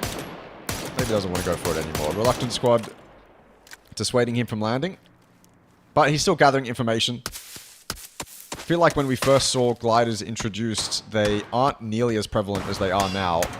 And I think that's because teams are recognizing the potential of the information. I mean, information in a game of PUBG is king. Confidence is also king. And the confidence to sit in a glider and get a bunch of information, well, I mean, that's a perfect combo. 𝐿𝑒𝑟𝑖X doing his best to cause trouble for Reluctant Squad. 𝐍 down to 50 HP and his buggy has lost a tire. That's the power of the glider, especially if you can isolate those solos. Now, 𝐿𝑒𝑟𝑖X is getting closer to the ground, but smartly he has his team ready to support him if needed. But yeah, gliders certainly becoming a much bigger part of the meta. True enough, and if all hell breaks loose, he could always hop on over, maybe parachute his way into a fight if need be. Well, 𝐿𝑒𝑟𝑖X finally got a glimpse of the member of TMP driving by, trying to land in the hospital ground, and I can understand why. He definitely needs a little bit of the aid, but none received for the moment. Trying quickly goes in for that point pickup. 𝐿𝑒𝑟𝑖X has been sitting around here for the longest time, really having strong dominating area play for them to just ensure nobody's going to be able to get that free access into Mount Gatka, I call it, or some people like to call it Mount Georgopol. Well, take your pick, honestly, because it might not end Everest. up there, as we will see the circle moving further towards the south side. Everest is a better name, for sure. Everest is the name. It's the official name. Alright, Unicorn Cyber. Time to regroup, I think. You've got a nice central spot. No reason to throw that away. E36 might be diving straight for it, though, or at least trying to backfill something. Look at that map. It's almost impossible to read how many teams are diving for positions in this zone. This zone, though, is a bit played out. This is one of those zones where everyone should know how it's going to play out. Everyone knows the tempo of this zone, what's good, what's not, what's most likely taken, what's a good backup position if our send doesn't work out. So that's the good thing about this zone. The bad thing is that it can sometimes turn quite desperate, and sometimes you do need to send it into chopsticks, you do need to send it into little bowls in the fields that aren't super ideal, and so it can get quite difficult. For the moment, though, there's still space to play. Doesn't look like it, though. Everyone seems to be just dashing it straight for central spots. TMP, Stadium already there, so yeah, chaos is probably going to ensue. Yeah, is it a little too soon to actually take the direct center of the field, because there's just plenty of teams. Some teams will do it, I'm almost certain. Those shacks in the fields are tempting, man. You know, they're very tempting. They definitely look to be so, but by being the early worms into that spot, there's a lot of birds out there, I'm just saying. And speaking of which, Sophia managing to find a catch onto 𝐿𝑒𝑟𝑖X as they try to drive through, instantly caught out by the res of 𝐿𝑒𝑟𝑖X. That's 2 takedowns already. TMP this time not really looking at their best shape, only having 1 member surviving all these ordeal. Meanwhile, they take what they can get for the side of 𝐿𝑒𝑟𝑖X, while plenty of teams now being scattered all across. Their spot here looks to be pretty good to hold out for at least 2 phases, so long as 𝐿𝑒𝑟𝑖X keeps themselves afloat. Reluctant Squad, I mean, you'd be happy to be them right now. Very happy to be them. Satin Farmers, all 4 alive. No pressure from that southern hill either. Love and life. PMA, not in the same position. Oh, lock you up. They're going straight on top of PMA. The parachutes start to slow down. That indicates to me lock you up have a breach in mind. But as they approach, they take a lot of damage. In fact, they lose 1 in the air. 𝐿𝑒𝑟𝑖X goes down, and that tells me this could be a little bit more interesting. 21 with a defensive grenade. It has to be good, but he's actually getting supported by Unicorn Cyber. And that nade is good. It rings true. Lock You Up tried to make this breach happen, but a couple different teams combined. Most importantly, PMA combined. Never mind, Early's fighting back. Not enough, though. One Dragon gets the necessary trade, and now the pressure's on to get both his reses. In the meantime, though, PMA is vulnerable. If anyone else wanted to breach those yellows right now, now is the time. Yeah, Unicorn Side were definitely interested to at least pry this one open, but they're not positioning it just yet. Meanwhile, Opans goes blow for blow. Pain goes down. SGD taking this fight from quite a distance as well. I don't think that Pain will be rescued, and therefore will be quickly claimed by Shigzing. Meanwhile, UNC, they're also keeping their eyes very closely towards this battle between SGD as well as QC. Stealing that one-pointer away. Reluctant Squad, like you said, this is a great spot, but I say that not anymore. Just by the end of it, at the very least. So it shouldn't be too problematic to at least find a little bit of wiggle room through the fields. And Irina's still up in the air. Larix have not put away this handle from what seemed to be his favorite way to move around the map. The glider just giving all this intel back towards Irina's favor, but I'm thinking that Tigger here is just basing off of whatever information that Larix is currently feeding back to him. He's running out of fuel though, getting low. All 3 members, well, I mean, there's 4 members alive of DCE, but 3 of them are inside one of those shacks. That doesn't bode well. 1 nade, 1 Molotov, 1 Blue Zone grenade, and it's disastrous, but they are safe for the moment. No one's pressuring them. This zone, the way it's shifted has turned this game very interesting, because now Pachiki Hill becomes a very desirable spot to be, but it's also very difficult to play. Buriram, it's good that they have this split with the barn, because they need backup. They need somewhere that they can fall off to, because this hill is going to be fought for by multiple different teams from multiple different angles, and it's open. That top side is super open, so you can get shot at from so many different angles. Buriram need to put on a fantastic performance if they want to survive up here. Yeah, same could be said about QC on the other end of the hill side as well. So the possible threat that could actually be able to remove BRU from that position is currently FW Esports, who's pretty much sent on a split at the moment.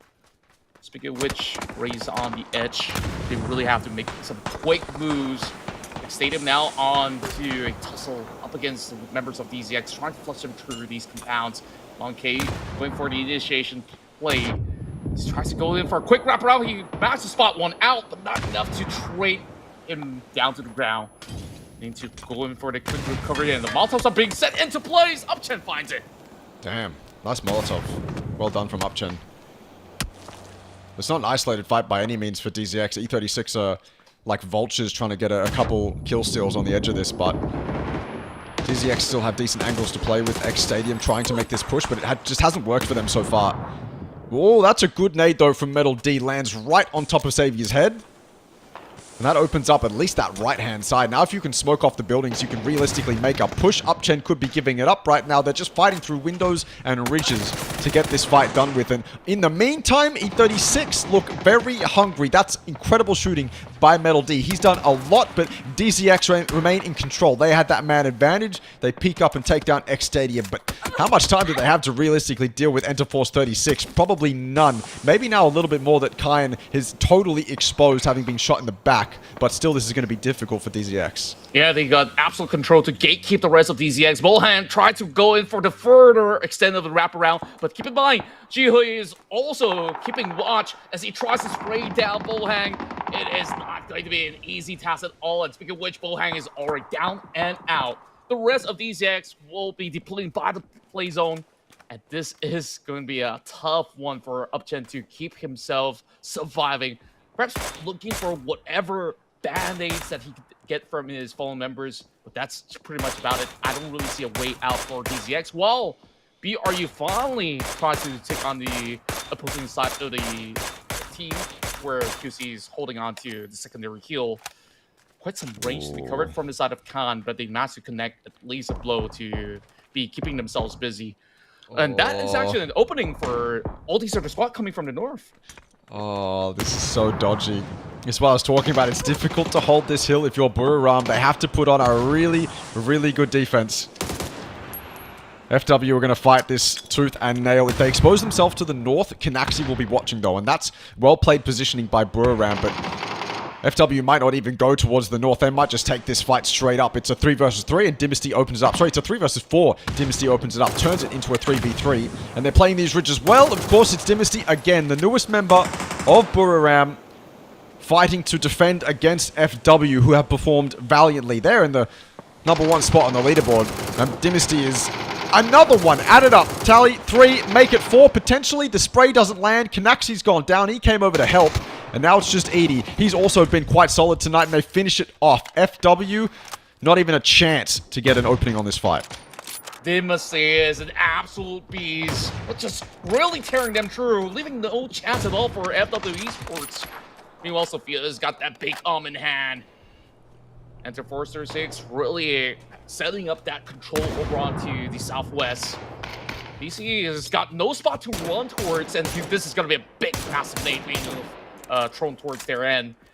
Not too sure if they can still buy enough time to trade right back, but the arena's not exactly in the best of spots either, as shots are also being sent towards the Thai side for the moment.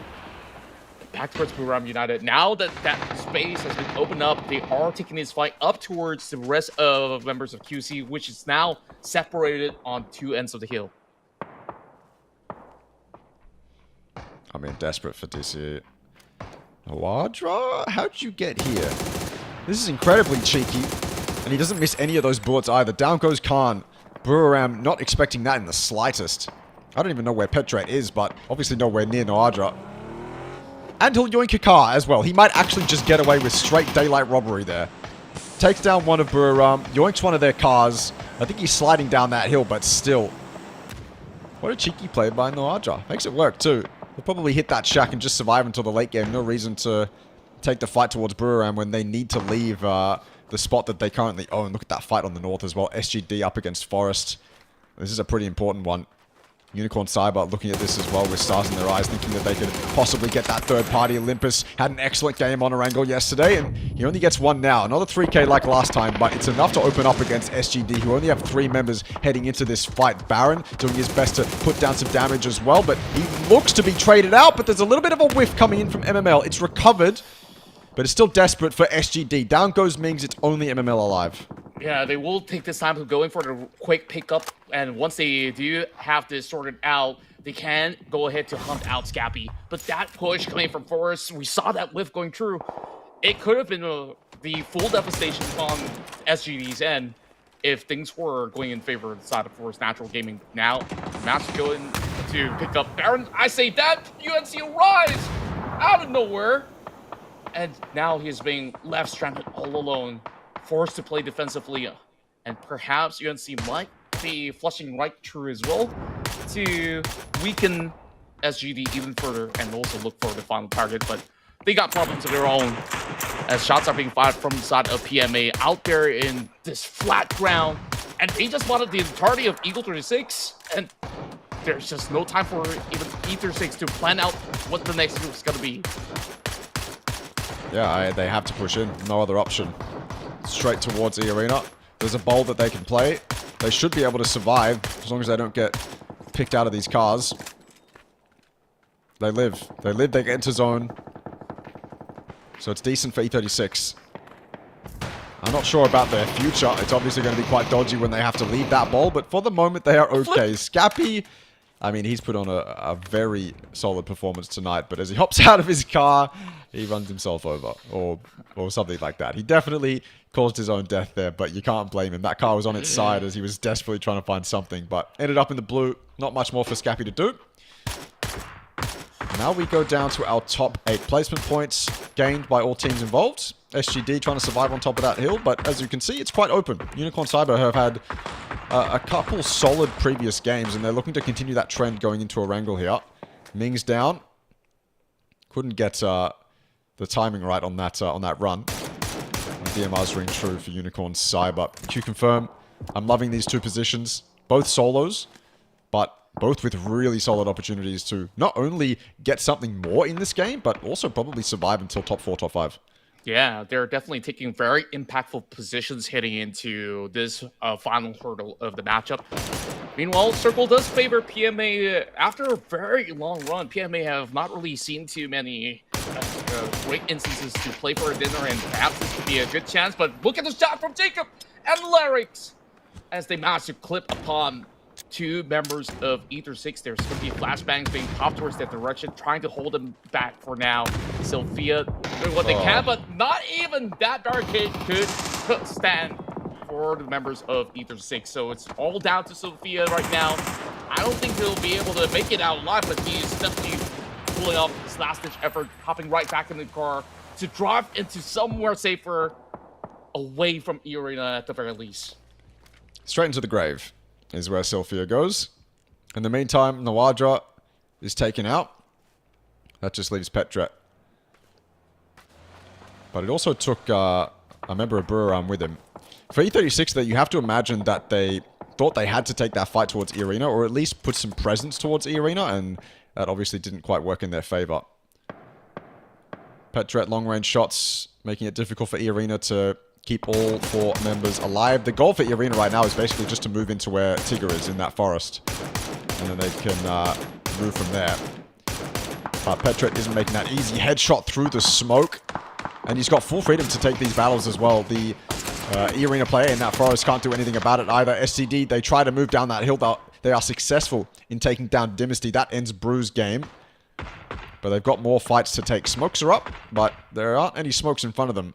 Jervis might have a couple left in his back pocket, but I don't think they do. Oh, Jervis does. Underarming some smokes. Taking that low side ridge as well. Trying to get as low as they can to get more tree cover. And here's E-Arena moving into that spot that... Oh, no. He got out of the car in the wrong line of sight, unfortunately. Lun yoinks that one. And PMA. They survived here early. They had that breach on... from Lock You Up, sorry. And they've survived ever since. They recovered, kept 3 alive, and they are reaping the benefits of that. Absolutely. Now, I guess the only form of threat for PMA is for these teams to just rally onto the same compound, but that is definitely a very big risk to take, considering how prepared PMA are. They have got those low rangers of QC as well as 2 members of SGD pretty much clumped up over on the top end of the hill, so that's not to be the most worrying thing for PMA to deal with later on. So I guess UNC is the only other major threat, which is not exactly within their line of sight at the moment. As they're taking the further end of the northwest. Now we have got Fudat to catch onto the final member of QC. So we only have these 4 teams into play, and it is just absolutely PMA's game to play for. Yeah. Unicorn Cyber could have something to say about that, but I mean, the run between them and safety is an arduous one. E-Arena also have to move. Where did E-Arena go? Do they set themselves up against those hay bales? They just park their cars up there and hope not to get naded? Or do they just straight breach? I think their minds have been made up. They are just straight breaching this compound. Surprisingly enough, they have a little bit of cover to work with. If they park themselves up on the edges of the buildings, there's no one else to shoot at them. Zizzy just unfortunately gets taken out of the car early on. He's not even allowed a chance at survival. And Tigger now looks to get onto the roof. This could cause problems. It also allows Tigger to survive. That high ground isn't super bad for him when it comes to Pachinki Hill, so this is definitely doable for E-Arena, and I think PMA's worst nightmares are coming through. What a god Molotov. Tigger, he'll get knocked to that. 100% knocked to that. I thought Tigger was going to cause so many more issues, but that changes everything. I can't believe my eyes. That was such a smart play with that Molotov. Because Tigger thought that it's going to be safe so long as he plays over onto the corner of the roof, which is actually out of sight, but not out of mind, it seems. 21 with a crazy shot through the head. Destroy now having to deal with this situation, and that holds the rest of the Unicorn Cyber back. PMA looking to be an absolute menace here for the end game, and very, very dominant run for them so far here inside of the Wrangle. If they get this chicken dinner, top 8 is pretty much attainable for the Malaysian side. Yeah, and that means that Malaysian PGC slot will see that fight for it going into the final stage. Still plenty more games to play, but this would be a fantastic setup for PMA. Jacob is going to go out to the blue, doesn't want to give away any points. Might just survive for a little bit longer, put on some first aids and see if he can yoink a kill or 2. I'm sure he's got a stockpile of meds. Oh, well, PMA take it. Another point added to PMA's tally, and they are very valuable, important points. The only other threat in the lobby right now is 𝐏𝐶 𝐈𝐿, and they are finally making their breach. They've delayed it long enough. Defensive nades come out. There's so many smokes inside this building. 𝐿𝐿 opens it up, as he has done consistently this game. He opens it up with 2 more. Those defensive grenades work wonders. 𝐏𝐿 𝐈𝐿's breach is stopped in its tracks in an instant, and now it's SGD that become the threat. 𝐏𝐿 𝐈𝐿 are no longer in this game.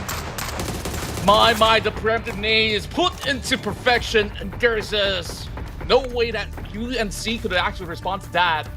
Destroy being sent out on the further edge, and they will also be clipped out. Now it's a full-on Malaysian civil rivalry between the two to claim that chicken dinner, but chances are definitely set for PMA to take this one. Jervis as well as MML, they were spotted from the get-go while they were trying to descend from the shield side, and there's just so little room to play.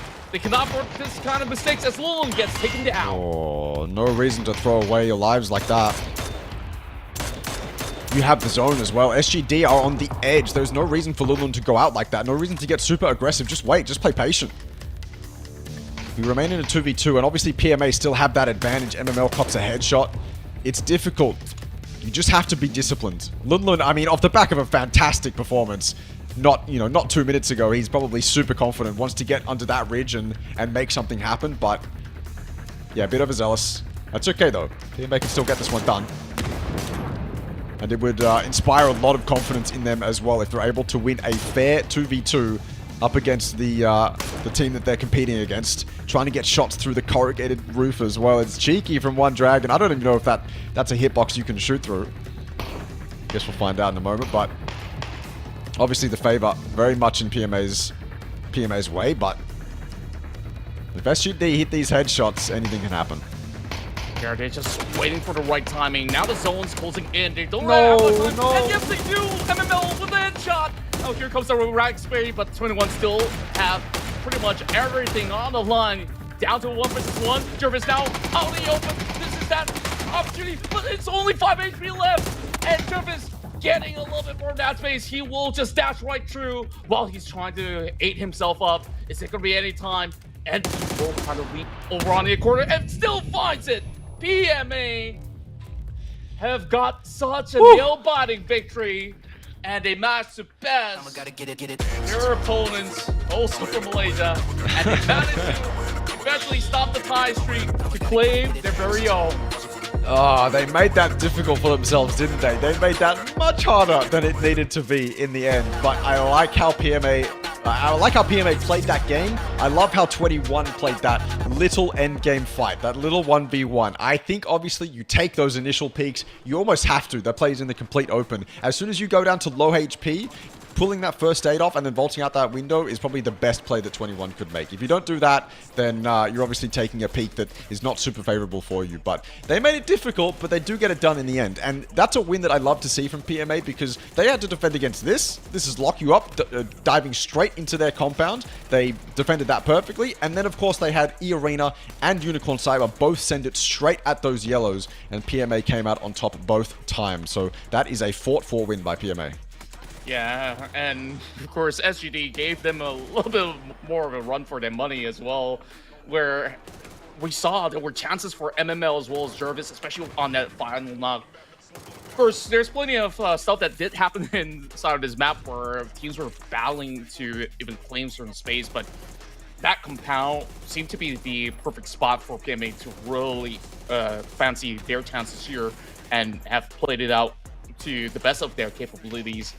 Meanwhile, 𝐸arena, they had to clear so many of all these teams from the south, and once they're done with that, you even see them battling out there in the open where PMA suppressed them, unable to even move out of that position where they have to deny themselves to the play zone. That E36 versus 𝐸arena, I didn't know that it went down that way, but interesting to see that that's how it played out. This is what really made it for me. 𝐿𝐿, I mean, every single kill he needed to get, he got, and those nades were placed perfectly. So fantastic stuff for PMA overall. It's good to see finally another team essentially, out of these 16 teams, we've only seen so many teams hit their stride, hit their peak, right? Even though Reluctant Squad haven't bagged a win, I think you can say that we've seen them play very well. We hadn't yet seen that from PMA. We do that game. 10 kills and a win. That's what we were saying that they needed. That's what we were saying that basically every team down in that bottom 8 needed. PMA do exactly what we were asking for. Yeah, and I'm pretty sure that they are feeling the best form of relief after securing this win. Of course, the run still goes on, but now they will definitely fancy that chance to maintain a top 8 ratio for sure.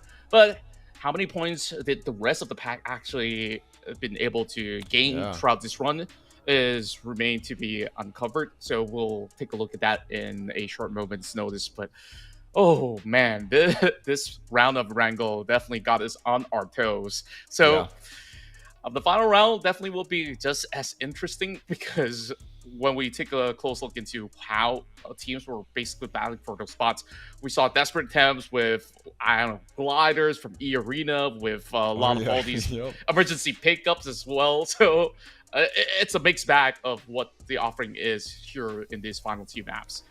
Yeah, it was an interesting zone as well, because it starts out, centers up on Unicorn Cyber next to 𝐏𝐀𝐀𝐃, next to Chopsticks, next to that southern hill, and that's a zone that in your head as a player, you're just thinking, okay, I know how this one plays out. I know where to go. I know what's priority. I know what's good. And then it shifts to that southeastern side a few times, and all of a sudden the game is changed. All of a sudden it's very, very, very different, and now Farmers is priority, and then all of a sudden Farmers isn't priority, and Reluctant Squad get totally screwed out of a decent position. Yeah, insane circles, and to be fair, the circles have been quite harsh as we have played all of these previous 11 games. But yeah, 20 points for PMA, literally exactly what we asked for, and they pull it off. SGD, they're direct rivals. Look, as long as PMA and SGD are both in the top 8, then we can continue to have this Malaysian battle, but it's good to see that SGD still have it in them to perform well going into these matchups, or these games, sorry, where there's a lot less pressure on their shoulders, because SGD almost certainly have already qualified through in that top 8. Unicorn Cyber continue to be consistent, and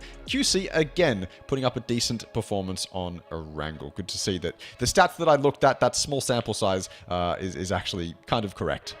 Yeah, and you're absolutely spot on with that as well, where even for certain teams that did manage to make the final hurrah for a top 4 finish, you still see very healthy numbers across the block. And of course, we saw some of all these early game exchanges, which TMP got caught off in rotation. I'm not too worried about TMP. They got healthy amount of points, but for RTL, I feel like any more bad games, they're not going to be able to contest for the top 8 spot anymore. So I guess there's that. But when you want to take a look at the overall standings to elaborate further, PMA just bounce back in the nick of time, because you don't want to wait for the final day. But they're not quite there just yet. They still need about 11 points to catch up to E-Arena at this moment. I mean, look at that leaderboard. 4 teams, 90 points. And, I mean, yeah, it's 9 between Forest and E-Arena. I mean, and then PMA is obviously there as well. I mean, you're right. It's so close. Now, that's what we're asking for. PMA is now in the race. You know, PMA is now in very close proximity to charging into that top 8. And I think, look, that end game had me sweating. Don't get me wrong. But as long as they can fix up those mistakes, then I think PMA has a really solid shot at taking out one of these teams. Buriram and E United, they got their wins today, but in the other games that we've seen from them, it hasn't been super stellar. They've been relatively consistent enough to break into the top 8. But if you're Buriram, if you're E-Arena, you're certainly still not relaxed just yet. They're definitely not off the hook, but of course, we definitely do enjoy this current form that all these teams do have. Maybe not so much for certain teams that might have definitely done better back in day 1, but majority of them are still within the top 8 ratio, whereas it's been some really big recovery rounds, especially from Buriram United, that did manage to get that win. Same goes to E-Arena. Unicorn Cyber, with 73 points, at least they will be wearing a little lesser as compared to the other Thai teams that's currently on 7 as well as 8. So down towards our final game of the night, I believe that if there's still any gas left on the tank, I want to actually see Forest actually put up a better fight, because even in this round itself, I don't think that they've been able to actually get too much off what they've been able to put throughout the course of the run. So if they don't do more, PMA could easily just take that away. Yeah, and it's probably telling that Forest have 61 points and yet we haven't really seen their peak. It's very interesting because, again, I think that we've seen good things from them. They're just on the cusp of breaking into greatness at the moment. So yeah, hopefully on this final game of Erangel, we can see stellar things from them. We've seen good things from them. Now we want to see stellar things from them. That's what we're looking for. Unfortunately, in that game, DCE E36, they're not out of the race just yet. Don't get me wrong. We've got 7 games left. Anything can happen, but they did fall a little bit more short, which makes it all that more stressful to fight for that top 8. Yeah, you're right. The Thailand streak is broken. 𝐾𝐿 and Forest are now fighting over the one final Thai win of the night, but PMA do get it from Malaysia. Even if PMA didn't win, it wouldn't be a Thailand team to win. So it's good to see that the other regions in the lobby are showing up as well. Yeah, that's right. I just couldn't really get over that end game where SGD could also be the other Malaysian team to be able to take this, but of course, I'll take this. PMA needed this win so much more, whereas SGD, they're still pretty much tied for that #1 spot with that 94 pointer, so there's still plenty of opportunities just with maybe just a couple of kills to be able to sort that one out. So that being said, oh boy, I can't wait to see what is going to be displayed on our screen in a couple more minutes, because this is definitely going to set the tone for tomorrow, where everyone will be putting everything on the line in order to make it to the top 8. But for now, it's good to see stiff competition from the middle of the pack and also from the top of the leaderboards as well, where it's been a slugfest between some of these teams. Yeah, I think this is it's not as good as we could have, but it's decent. We've got a couple teams fighting for spots in that top 8, and we've got a couple teams on the cusp of falling out of the top 8. So in terms of spectator sport, that's a pretty decent thing to be looking out for. And of course, you have that PMA and SGD fight that we have to talk about. You can obviously look at the performances of the teams within the top 8, and you can start to build narratives about how they're going to perform in that finals lobby. It is a bit weird, obviously, with a lobby where you just need to make top 8. There isn't really much to be gathered from the teams that are in that top 8. It's like you're either 1st or 8th. It doesn't really matter.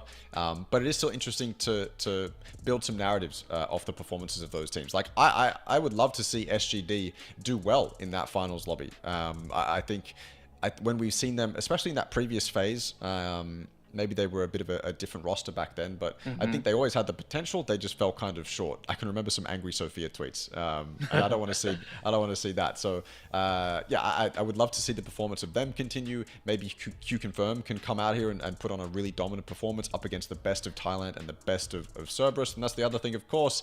Yeah, it's day 2, but I'm still thinking about how the top teams in this lobby are going to perform up against the Titans of Thailand and Vietnam. It's very interesting, but maybe I'm thinking far too ahead for this lobby. We've still got 7 games left.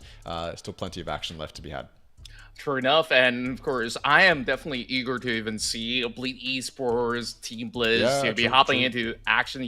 Like it's not just going to be a whole lot of all these big Thai names as well. Cerberus Esports being the absolutely dominating team coming from Vietnam, so there's plenty that will slowly unwrap once we do get into the next week. But for now, I'm liking what I am seeing. I'm convinced that the playing teams will definitely do themselves justice once they make it into the final stage. And of course, how many spots exactly are there to be able to make the cut for PGS 5 as well as 6? Of course, we'll also get that uncovered by the time. There's 4 slots. So top 4 out of the next lobby go through to PGS 5 and 6. So it's a lot more hectic, than just top 8. It's a lot more cutthroat. And of course, we have PGC points on the line as well. It's probably a good thing as well to think about, okay, well, if E-Arena don't make it into the top 8, if they fall out, if this team falls out, if this team doesn't make it in, how does that affect their PGC points? And that's certainly something to be looking at. If you didn't qualify, then obviously there's not any chance of you getting PGC points. That's why it's rough for a team like Armory Gaming, who didn't qualify through, because they had at least a bit of a bank of PGC points that they could build off of, but no longer can they do that. So that's something that we absolutely have to keep an eye on as well. Yeah, speaking of which, I'm also taking a close look into the current PGC points tally, where, of course, the teams that are currently in the play-ins that have been able to garner a little bit of points out there, I would say DZX is definitely at risk right now because they haven't really found that momentum for these 2 days. So they've had 60 points, so that might be nil heading into finals if they don't make the cut. Meanwhile, Unicorn Cyber has 80, Take Me Please has 110. So relatively interesting if, let's say, if somehow somebody does not make it to the finals or they just choke out throughout the course of the finals, then these are some of the potential names that we might actually see appearing to represent APAC. Yeah, look, I feel like obviously this is speculation. This is just me waffling because we're waiting for the game to start. But I feel like when we get to that finals lobby, there are teams on paper that you have that are strong enough to take the top 4 slots.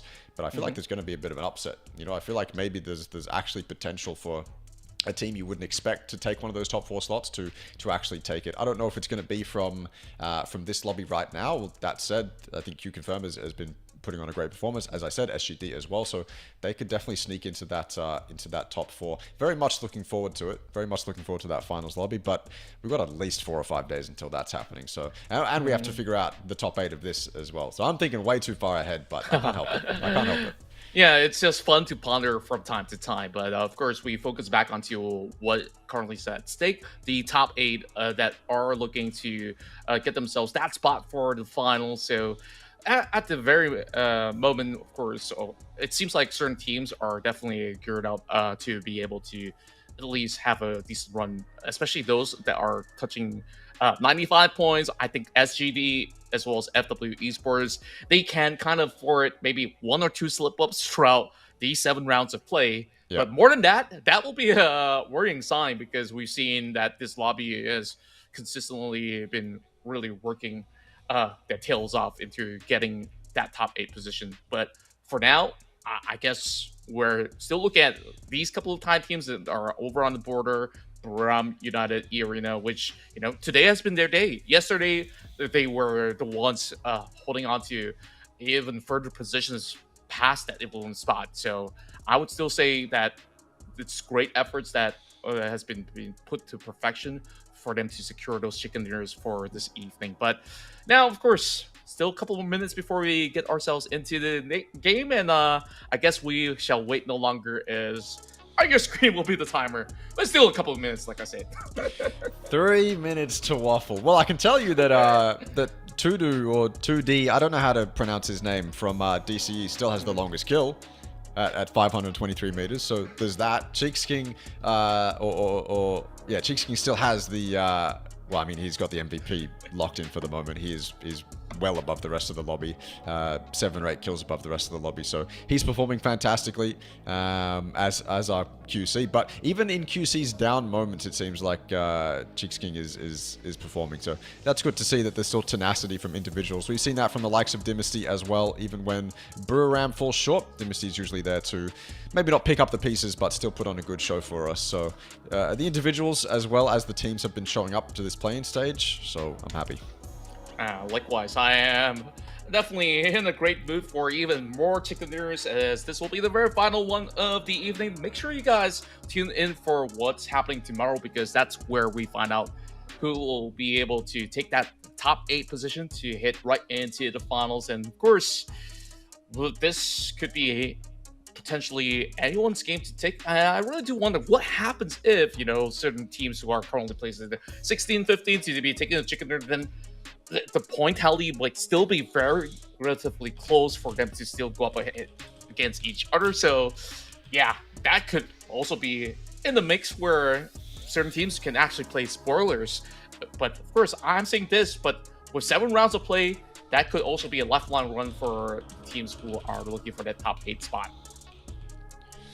Well, A minute and 45 now until we get to Erangel. Hopefully we see a hot drop. Hopefully we do see a hot drop. That would make me a happy chappy as we go into this final game. I think the Fairy Pier one is solidified, but maybe if we get a really weird plane path, like a northern one or something like that, then we'll be able to get some early action. Haven't seen, well, I guess that's the other thing, is what kind of circles do we want to see? Now that we've passed 3 games of Erangel, we've had a military island, we've had an ending next to Pachinki Hill, and we've had the ending. Where was it? Help me out here, Contra. Where was the other ending? I'm thinking about it. Where exactly was it? Was it somewhere close to the north? Oh, I recall it was in between Severny as well as Stabber. That was the very first game that was played out. You're right. Yeah. You're right. So we haven't had anything over on the west side. So no, not really. Perhaps Lipovka? Maybe Lipovka would be fun. Yeah, I mean, I love a mansion ending. It does get interesting. I mean, most of the zones on Erangel are people will know what to do. I'm thinking maybe like a straight up Everest ending. Like, just imagine the chaos that that will be had if you have insane APAC players just taking full-on terrain fights on top of Everest, right? Like, you just have that phase 7 and it's just entirely on top of Everest. I reckon that would be incredibly entertaining. That is probably the circle I'm most looking forward to.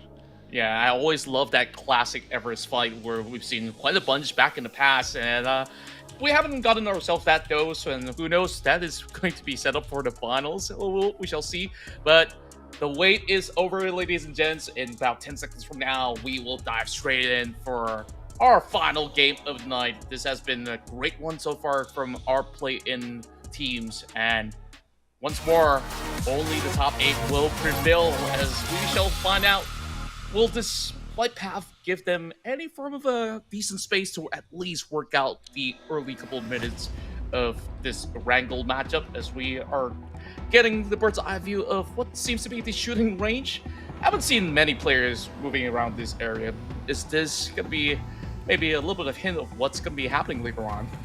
I think E-Arena looted up here a couple times on day 1, but yeah, but the plane paths haven't really been too close to that northern side. They are now, though. Stalba all the way down to Primorsk, it looks. So pretty fair for the most part. Everyone should be happy with what they've got. FW out on the north. E36 very close to Rustrial as they head down towards school and apartments. But I mean, they could actually get into it. Look at their parachute paths kind of colliding now. They're almost on collision course as they go for these hard spawns. So E36 and Rustrial could get in an early biff. Just have to see which cars they go for, which compounds they go for. Do they play it smart? Do they send one into the compound while others go for the car? It looks like E36 have dropped early. They'll be looting compound split. Rustrial will go further. And as we take a look at the bigger picture, it also looks like everyone else is avoiding early game action, so I am a sad boy. Oh, yeah, and despite them trying to avoid certain fights, we're looking at BRU floating next to each other. It's Unicorn Cypher. They get their parachutes tangled up. They're fighting for that vehicle. BRU might just have the upper hand in that one. And perhaps They've got 2 cars. They've got 2 cars. 2 different cars. Okay. We're okay. We're okay. Oh, okay. I can breathe for now. Almost. That zone, though, I mean, we get a Western zone. I mean, we could end up where we were last game, but I think it's unlikely. Could be a quarry ending, could be an observatory hill ending, maybe even end up on the coasts. Either way, X Stadium in a position where they do need the points, and they've got gifted a lot of time with the zone. Edie, I mean, no better spot to be in this zone. Straight in God compound, he'll loot it up, he'll stay there, call his teammates over as quickly as he can. You do not want to lose that spot. You can already imagine the kind of splits that Buram are going to go for. Unicorn Cyber also with an opportunity to rotate into Observatory on that northern side. TMP most likely going to backfill, end up on Radio or something like that. Or can also use Everest as a bit of high ground scouting. Reluctant Squad in a solid spot as well. They've got kind of their pick of the litter over by Quarry. And so all those teams will have fantastic priority positions, and most of the other teams in the server are all the way off to the northeast or just not in that zone in general. Yeah, it might actually be a tough run for the side of E-Arena, who's all the way in the corners of 𝐾𝐏𝐻 being the furthest away from the zone. But of course, a little pickup could actually help them get by. While we take a quick look over onto the PJC team. And the Force 36 have got at least good rounds going for them throughout the course of day 2. And they should be able to at least get themselves closer and closer into the top 8 ratio.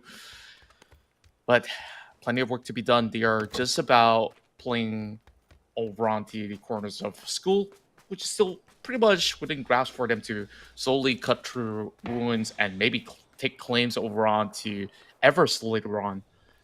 Whereas, like you said, BRU, this is a really perfect start for them. So I wonder how they will eventually make good use of all these form of spacing. As I'm taking a look at the minimap, they are just having themselves hunkering closer and closer into the quarry section. Reluctant Squad will hear all these footsteps, so I'm not too sure if they will be able to get this catch, but I don't think he notices HongF's presence at the meantime.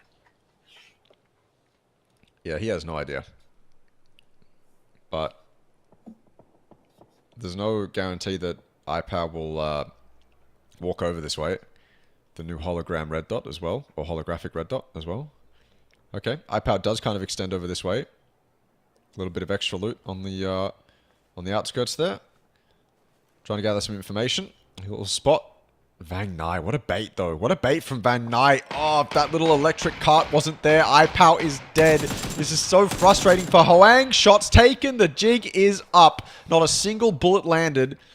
And now 𝐴𝐿 has a chance to fight back. Hwoang needs to get this 1v1 off. He needs backup to arrive, and backup is arriving. 𝐿9 pulls up on the hill, but at the exact same time, you can say the same for 𝐿𝐋. Now 𝐴𝐿 has cover from afar, but maybe a bit too late. 𝐴𝐿 has to choose to back out of this, run as far away as he can, because this is a swarm from Reluctant Squad. 𝐴𝐿 stuck inside that warehouse. I don't think Metal D can do anything realistically here to defend against Reluctant Squad pushing into 𝐴𝐿's warehouse. 𝐴𝐿 has one. That Vector is doing work. He's got two. No chance for Reluctant Squad to do anything. Close range Vector, can't really beat it. And so he shuts down Reluctant Squad entirely. Jun is the only other man here, but he wasn't in close proximity to get that trade, so 𝐴𝐿 has survived. Wow. He's not supposed to be let off the hook just like that. And to be fair, HongF has plenty of chances. They try to set up this decoy and absolutely botched that one. Now, perhaps Jun could basically turn over a new leaf from this one. But the problem is, the rest of XF have arrived. But great work coming from the side of Zayu, who will be able to catch him off guard. So it's still relatively a fair trade that will go through. Jun now, cheeky angles, missing the mark only by a split second, but that nade does connect. So no chance for a revival to go through. Reluctant Squad still has 2 members, so this is just a straight up 2v2. And of all places, this fight over on Quarry is something that I wasn't expecting so early on. Is 𝐴𝐿 DC'd? I think he's DC'd. He sat still in that warehouse. I don't think he's looking at the ground. Rough for 𝐿𝐋. Hopefully he can rejoin the game in time. At least I'm assuming he's DC'd. He's not moving, he's looking at the ground. He could be healing with boost and things like that, but he's not. So 𝐿𝐋 go for that res. They successfully get that res. And Reluctant Squad now turn this into a 2 versus 4. Jun has been so solid tonight, especially with the AR sprays, but this might be asking too much. 𝐴𝐿's back. Probably had to go AFK for a bit. Let the dog out or something. Who knows? Well, it's been a long day. It has been a long day. He ordered dinner and it arrived. Maybe a quick run to the loo could also be likely, but of course, in the midst of a battle, I would say that he would definitely want to hold it in for a little bit more, but that's that's confidence. That's just alpha material. Oh, could be it. Now nades are being lobbed right into Shushu, having a little bit of a tough run as he is trying to avoid shots coming from Zigzag. That is going to be a different fight taking place while Long K goes ahead to push right through, finds that perfect angle as Zigzag to spot out Zayu. Going for a little bit more, Jun 4 HP! As to find a little bit of cover right behind these containers. I believe there might not be any form of deflates for them to work with, or else that could easily push him through. But as he tries to turn his way around, it will still be caught up by the rest of XS, so that is a perfect ace with 4 points intact. Well done from 𝐿𝐋. They've really recovered that, obviously off the back of 𝐴𝐿's heroics. That was fantastic from them. That was looking like Reluctant Squad's territory, right? They had Quarry all to themselves. And 𝐿𝐿 just missed his opportunity. Whiffed his lines, couldn't get the shot lined up. Probably took the wrong shots at the wrong time. And 𝐏𝐶 keep it clean. Really, really, really good to see. Ram, of course. Occupy God compound. And as Forest rotate, they've got rotators on the ground and in the sky.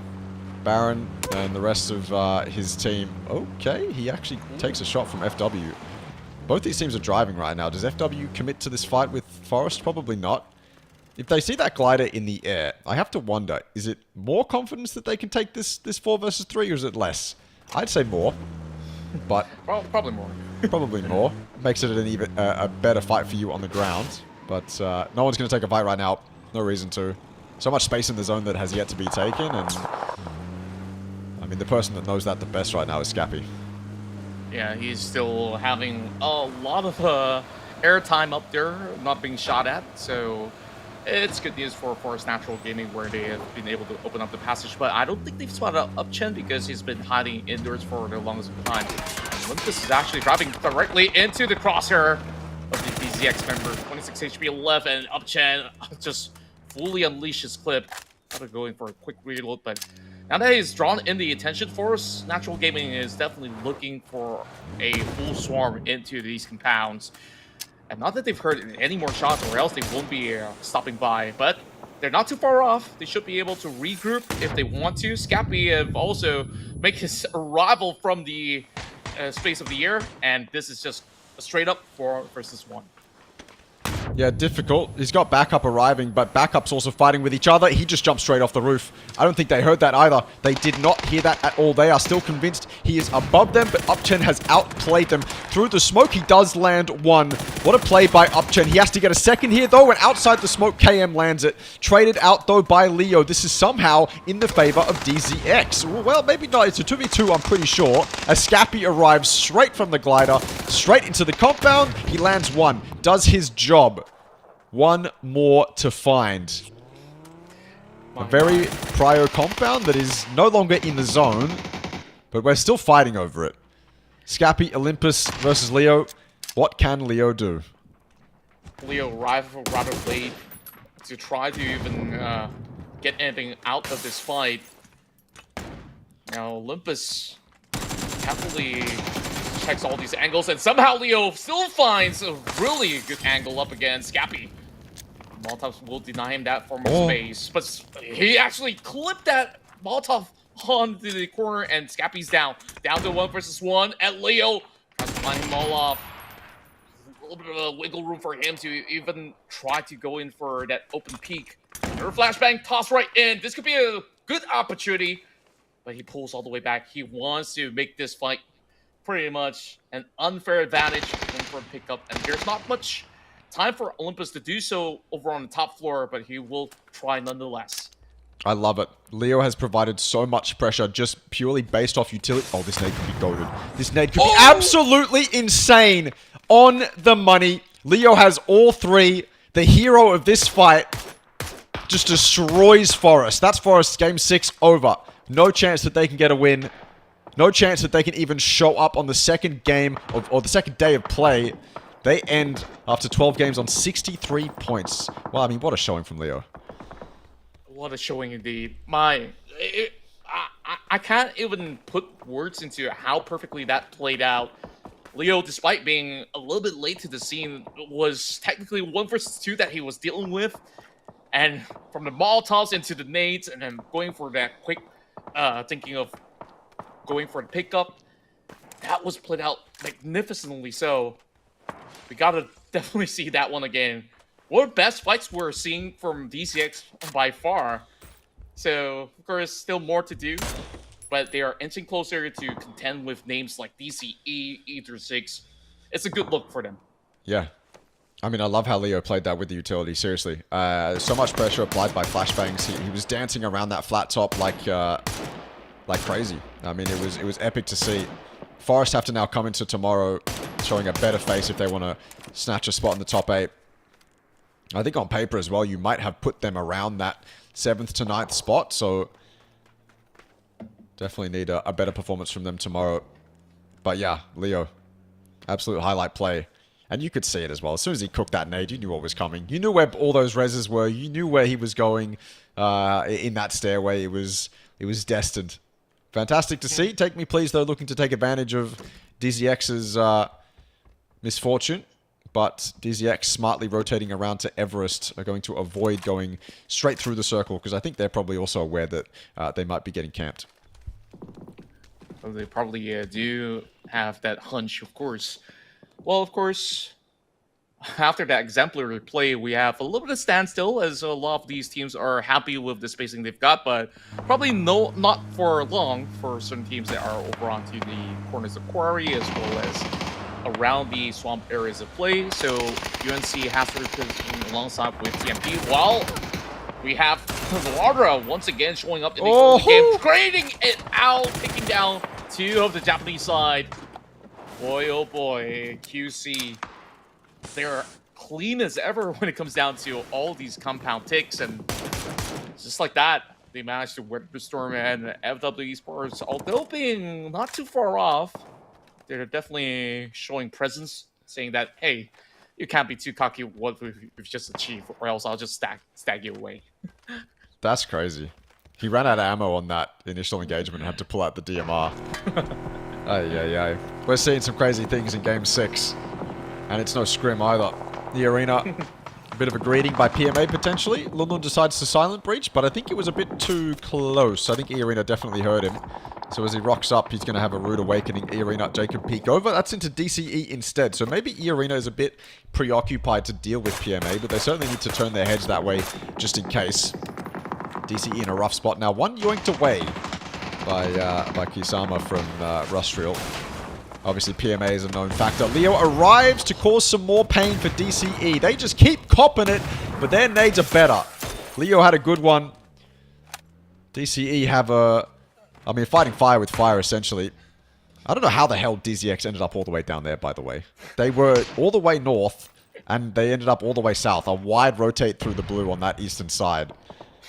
No clue, but that was absolutely risky from DZX, and we had so many good words to say about DZX, but that decision definitely was very costly, and considering the fact that they're only playing with these two members, reaching a compound with teams already inbound isn't exactly the most ideal move, to say the very least. But hey, perhaps it's just one of the desperate attempts, because there's not many space that is available over onto the fields of 𝐏𝐀𝐀 at the very same time. While that's happening, since he managed to get a catch over onto one dragon, PMA might be able to go in for a revival, but just from the looks of it, playing through the spine of the kill will probably still provide them a little bit of cover for the moment, but waters are now being shot up in the air. I wonder, where does it actually land?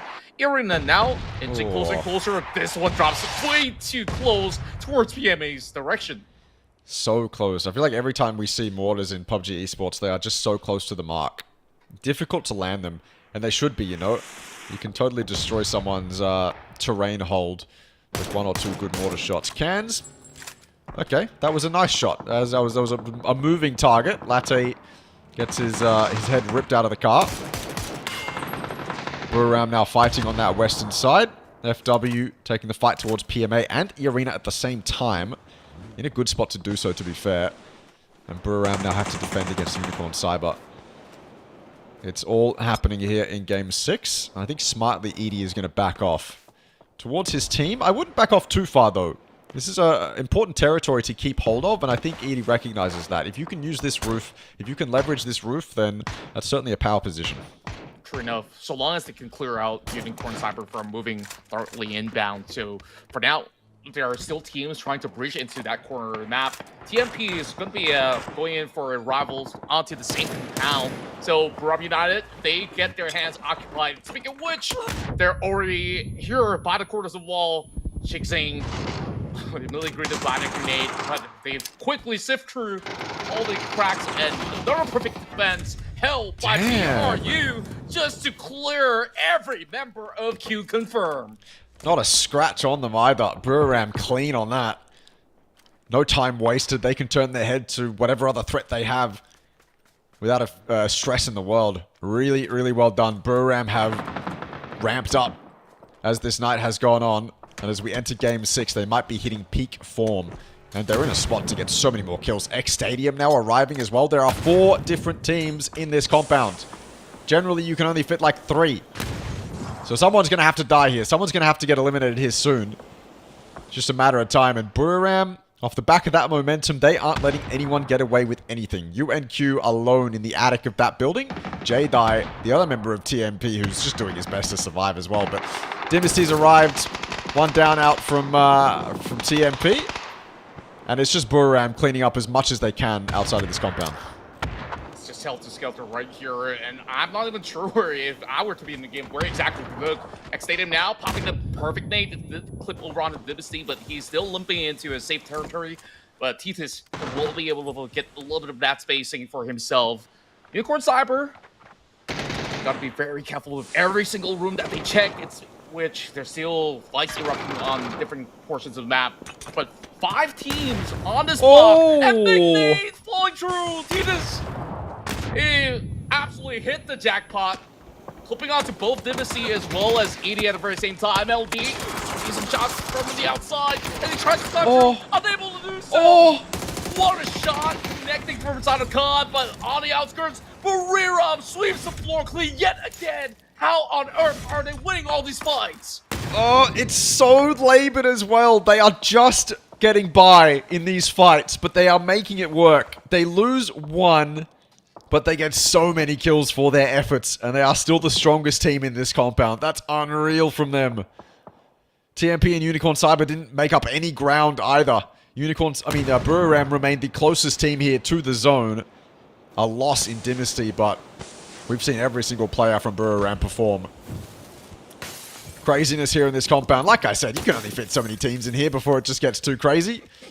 And it's been crazy for the last couple minutes or so. TMP now trying to make their way. They are pincered in between Unicorn Cyber and Buriram, but that's a nicely placed smoke, and no one's peeking the top floor, so TMP try to sneak by, but as they do so, Unicorn Cyber push out of that barn. Oh man, that still carries a pump shotgun hitting into this phase 5, but obviously he'll be able to actually go for a switch, but it is definitely a weapon of choice for you to clear some of these compounds. While shots are being traded back, Unicorn Cyber still dealing with the situation. BRU oozing with confidence. They're sending TD on the outskirts to have a little bit of glimpse, and of course pressure is on UNC side. Not sure if there's going to be any vehicles for them to book out. I do spot the UAZ parked around that corner. Perhaps it's better for them to try to avoid going in for a full collapse against BRU. And there's still UNQ holding on to the further end of the compound. They managed to spot out Knaxi, and that's actually coming in from 6 to 9. So they still see an opportunity to just fight their way through, because they might not even make the cut into the circle. Yeah. They're going to fight for it. As does everyone right now. Luckily for all these teams involved, it doesn't seem like anyone is looking to third party just yet. ED gets another one, almost the turnaround, but 𝐿𝐷𝐼's quicker. He's got the better position. That fence makes it difficult, but 𝐾𝐿 has been so good this game and continues to deliver. And he's got this power position too. He'll happily sit here in the blue and wait for 6, 7, 8, 9 to show himself. He just has to be careful of UNQ in the backside. He is almost another turnaround. People are giving Buriram far too many choices here. Or far too many chances, sorry. Ay. Close, but Buriram, after all of that, they do get taken down. But they racked up 12 kills in this game. Well, that's pretty much more than a chicken dinner in the back already. So I'm pretty sure they can be proud of their performance here for day 2. Not only getting into the top 8 cut, but also with such a banger of a round. Dealing with, 5 other teams in such a tight space is definitely no easy feat at all. But while that settles, UNC is definitely happy that that final member was being picked up, because now he might be able to just squeeze through the blue zone, but I'm wondering if he will be able to have just about enough meds to get by. DC on the lower ground, while eArena's also in a decent position to also look for a couple of all these trades from the south side. Bigger trades, UNQ all alone, and it is 6 to 9. It eventually comes up on top. All right, well done. Goes down to the blue, but he did his job, or what was remaining of his job. And we can finally stop focusing on that compound. It was entertaining while we were there, but there was this whole other game happening outside of those walls that we hadn't yet really spectated. And now we get to. SGD looks like they are in firm control of their side of the zone. Lock you up. I mean, they're proning. They're proning. They're in that low ridge. That's how much control SGD have right now. Juan so far back. 𝐾𝐿 trying to put up a bit of a fight, but for his efforts, he just gets headshot by Jacob. I don't think Lock You Up are going to live past this phase 6. Everyone is holding them out of the zone. Everyone is out of the zone themselves. The only team right now in this zone is FW. And there's only one member of FW in this zone, and that's Banana One. Everyone else is fighting on the edge. Hey, Banana One, despite being alone, you remember what happened in Miramar. He could still have a whole lot to offer. But of course, that is to be seen later on. Jacob now receiving a big nade coming from 𝐷. Not only is he a super sharp shooter, he definitely has been able to squeeze some of these miraculous nades. That opened up a little bit more of a space for 𝐷 Esports to extend their wings to close up against these members of Arena. And perhaps also buying a little bit more time for Lock You Up to take advantage of this current scenario. While SGD, they're taking pot shots, finding Xuan out there in the open. Like I said, Lock You Up is in such a dire spot, so they won't be able to make the cut. This is your top 4 at the moment. We got good representation all around. Still having 2 Thai teams to be able to fend off against the rest of the pack. Pretty much healthy and live at the very same time, but they're not exactly in the zone just yet. Molotov out. Trying to flush these Arena players out of the building. Stop them from having that much control, but I think it's really all for naught. A nice headshot from Always Me, but the blue is what is really his demise right now. Down goes DCE. Some nice utility, and SGD will put in some bullets as well, but Arena survive. They should be able to get that res soon. Maybe not in time. They're going for it. Have to remember, though, the blue is on their backs, and FW have moved up. This is our top 3. I mean, it doesn't really look like a game where many teams have survived. It's 25 minutes in, and we're down to our top 3, so interesting one, to say the least. Nade out, 𝐿𝐿𝐿 steps on it. Entirely steps on it. 𝐷 happy with that one, and FW, again, kind of walk into another situation where they will happily take these third parties. They will happily reap rewards against weakened teams. They don't even take any shots. It's just grenades that FW have to use to take out Arena. Oh, it's such a sad way to go out. They have no space to play out. Pressure on from both SGD as well as FW Esports, and now it's between these 2 spots to play out for the final win of the evening. But now One has been booking a spot for his own for a long time, and SGD, they were not all too worried about getting those space in between because they understand that there's plenty more fights taking place, which they managed to also get a couple of points off. Now, I don't think they will notice of Banana One's position right now, but they certainly do know there are a couple of FW members up the hillside, which is why they're sending Jervis as well as MML to take a closer look. Proning up. You mentioned Banana One having been here for a while, but he then got spotted. And so any element of surprise he had is now gone. In fact, Pain has kind of taken that spot. He's almost far too deep for FW to even predict it. He's closer to the edge of zone than anyone. Well, maybe other than 6sax, but he's also now pushing out of the zone. So Pain with a lot of pressure on his shoulders. Banana One obviously aware that someone could be here. You can't spot everyone on these jump peaks, so you got to be really careful of these prone players in front of you. Banana One playing a bit too loose. If he oversteps the mark, he goes down. 𝐿𝐿𝐿 opens it up. He hasn't been as consistent as usual tonight. It's been the Banana One show a lot of the time, but 𝐿𝐿𝐿 obviously still formidable. And Pain is choosing his timings well enough, but not good enough. 6sax, there's always someone wider. There is always someone wider, and Pain wasn't looking that wide. SGD now on the back foot. SGD had a really good idea, but it really felt like they stretched themselves still a little bit too thin, while the rest of FW just had full squats and towards the corners to be able to keep check. And now down to Jervis as 𝐷 goes in for the rush, dropping in the stun grenade. And perhaps he's just looking to deny himself and give this win over to FW Esports. Massive nades will secure it. And there you have it. 2 wins for tonight for FW Esports.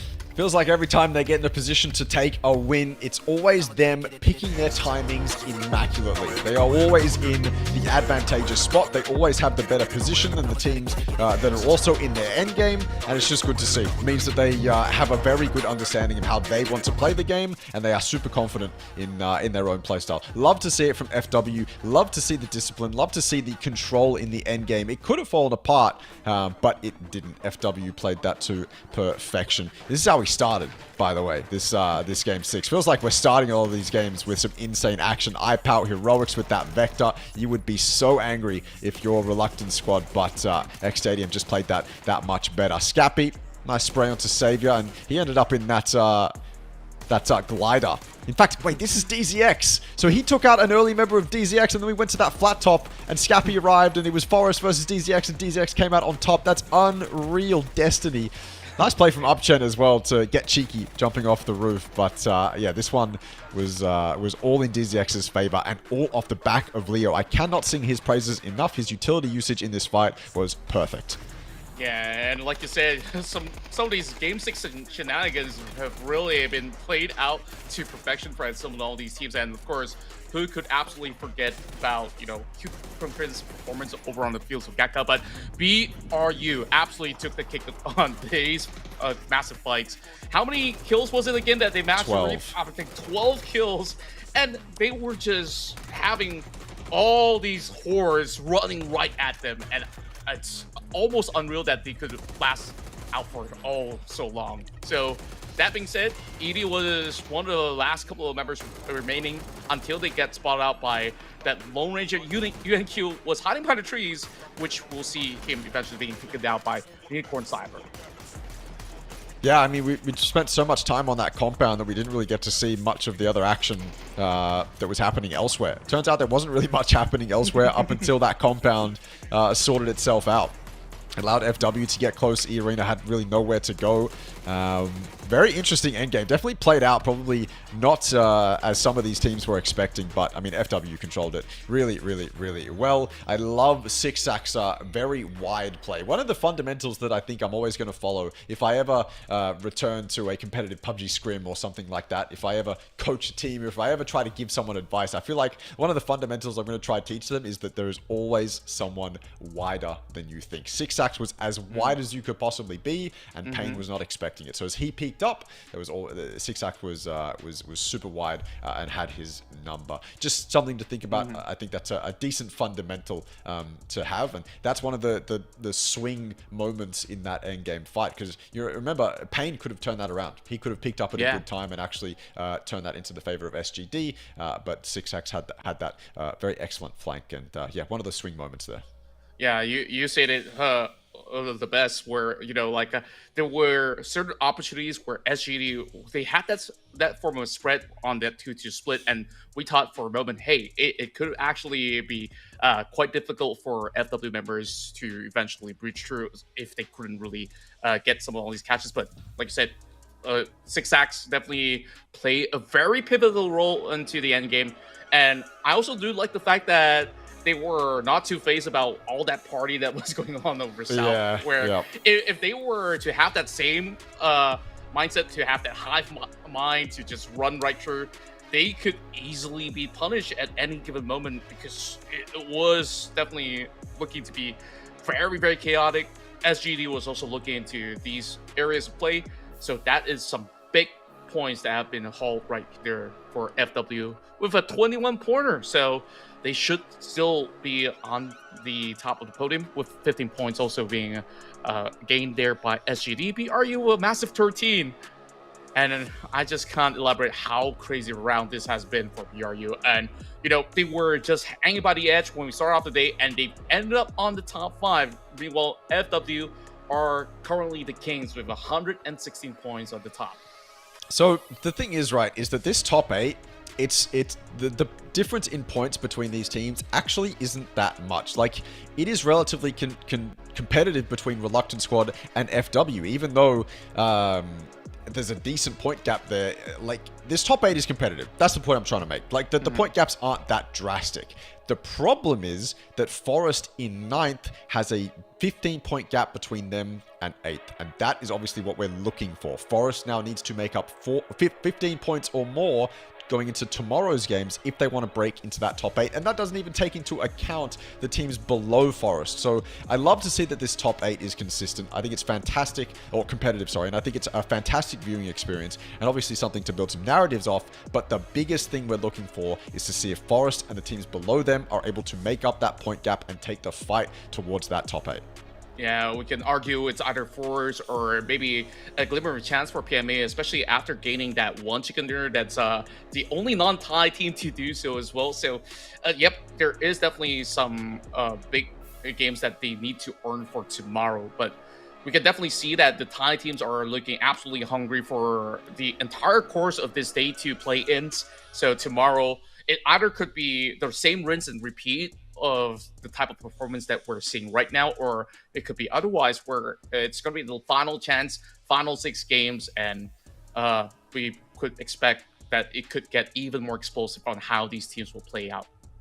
Well, the thing is going into tomorrow's games, as we approach the end, you can start to see teams take out other teams that they don't want in that finals lobby. And the biggest example of that, obviously, is SGD and PMA. If PMA get close, or if SGD confirm themselves in that top 8, which I feel like they should have done by now with over 100 points, they can go into tomorrow and they can just grief PMA. They can make their life a living hell just to make sure that PMA don't qualify to the top 8 and guarantee SGD that Malaysian PGC slot. The same is also said for any of the other teams in the top 8 who feel like they've confirmed it. If they have any rivals, any drop spots that they are contesting with, they have the entirety of tomorrow to stop those teams from qualifying. And so that's something I'm very excited to see as we head into tomorrow's games. That's the biggest thing for me as we go into tomorrow, because I feel like that top 8, while it's not solidified, it is close to being solidified. Like those 8 teams have made a big enough gap, not only through the eye test, but also numerically on the leaderboard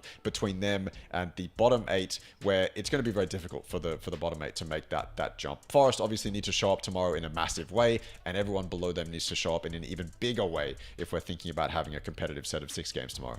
Yeah, I love the ideation of potential hot drops between the Malaysian side, and I wonder if that's actually in the works, especially now we see that gap needs to be closed by PMA in order to make that top 8 cut. And of course, they are battling up against Forest in order to even make it pass into the top 8. So definitely, there's plenty of stories to be told, but of course, we'll save a lot more for tomorrow. We definitely want to thank all of you guys watching, but of course, we haven't really wrapped everything up just yet. Of course, with what we've been able to see so far, it's just incredible PUBG. Make sure to follow us on all social media platforms to stay up to date on the latest happenings and the scheduling for all the tournaments, as it'll be the wrap up for day 2. Extreme, any words before we close off the night?